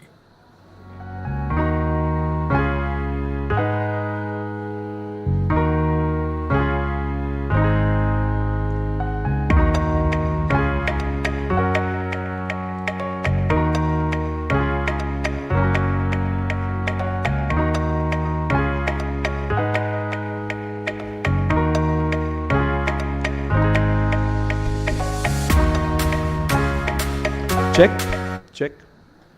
Thank you for your patience. Good afternoon and welcome back one final time for this final act of the National Financial Literacy Quiz 2024, a flagship initiative by SEBI to spread financial literacy amongst young Indians. Ideated, coordinated, planned and implemented by the great folks at NISM, in whose beautiful campus we are. We would like to kick off proceedings by giving you a brief of what happened in the last 48 hours. We had 2 semifinals each for the 2 cohorts, UG and PG. 12 finalists, 6 from each cohort, took place and they fought out 2 finals which happened earlier today. And finally, we have the champions in each cohort for this year. To start off proceedings, I'm going to begin by calling people who have agreed to grace us with their presence. They're people from both our hosts, SEBI as well as NISM. And as I call them up on stage to be seated, we are going to present them with a bouquet presented by the students of this wonderful institute by NISM.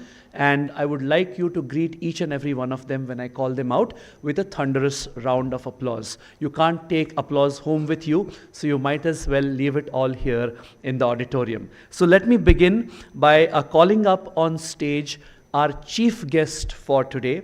Our chief guest for today is Sri Ashwani Bhatia, who's a whole-time member at SEBI. Let's have him up on stage. As he walks bit about him, he is a whole-time member of SEBI since June 2022. He handles the Department of Debt and Hybrid Securities, Corporation, the Finance Investigation Department, the Corporate Finance Department, General Services Department, Regional Offices, Local Offices, PQ Cell, RTI Cell, Board Cell, and most importantly for us, the NISM division as well. Sir, please take a place. He's been Before he joined, please have a seat, sir. We'll call somebody on. Please have a bouquet for Ashwani, sir. Round of applause for him.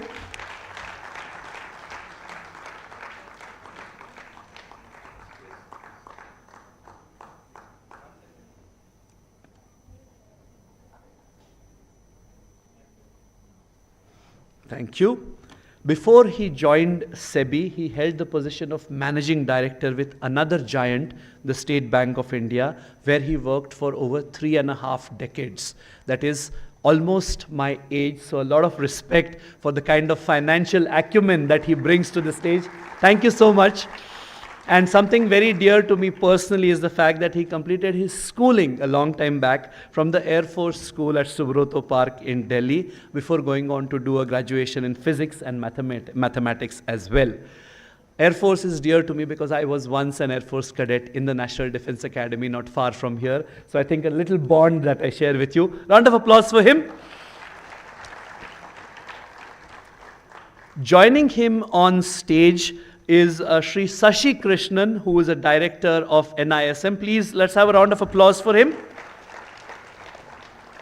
He brings nearly 40 years of experience in pension fund management, life insurance and mutual fund industries, extensive experience across both equity and debt markets.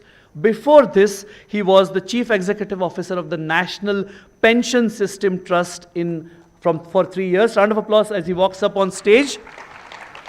He has held leadership positions at Aditya Birla Sun Life Insurance Company, Bajaj Allianz Life Insurance, DBS Bank, DBS Cholamandalam Asset Management, and UTI. Thank you so much for joining us, sir, and gracing us with your presence.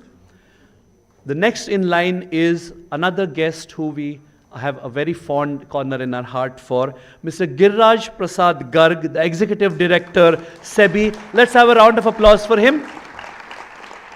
Since joining SEBI in January 1994, he has handled several vital assignments in the organization, closely associated with SEBI and Government of India initiatives on financial literacy, of which this is an important part. So I guess that is where the driving force for the quiz comes from, as well as he was instrumental in launching SCORES, which is the SEBI complaints redress system, as well as the security market trainer system for investor education, the toll-free helpline for SEBI, as well as financial education through resource persons. Round of applause for him.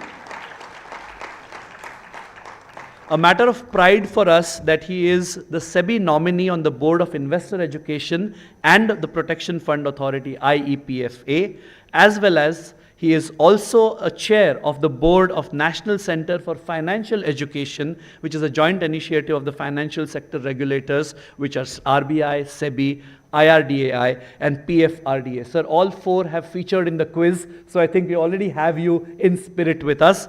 Welcome, and I thank you for gracing us with your presence. Round of applause for him, please. We have been here for a long time, and another guest very important to us in this function, Mr. Krishnanand Raghavan, who is a CGM with SEBI. Can we have him on stage? Is he here? Thank you so much, sir. He is one of those people who has woven everything together, the glue that binds this quiz. Round of applause for him.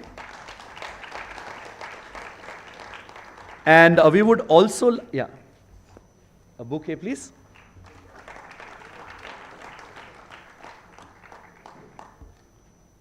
Thank you. The students at NISM, they have also put in midnight oil behind this event.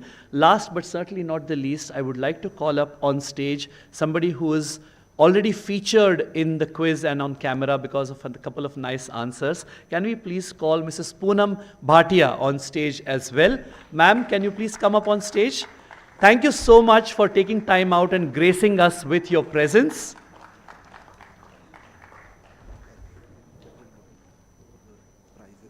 Okay. Ma'am, please, we won't bother you under the lights. We'll call you when the prizes are on. Please be comfortable. No problem. Can I ask Bala? That will be great. Okay. So one lady needs to be replaced by another lady. That way we'll have a balance. So we have somebody who is here with us who's been working behind the scenes a lot. Let me call up on stage Ms. Bala Kumari, the DGM at SEBI. She will feature a little later during the presentation. She's a Deputy General Manager at SEBI with over 18 years of experience, presently working with the Office of Investor Awareness and Education at SEBI. Let's have a bouquet for ma'am, please.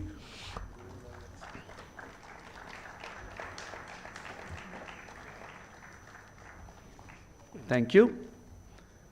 Ever since we started this quiz yesterday, a lot of fine ladies have featured on stage. This is just a continuation of what has happened. Let me begin by calling Shri Krishnanand sir to come up here and say a few words about what has happened and what his views are on how this entire thing went off. Sir, all yours. Thank you, Meghashyam. It was really a wonderful event and mind-boggling, full of josh, like we witnessed the same last night. So, namaskar and pranam. Whole-time member SEBI, Mr. Ashwini Bhatia sir, NISM Director Shashi Krishnan sir, our Executive Director Shri Garg sir, and my colleague Balakumari on the dais, and of course my colleague in SEBI, NISM, and all participants. A wonderful good afternoon and good evening. So let's begin this award ceremony for this finale of National Financial Quiz 2024. Actually, let me talk about how we started. We began this journey in the month of November 23. And now January, February, March, April, 6 months it continued this journey. During this journey, we have witnessed a participation of 5,000 colleges across different length and breadth of India. We have participation of 3,77,000 students. It's a mind-boggling number. We never expected that. So, And out of these numbers, 62,000 students appeared, and finally, 87 teams of 87 colleges and teams with 192 students came here and with their faculty. A big congratulations to you, your team. You're really great, actually. You students, and of course, 377,000 students who have appeared, registered, are really the torchbearer of India. For India to become a Viksit Bharat, which is the aim of Government of India 2047. You will be the torchbearers. And as ambassador of this financial literacy, you will be playing a key role in becoming India as a Viksit Bharat, a strong foundation we can see as a SEBI, that you will be playing a role. Like you witnessed the Indian cricket team, we were giving that chairs to them. So we will be sitting that side and you will be playing in the future Bharat. So congratulations. Yeah. Let me talk about, personally, it was very satisfying for us, for me, for NISM team to execute this project. It was really satisfying. And looking at your Josh, we are also full of Josh. So without any much ado, I will introduce Bhatia sir, our whole-time director member. He is really passionate about the subject. He has that this investor awareness is very close to his heart. In fact, entire event we have got the approval from Sir only.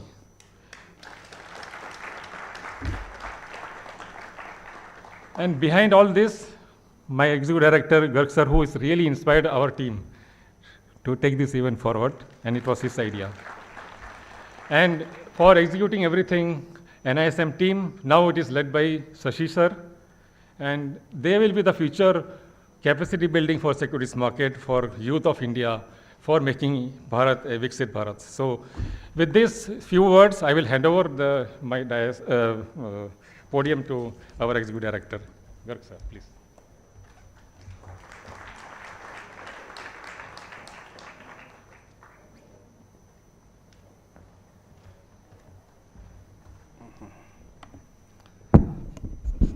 Respected whole-time member, Shri Ashwini Bhatia, respected Madam Mrs. Poonam Bhatia, respected Shri Sasi Krishnan, Director NISM, Mrs. Krishnan, who is also in the audience, my dear friend Krishnanand Raghavan, Chief General Manager SEBI, Madam Bala Kumari, Deputy General Manager, team from NISM, Bajaj sir, Deepak ji, Jitendra Agrawal, and all the friends, and most important, all the students who have come from all parts of the country, teachers, parents, and staff members of both SEBI and NISM.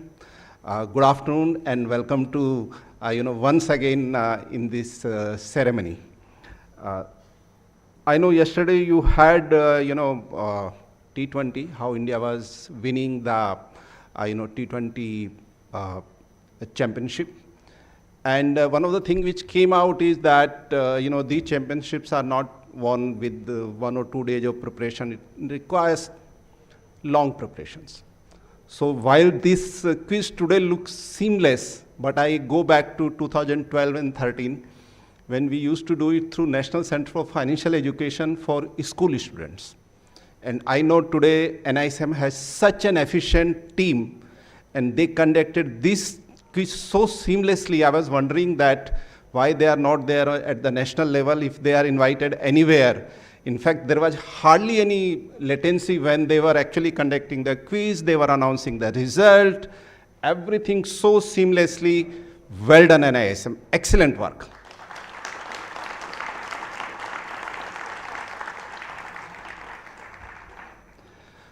For such kind of program, you actually need a leader, you need inspiration, you need someone who can think big, someone who can, look through the, much beyond as ordinary citizens can see.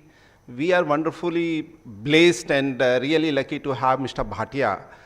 And he said, why this quiz only for, students? Why not you have both, for undergrad and postgrad? And why are you dreaming of 1 lakh and 2 lakhs? Make it as much as possible. So, sir, we could not achieve your dream of reaching 5 lakhs, but I am very happy to say that close to 3,70,000 students enrolled. And you also inspired us. One more exam is about the investor certification exam. So I would urge SEBI and NISM, though, that not every student is able to take the exam because of infrastructure and other constraints, but you have their data. You know that who these 3,70,000 students are. I'll be very grateful to team NISM, Bajaj Saab, and each one of you, if those students are connected and they are inspired to take this certification exam. So that will make them that we have not a one-time association, but we mean business. And when it comes to the financial literacy, making the people financially independent, we are very serious about it.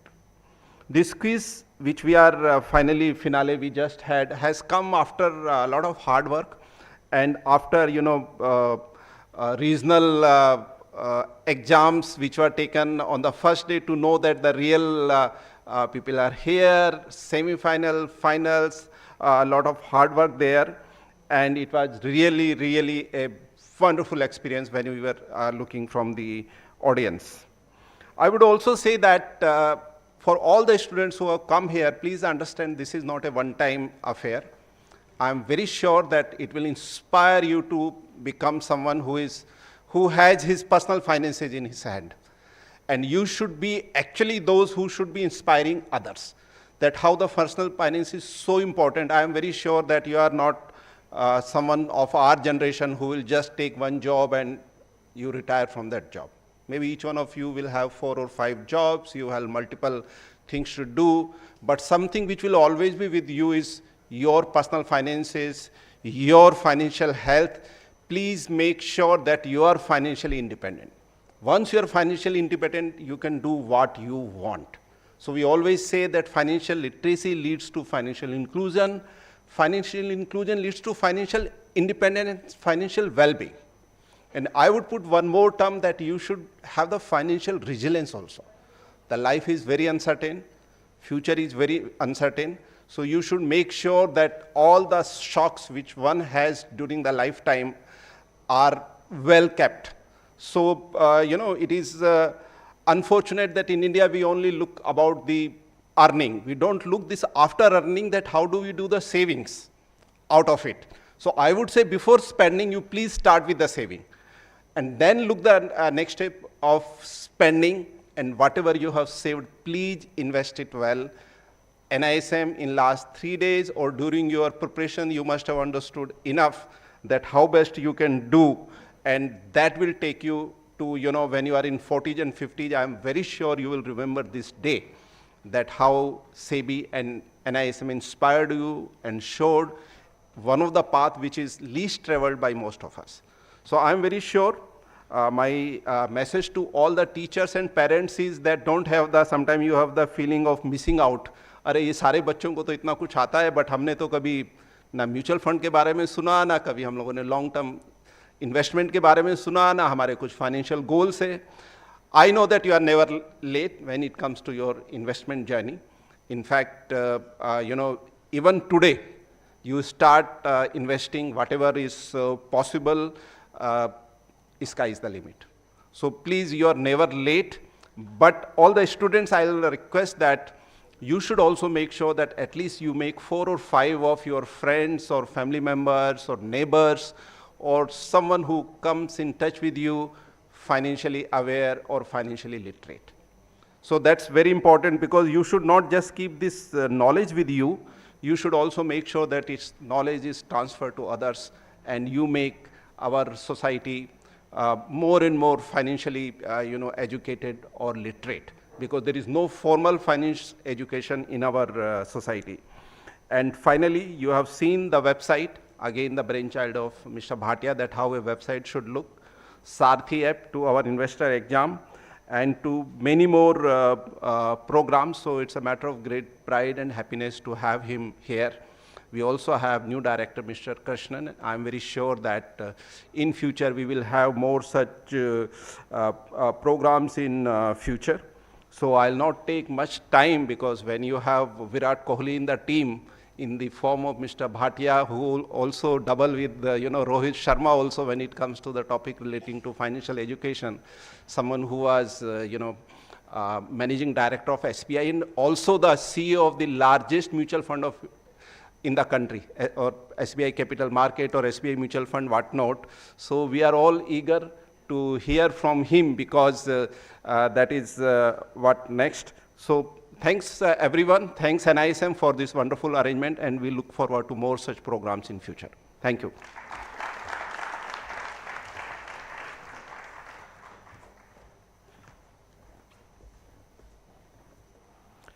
Thank you, Garg sir, and thank you for that, those kind words. Before we go ahead, I would like to invite somebody who's graced the stage with his presence to come and say a few words. And like he's rightfully said, when you have Virat Kohli coming into bat, or when you have Mahendra Singh Dhoni coming into bat, even a wicket which falls gets a louder cheer than a sixer, right? So I would like to call up on stage now Shri, at the podium, Shri Ashwini Bhatia, sir, to come and say a few words. Yes, sorry.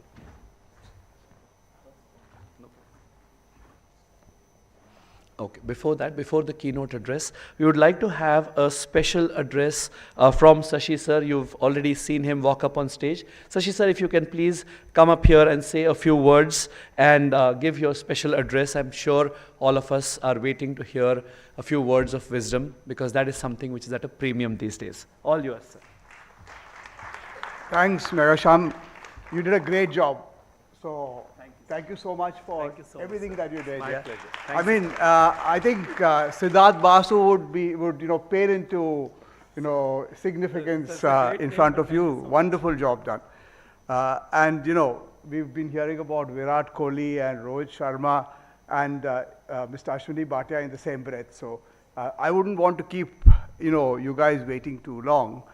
At the outset, I must also thank the SEBI team led by Krishnanand and the NISM team that's sitting right in front of us, Sanjeev, Deepak, Mr. Agarwal and all. They've done a wonderful job, and I think, it only inspires us to, do this much better the next time we do it.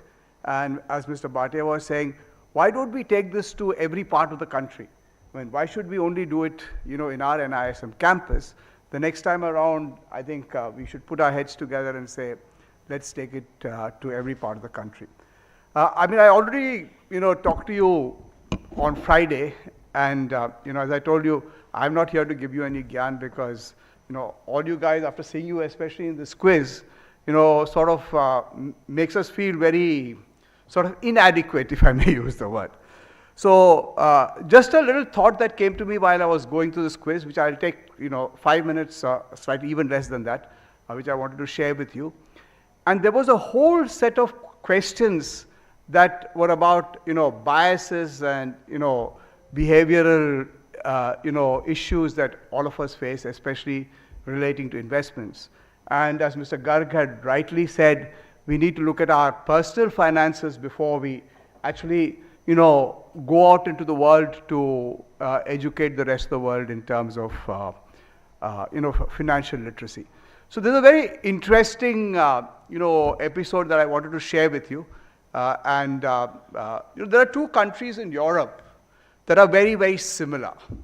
The Germans and the Austrians. But both the Germans and the Austrians sometimes react very differently, simply because of the way we put these issues in front of them. Though they're very similar culturally, they speak the same language. So there is very interesting, anecdote that is often being told, that in Germany and in Austria, when you go and take a, motor vehicle insurance, right, they ask you a question. And the question they asked in Germany was that, if you die in a motor vehicle accident on the autobahns, would you be willing to donate your organs? And the answer, and if you are willing to donate your organs, please tick the box below. And nobody ticked the box, right? In Austria, this very same question was asked differently. The way they ask this question in Austria is that if you die while driving on the roads of Austria and you would like to donate you would not like to donate your organs, please tick the box below. And nobody ticked the box. So, what I want to leave you with is this is exactly what happens, when you manage your personal finance. We just, get consumed by sheer inertia. We just don't want to tick the box. And I think it's very important that, we all stand up and say that today is the day I'm going to start. I'm going to put my financial, personal finances in order. And even if it takes, a couple of minutes for me to get this all together, I'd like to go and get it done. And therefore, what I would urge every one of you, and as Mr. Garg was rightly saying, let's all go out there, let's, co-opt 3, 5, 10 people, let's co-opt our families, let's co-opt our friends, let's co-opt our colleagues, and, get them involved, in understanding their own finances first, and, building up this financial literacy. And if we do that, I think, each one of us in this room would have, done a very, very good job, not only for, themselves, but for the country as a whole. Thank you very much for, to the students and the teachers who came along with them for taking the trouble of traveling all the way down to Patalganga and Rasayani to sort of participate in this quiz. I know some of you had a very, very long journey. Some of my colleagues were telling me that some of the people who came in from Delhi had a fairly harrowing time with flights being cancelled and all that. So thank you so much. I mean, every single participant and every single faculty member from the colleges that came in for taking the trouble and making it. And we just hope that the next edition that we do will be hopefully 3 times the size, and I'll see this entire auditorium filled with students, faculty, and other participants. Thank you so much.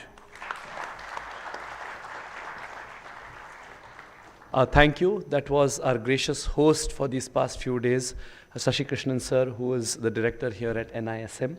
Now what we've been waiting for, the Dhoni innings or the Kohli innings as we would like to call it, I would like to call up at the podium Shri Ashwini Bhatia sir to give the keynote address and tell us what have been his thoughts, and from the little that he could see in the finals, how did he feel about what went on. Sir, all yours. Let's have a round of applause.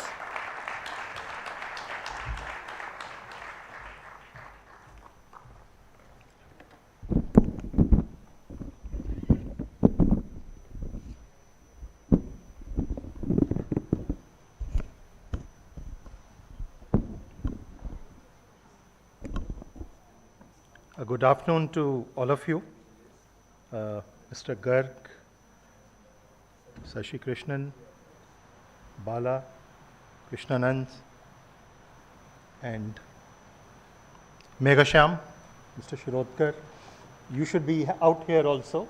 Your quizzing skills, excellent.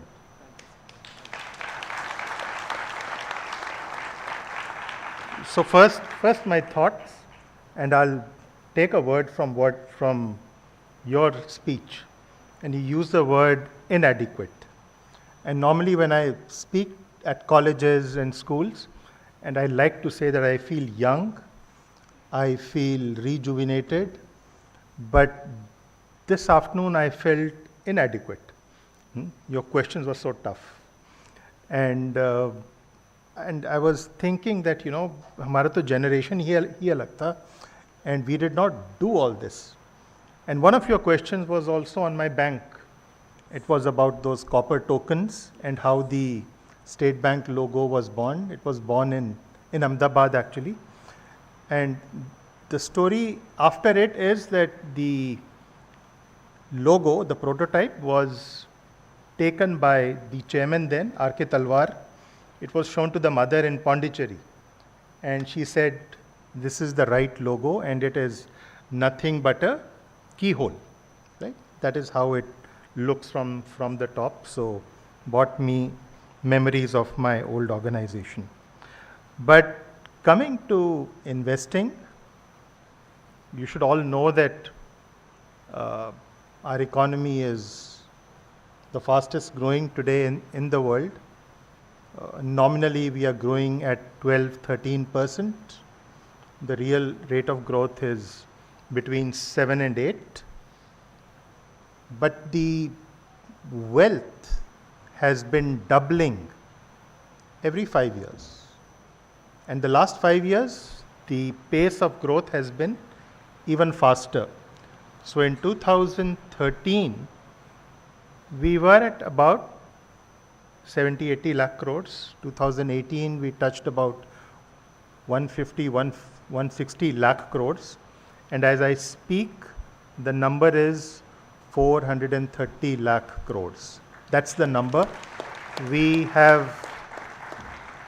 have crossed $5 trillion in market capitalization. But then look at another metric. The deposits in the banks are about 210 lakh crores. And the number of accounts exceed 150 crores.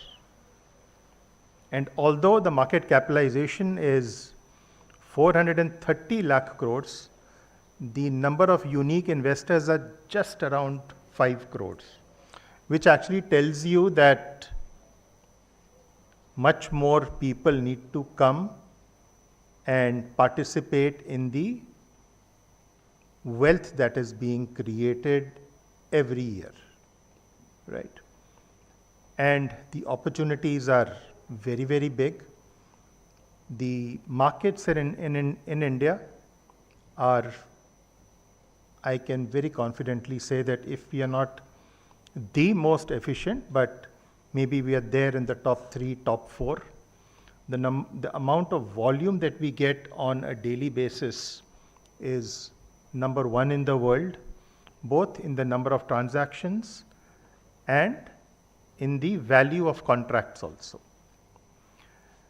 Which takes me to the daily turnover. Daily turnover today is about 1.25 lakh crores in the cash segment. But surprisingly, the average daily volume in the F&O is about 400 lakh crore, which tells you that the GDP of the country is being turned over or being traded every day in our markets. Now that is a matter of concern for us. And actually when settlements happen, the volume of trade, the notional volume of trade sometimes touches 700 lakh crores, which is 2 times the GDP of the country, right? So 700 times the cash volumes. Now that's not healthy. It tells us that a lot of speculation is happening in the markets. We don't want investors to go in that direction. That's very, very clear. So the 3 lakh plus students who participated in this quiz, I would think are our ambassadors. When you go back to your schools, to your colleges, to your cities, at least start your investment journey. And when you start your investment journey, also take a few more people along with you. So if a population of 140 crore can have 150 crore bank accounts, why shouldn't we have at least 1 demat account or 1 mutual fund folio in every family? Okay. And investment is a long-term project. Don't look at your investments on a day-to-day basis. Don't go to the TV channels every now and then and look at the value of your investment. You start investing, you stick to investing. This is a long-term journey. One of the questions that was asked was the investments of Rakesh Jhunjhunwala. Now he didn't become a billionaire overnight, right? He started with 5,000 rupees and When he was not with us, when he went away, the value of his portfolio, I think, exceeded $4 billion. Right? And perhaps that was the journey of Warren Buffett also. He started investing at the age of 14. Today he's 90 plus, and his value is more than $100 billion. So he stuck to his investments. He looks at his portfolio maybe once a year or twice a year, not more than that. He doesn't trade. It's like your grandmother buying gold, or it's like your parents buying property. You buy a property and you ask them, what was the price yesterday? He won't even know about it. He won't think about it. What was the price last month, last year? He won't even know about it. But the value grows. But because everything today is in demat, everything today can be monitored on a minute-to-minute basis, we tend to trade and think that it is available for sale all the time. In the process, you lose the long-term value, you end up paying tax, and the long-term benefits that come out of any investing is also lost. Very often when I travel, I get a liaison officer. The first question that I ask is, do you save or do you invest? And they're confused with the question because they don't know whether they've saved or they've invested. So the differentiation is again very, very clear. The earlier you start investing, take it out of your savings bank account and put it in any asset that is a real asset that grows. That is what you should be doing, and look at it long term. Whether it's gold, whether it is stock, whether it is silver, whether it's real estate, whether it's mutual fund, the choices are all there before you. You've got to beat inflation, you're going to live longer, and you need to start right away. SIPs, as I said, is a great way to start. Thankfully, that journey, as far as the markets are concerned, has also just started. The mutual fund AUM is currently about 28% of bank deposits, right? But the global average is about 70%. In US, it is 140%. So you know that very soon, or at least in my lifetime, the mutual fund industry will be crossing the bank deposits. It's a matter of time. It's actually going to happen.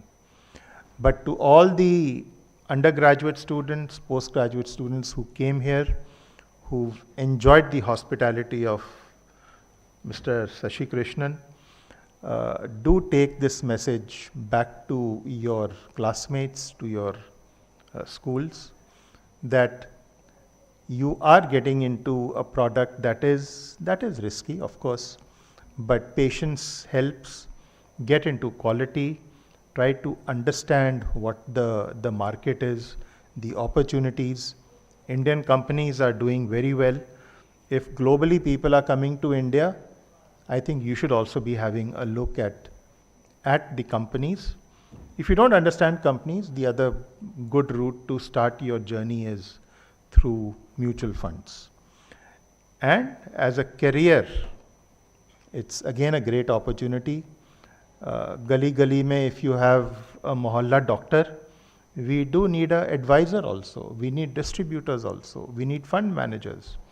So that entire ecosystem needs to be built for this education to reach tier 3, tier 4 towns of the country. I'd like to thank the teams from NISM, from Meghashyam's company, excellent. The way you conducted it, you are so cool. I mean, I must say, obviously a pilot has to be cool also. You are a ex-NDA cadet. And to my colleagues at SEBI who made this happen, and my best wishes to all the students start your journey, be a long-term investor, and have faith, have trust. SEBI is doing a lot of work these days. The markets are today very, very well regulated. We are also looking for suggestions on making regulation to make the markets safe. Don't speculate for your own sake. If you don't understand anything, don't get into it. Certainly don't trade F&O, maybe even crypto. Crypto is not a recognized asset as many of you would know. But yes, like any good asset, get into a good company, a good mutual fund, and I think you'll be happy in the long run. Thank you very much for organizing this lovely event, and all the very best to you.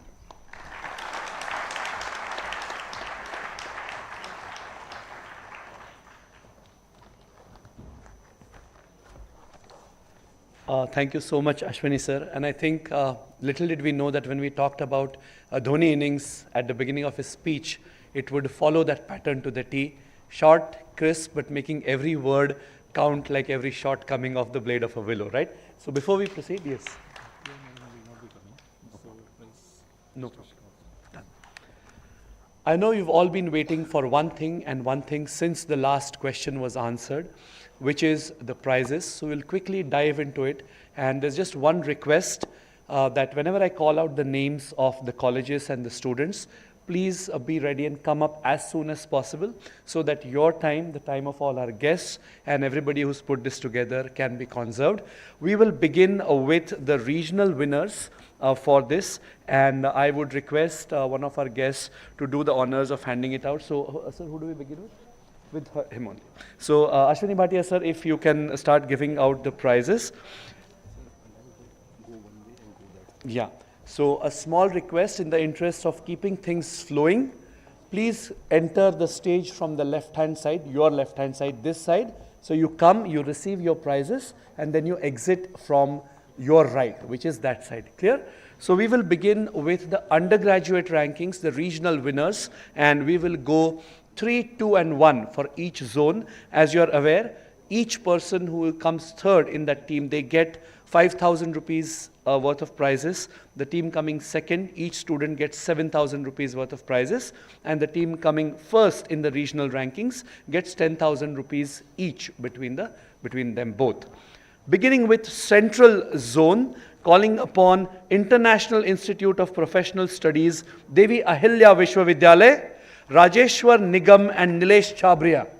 Please come up on stage. They were third in Central Zone. तालियां बजती रहनी चाहिए because they are worth it.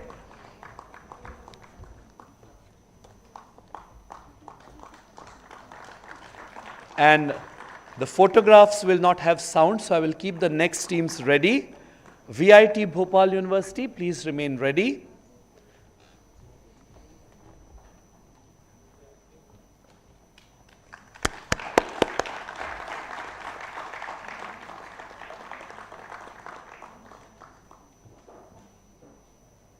Thank you. VIT Bhopal University came second in Central Zone, represented by Arush Channa and Jatin Kesarwani. Give them a round of applause. Some of these scores are mind-blowing. I have the sheet in front of me.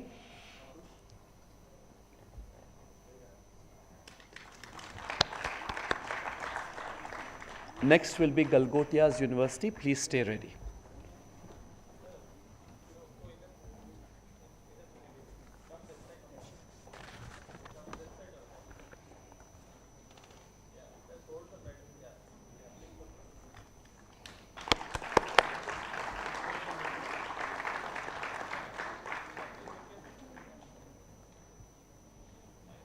Thank you. Galgotias University won the regionals for Central Zone, represented by Aman Kumar and Tanush Jaiswal. Please give them a round of applause. Please collect your prizes. Next is East Zone, so please stay ready. Beginning with Bhadrak Autonomous College.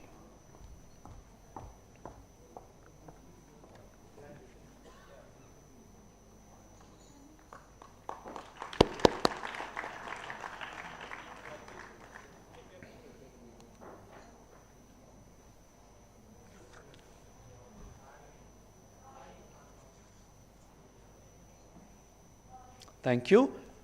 Coming third in the East region, Bhadrak Autonomous College from Odisha, represented by Ritrishna Biswal and Gautam Agarwal. Give them a round of applause. Please collect your prizes. Shri Arvind Mahila College is next.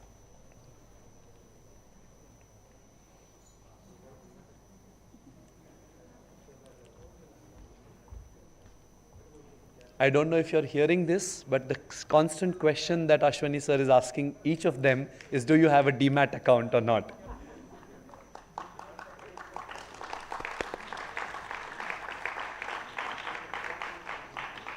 Coming second in East Zone, Shri Arvind Mahila College, the all-girls team of Anupama Kumari and Shreya Sharma. Give them a round of applause.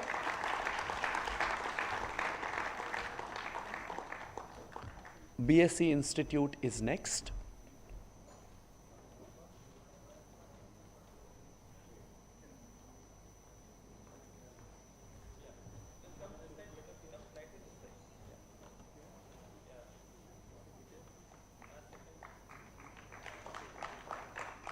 Thank you.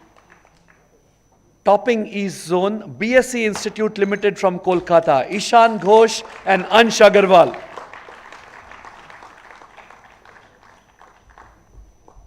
Next up is North. Shaheed Bhagat Singh College will be the name I call out.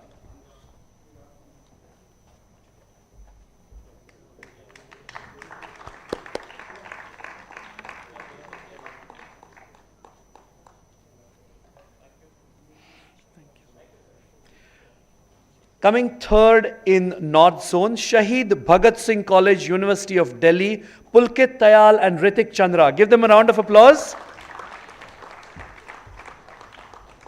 Satyug Darshan is next.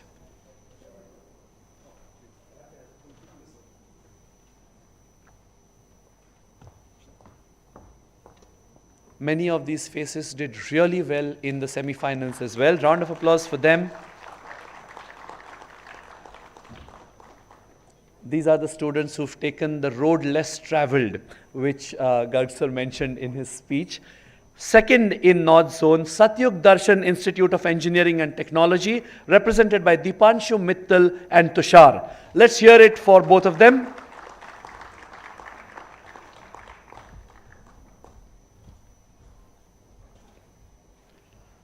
SRCC is next. Please wait.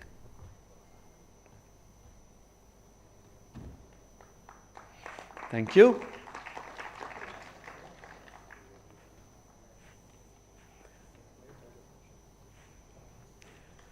Topping North Zone, Sri Ram College. Okay, sorry, there's a photo left. Topping North Zone, Sri Ram College of Commerce, University of Delhi, Priyanshu Singh and Radha Krishnan Swaminathan. Let's hear it for them. I will be taking some of their prize money to repair the buzzers which they smashed yesterday.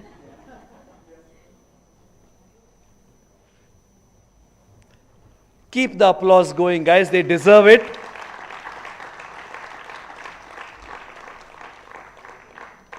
Sri Krishna Aditya College will be next in South.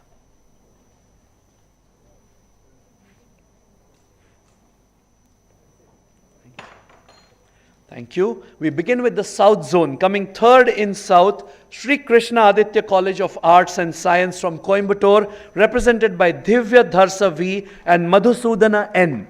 Let's hear it for the team from Coimbatore. As you know, every third place winner in the region gets 5,000 rupees each. Between both of them get 5,000 rupees each. I think a good message to all of you would be, no matter what amount you get, open an account, become a participant in the security market and put in some money for the long term. MOP Vaishnav College is next.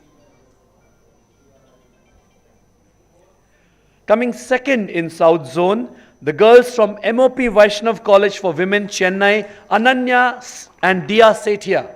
Ananya S, Dia Sethia, are you here? Please come up from the left side. Next will be NMIMS Hyderabad. Please stay ready. MOP Vaishnav College did really well in the semi-finals that happened prior. Good going, girls. Please take your prizes.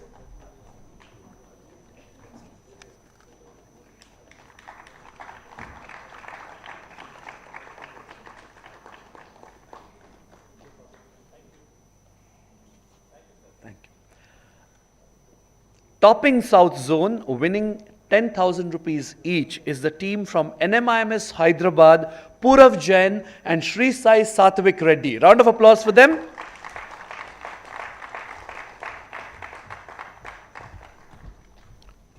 West Zone, Indira College will be next. Please remain ready to the left, to my right.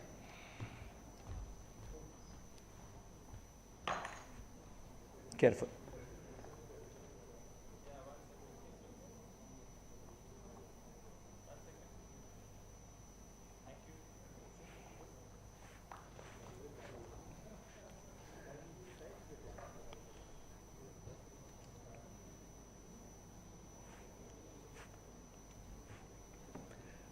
Thank you, boys.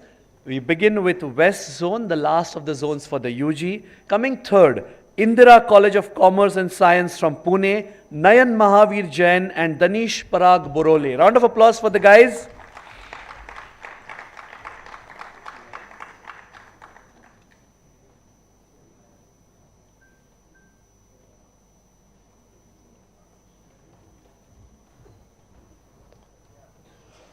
All these scores of these top three winners from each zone, they are in the mid and high 30s, which is an indication of the kind of preparation that went into their performance. Next is Kaveri College of Arts and Science. Please stay ready. Kaveri College of Arts, Science and Commerce from Pune, Adhiraj Anand More and Utkarsh Dinesh Bhagwat come second in West Zone. Please give them a round of applause.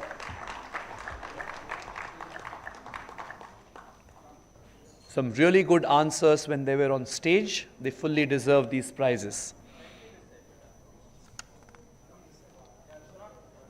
Institute of Commerce, Nirma University is next. Please remain ready.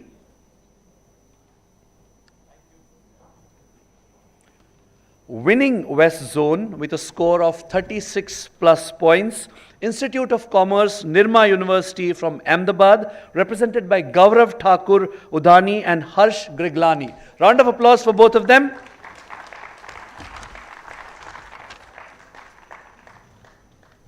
We will begin with the prizes for regional winners of the PG section next. We are beginning with Central Zone. So Prestige Institute is the team that should be ready to my right.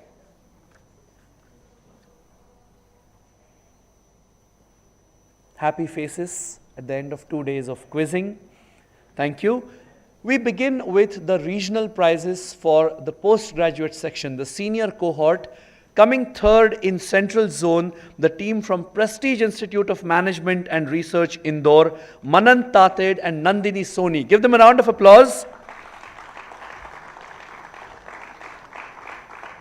At this moment, SEBI happens to be led by a strong, confident woman, and I think it's a testament to woman power that so many of the people walking up on stage as prize winners are ladies. Round of applause for them.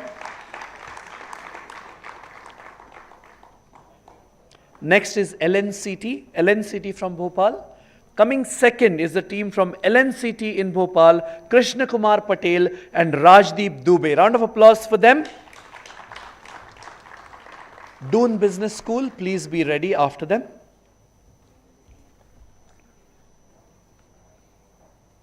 Is LNCT here? Yeah, please come up. Okay.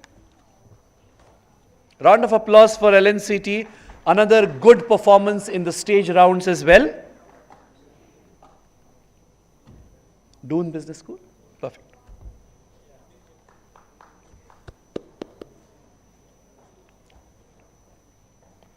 Thank you.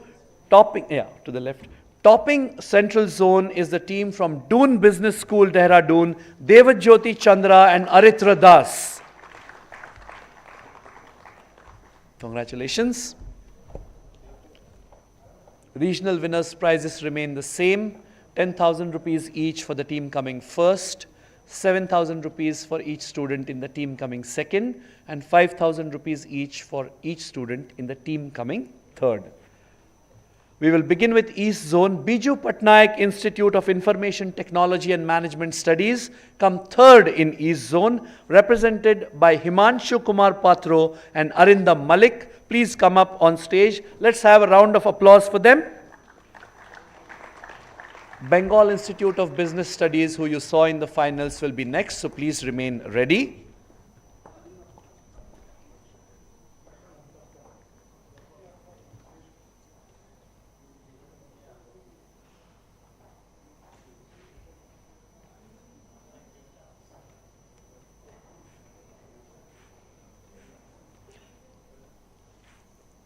Coming second in the East Zone and putting in a spirited performance in the national final as well, the team from Bengal Institute of Business Studies, Kolkata, Arghya Nath and Maudatta. Round of applause for them.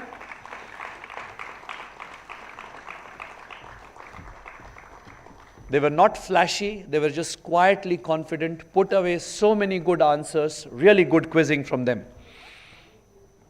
ICFAI Business School is next. Please stay ready.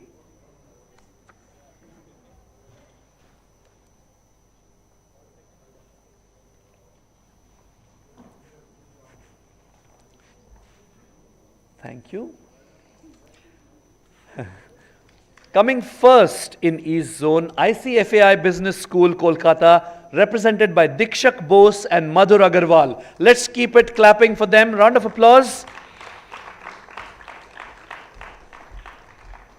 We will be doing North Zone next, so Haryana School of Business, please come to the wings and remain ready to come up on stage.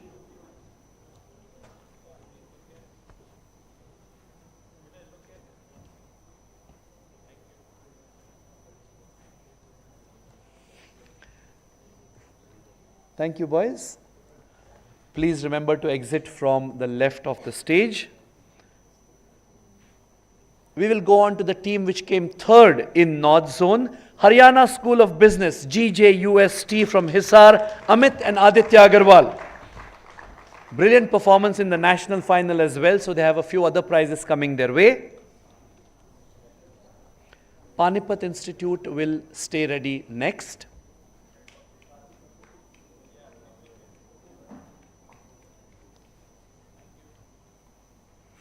Thank you.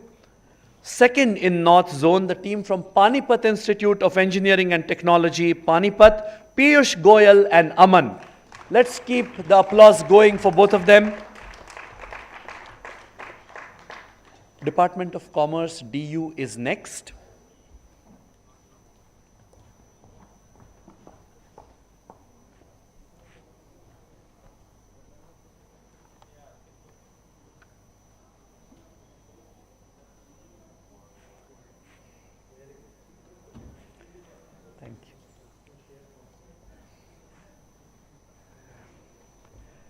All these happy faces, many of them you would have seen performing so well in the stage finals as well. Please exit from the left. Topping North Zone and winning themselves 10,000 rupees each is the Department of Commerce, University of Delhi, represented by Himanshi Chaurasia and Twinkle Israni. Round of applause for the ladies as they walk up on stage. Some very nice answers in the nick of time by the ladies. We will begin with South next, so I want a Department of Management Studies from Pondicherry to be ready.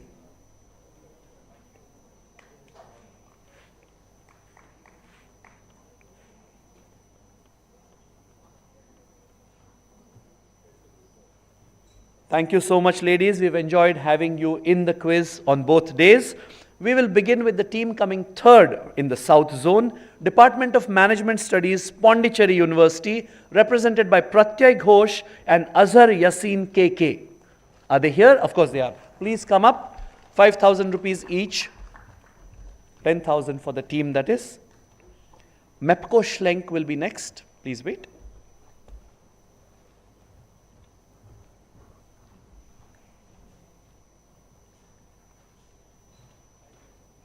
Coming second in South Zone, winning themselves 14,000 rupees to be divided between the two of them, Mepco Schlenk Engineering College from the fiery city of Sivakasi, Arun Nandu PL and Kathir Ji. Round of applause for them. We teased them a bit yesterday saying that we need fireworks from them, and they did deliver. PSG Institute will be next, so please stay ready.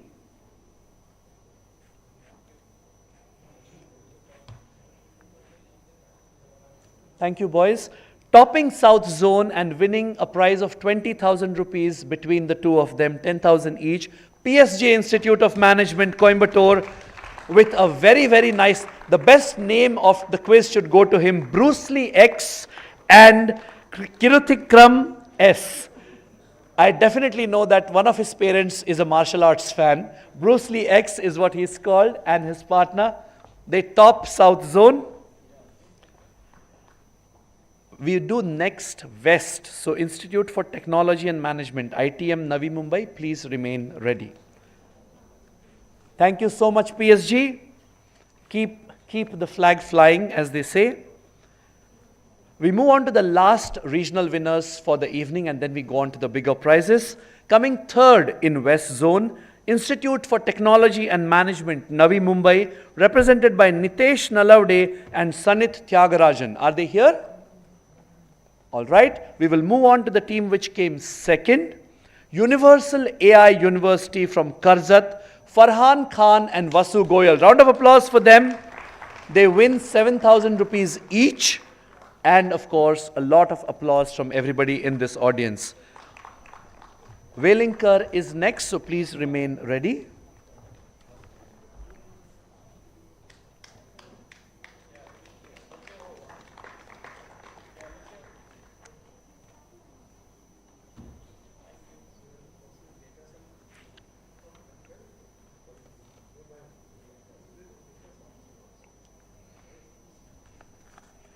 Topping West Zone, and you've seen them in action in the finals as well. Together they have strung, in the last 2 days, they have strung together a humongous 500 plus points on stage. But for now, West Zone regional winners, Velinkar Institute of Management Development and Research from Mumbai, Madhur Rajan Tike and Raj Chotrani. Round of applause for them. The way they performed, it was like watching Federer and Nadal play doubles together. The teams in front wonder what hit them, right? Round of applause for both of them. Very nice going. All teams, please remember that the checks that you are supposed to get, you have to collect them from the NISM counter. In case of a doubt, please seek out any one of the team and they will guide you. But the actual checks, the money will lie, it will be there in the NISM counter, and you can collect it from there. Thank you.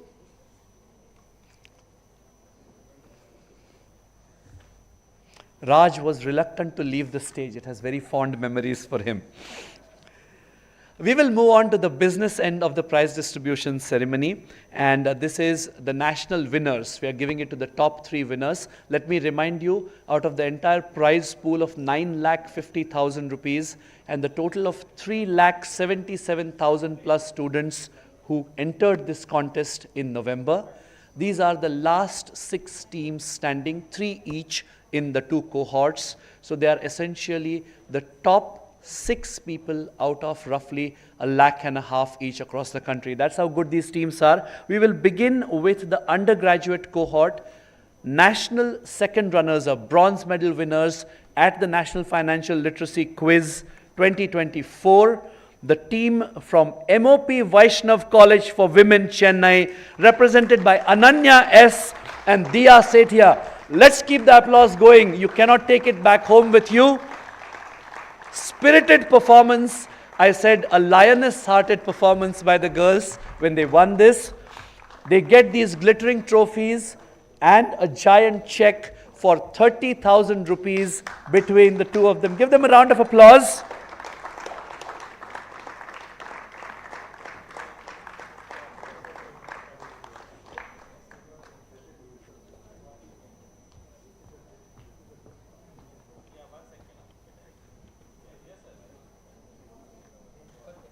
I think it bodes well for not just financial literacy, but women empowerment in general when both cohorts have women winners in the national finals.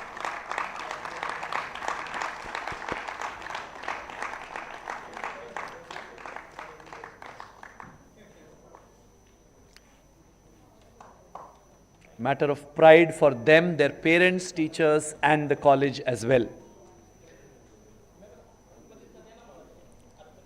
Thank you. They were from the South Zone when they walked into these finals. The people who came, the team who came second, national first runners-up, silver medal winners as we could call it, the team from NMIMS Hyderabad, Purav Jain and Sri Sai Satvik Reddy. Round of applause for them. The UG finals winners were essentially a South and West show. Two teams from the South and the winners from the West. They win themselves 50,000 rupees between the two of them. That's 25,000 each. They also win these trophies and of course the certificate, which will mean a lot more in the days to come.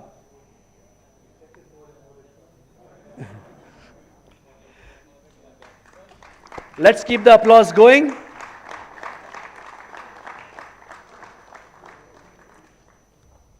Thank you. You can exit from the left. Reserving the best for the last, the national winners in the undergraduate category for National Financial Literacy Quiz 2024 by SEBI, Kaveri College of Arts, Science and Commerce, Pune. They won't have to carry the check too far. Adhiraj More and Utkarsh Dinesh Bhagwat. Give them a round of applause.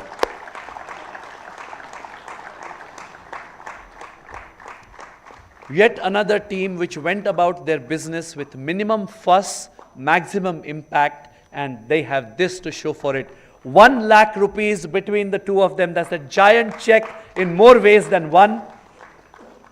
A trophy and pride of place as the best young minds in financial literacy in the undergraduate sector across the whole of India.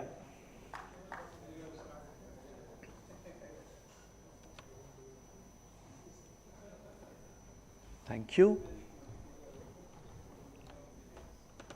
And as our chief guests and dignitaries would have told most of you, please remember to carry the message, more importantly, carry the prizes also, but please carry the message of financial literacy and taking a couple of more people along with you on this journey so that the real objective of the quiz can be obtained. We will move on to the prizes for the postgraduate section, the top 3 winners in the national final. Beginning with the team coming third, bronze medalists as we can call them, the team from Haryana School of Business, GJUST Hisar, represented by Amit and Aditya Agarwal. Can you please come up on stage? 30,000 rupees between the two of them, 15K each. I hope some of it goes into the capital markets. And trophies and certificates to carry back home.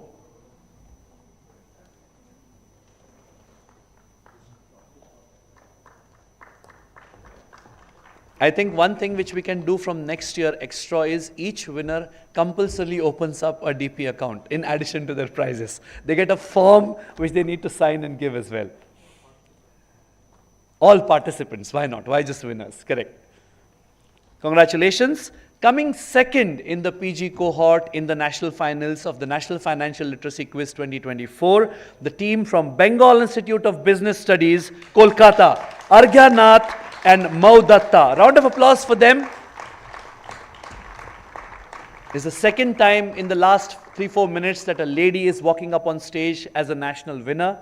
Beautiful answering by both of them, and I especially loved Mau's confidence. When the chips were down, she took control of the mic and she kept the meter going when it came to points. Let's keep the applause going for them.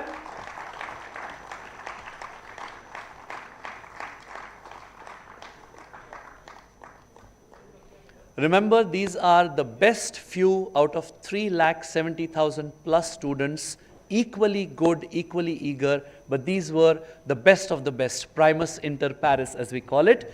Let's give them a round of applause as they exit. To cap off the afternoon and indeed the last few months beginning in November, presenting the national winners of the postgraduate cohort at the National Financial Literacy Quiz 2024, They amassed a total of more than 500 points in the last 2 days. Clear winners, comprehensive winners this year: Wellington Institute of Management, Mumbai, Madhur Rajan Tike and Raj Chotrani. Let's keep the applause going for both of them.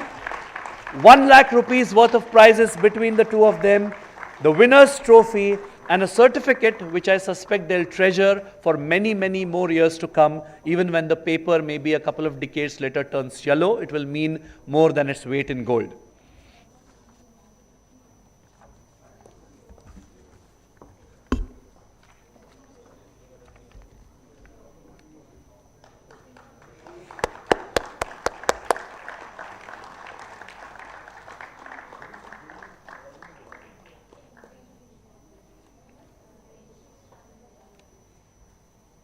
Thank you so much. Sirs, if you can just take your seats for a couple of minutes more and we will wrap up. We have, of course, a formal vote of thanks, but before I step off this stage for the last time, I would like to take maybe 30, yes, sir, sorry. So I need to do it now? Okay. All right, before the vote of thanks, there is something else. I have a list coming. There's a very special list of prize winners. This is more our way of thanking them for the support that they have given. Is some colleges which have given the NFLQ 2024 the maximum number of participants, and we are going to express our appreciation by giving them a memento and a cash prize as well. We will begin with this. We'll begin with colleges in the reverse order. From the South Zone, the top participating college, the top participating college nationally was from the South Zone. Sri Gyanambika Degree College from Andhra Pradesh. Is the team here? Either the teachers, they are here. Please come up, sir. Round of applause for them. It is very important that we recognize the people who have been supporting this quiz, whether it is in terms of participation, winning, what have you. Please give him a round of applause and let's have the tray out. Yes, please come. Okay, my apologies that I made you go back there, and please stay for 2 minutes more. The next team I'm going to call out is Banasthali Vidyapit. So if somebody from Banasthali can stay here. And after that is Sri Krishna Aditya College from Tamil Nadu.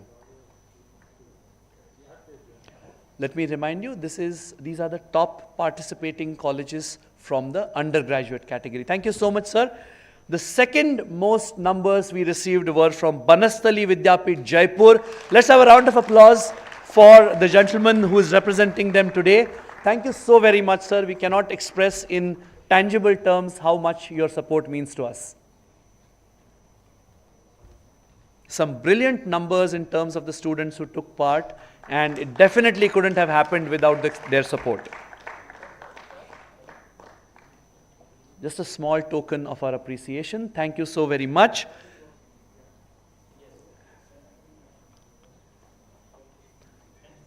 The college which gave the maximum entrants or participants or registrations in the undergraduate cohort is Sri Krishna Aditya College of Arts and Science from Tamil Nadu. Huge round of applause for them. Very, very nice. I shall be calling upon JVMGRR College next, so if you can please remain ready, and Sri Balaji University after that.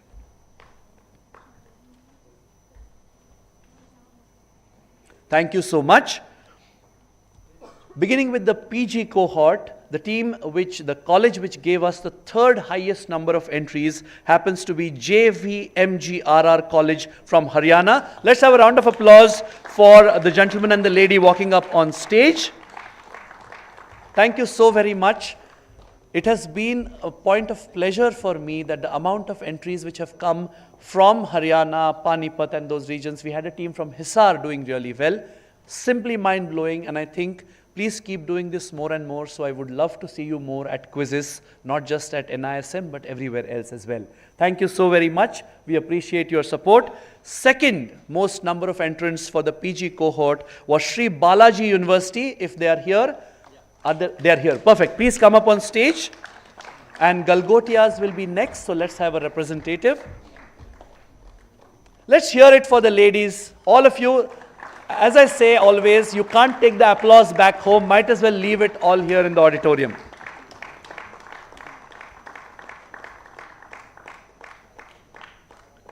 Thank you so very much. And last but certainly not the least, the highest number of entries in the postgraduate section was given to us by Galgotias University from Uttar Pradesh. Round of applause.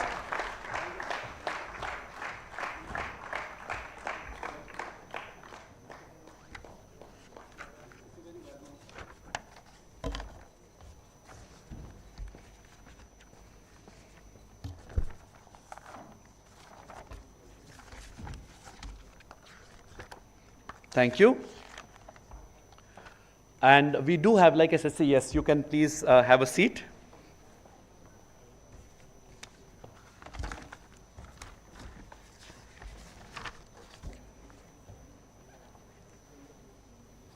Right.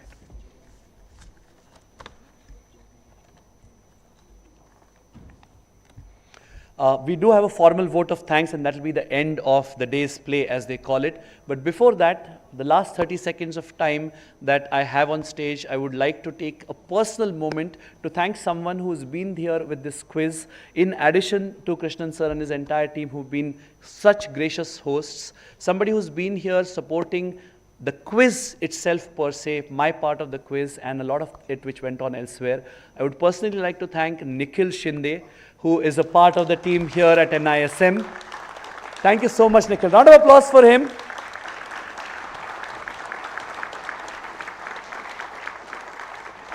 I came on board with this quiz a few weeks back, and my first points of contact were Nikhil and his team. And from the day that he first talked to me to today, when I'm announcing these prizes, the one person who's been behind me in a very good sense, making sure that I did not let up and the quiz became the best that it could be, has been Nikhil. And I think even more than that, one thing which all of us, it's a little secret which I think you might know, he has given us an answer for, say, 10 years down the line, when somebody will ask all of us, where were you when India became world champions in 2024? Nikhil has given us an answer which says we are in a spectacular fan park organized in the middle of Rasayani campus here in this auditorium.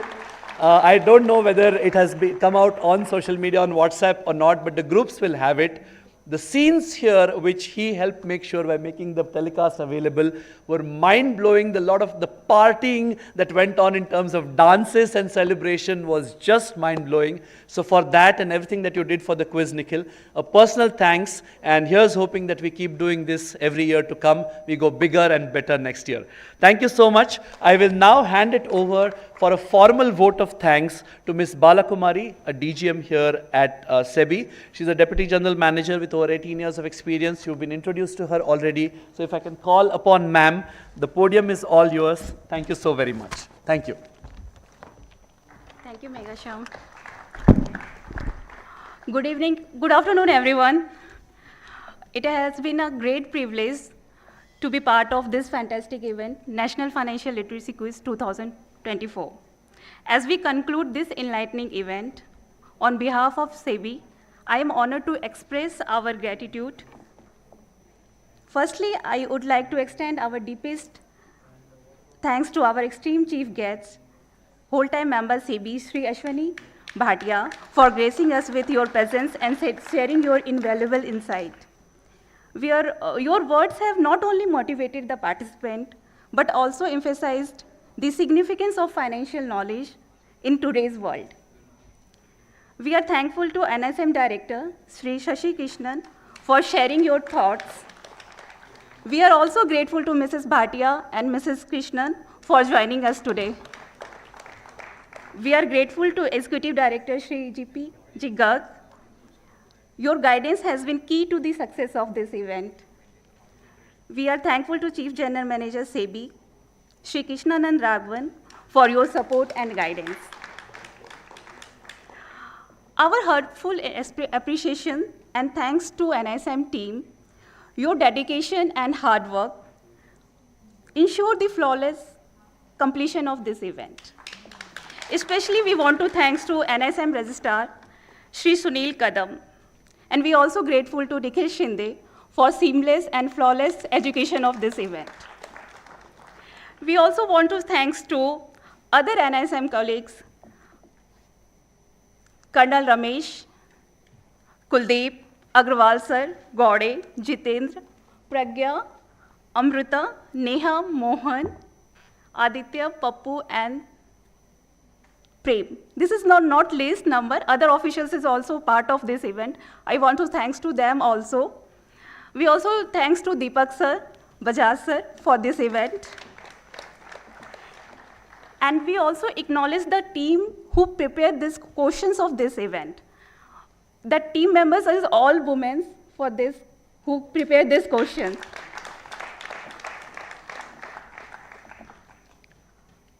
We also extended our gratitude to the participant for the enthusiasm, commitment, and impressive demonstration of knowledge of finance. Congratulations to all national and regional winners for your outstanding achievement. For remaining those who participated, their participation is highly valued, and we encourage to continue striving for excellence. We also thankful to faculty members and family and their parents for their support and encouragement to the participant. We also express our gratitude to the representative of exchanges, depository, and Amphi. Your support has significantly contributed to the success of this event. I want to name their team, Sri Bharat Dave and his team from BAC, Shri Sudesh Pillai, Miss Reshma and their team from CDSL, Sri Gaurav Motwani and his team from NAC, Sri Narayan Venkat and his team from NSDL, Sri Ashutosh Vashisht and his team for MCX, Sri Piyush Lahori and his team from NCDX, Sri Harshada Lal and Janil and their team from MSCI. And last but not least, Sri Punit Darjami and his team from AMFI. We also grateful to presence of other SEBI officials, they are sitting there, who attended this event and made it memorable one.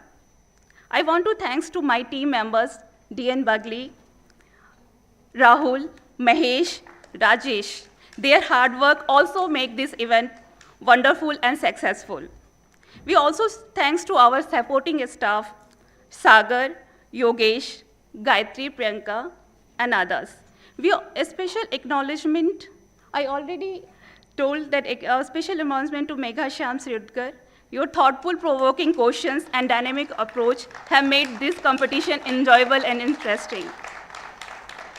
And अंत में मैं आप लोगों से ये कहना चाहूँगी, ऐसा मत समझिए कि ये सफ़र ख़त्म हुआ है, अभी तो सफ़र की शुरुआत है और बहुत दूर तक जाना है. धन्यवाद. धन्यवाद.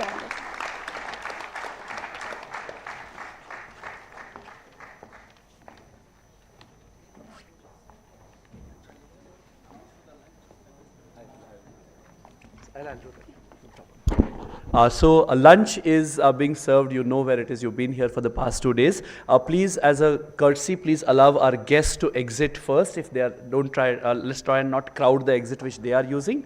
Please carry on to the respective dining areas. All right. Okay. Wait 1 second, please. Our guests also, just 53 seconds is the technical time. Please all rise for the national anthem, without which we cannot really end a program in the appropriate way.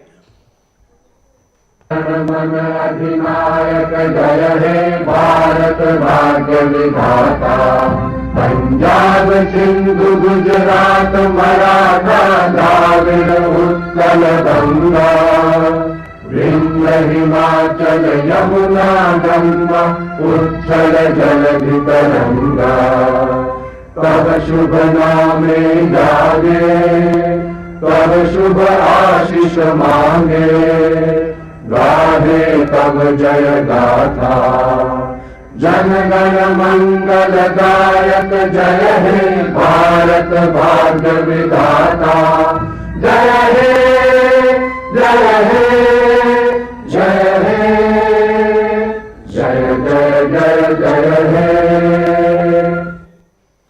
Thank you.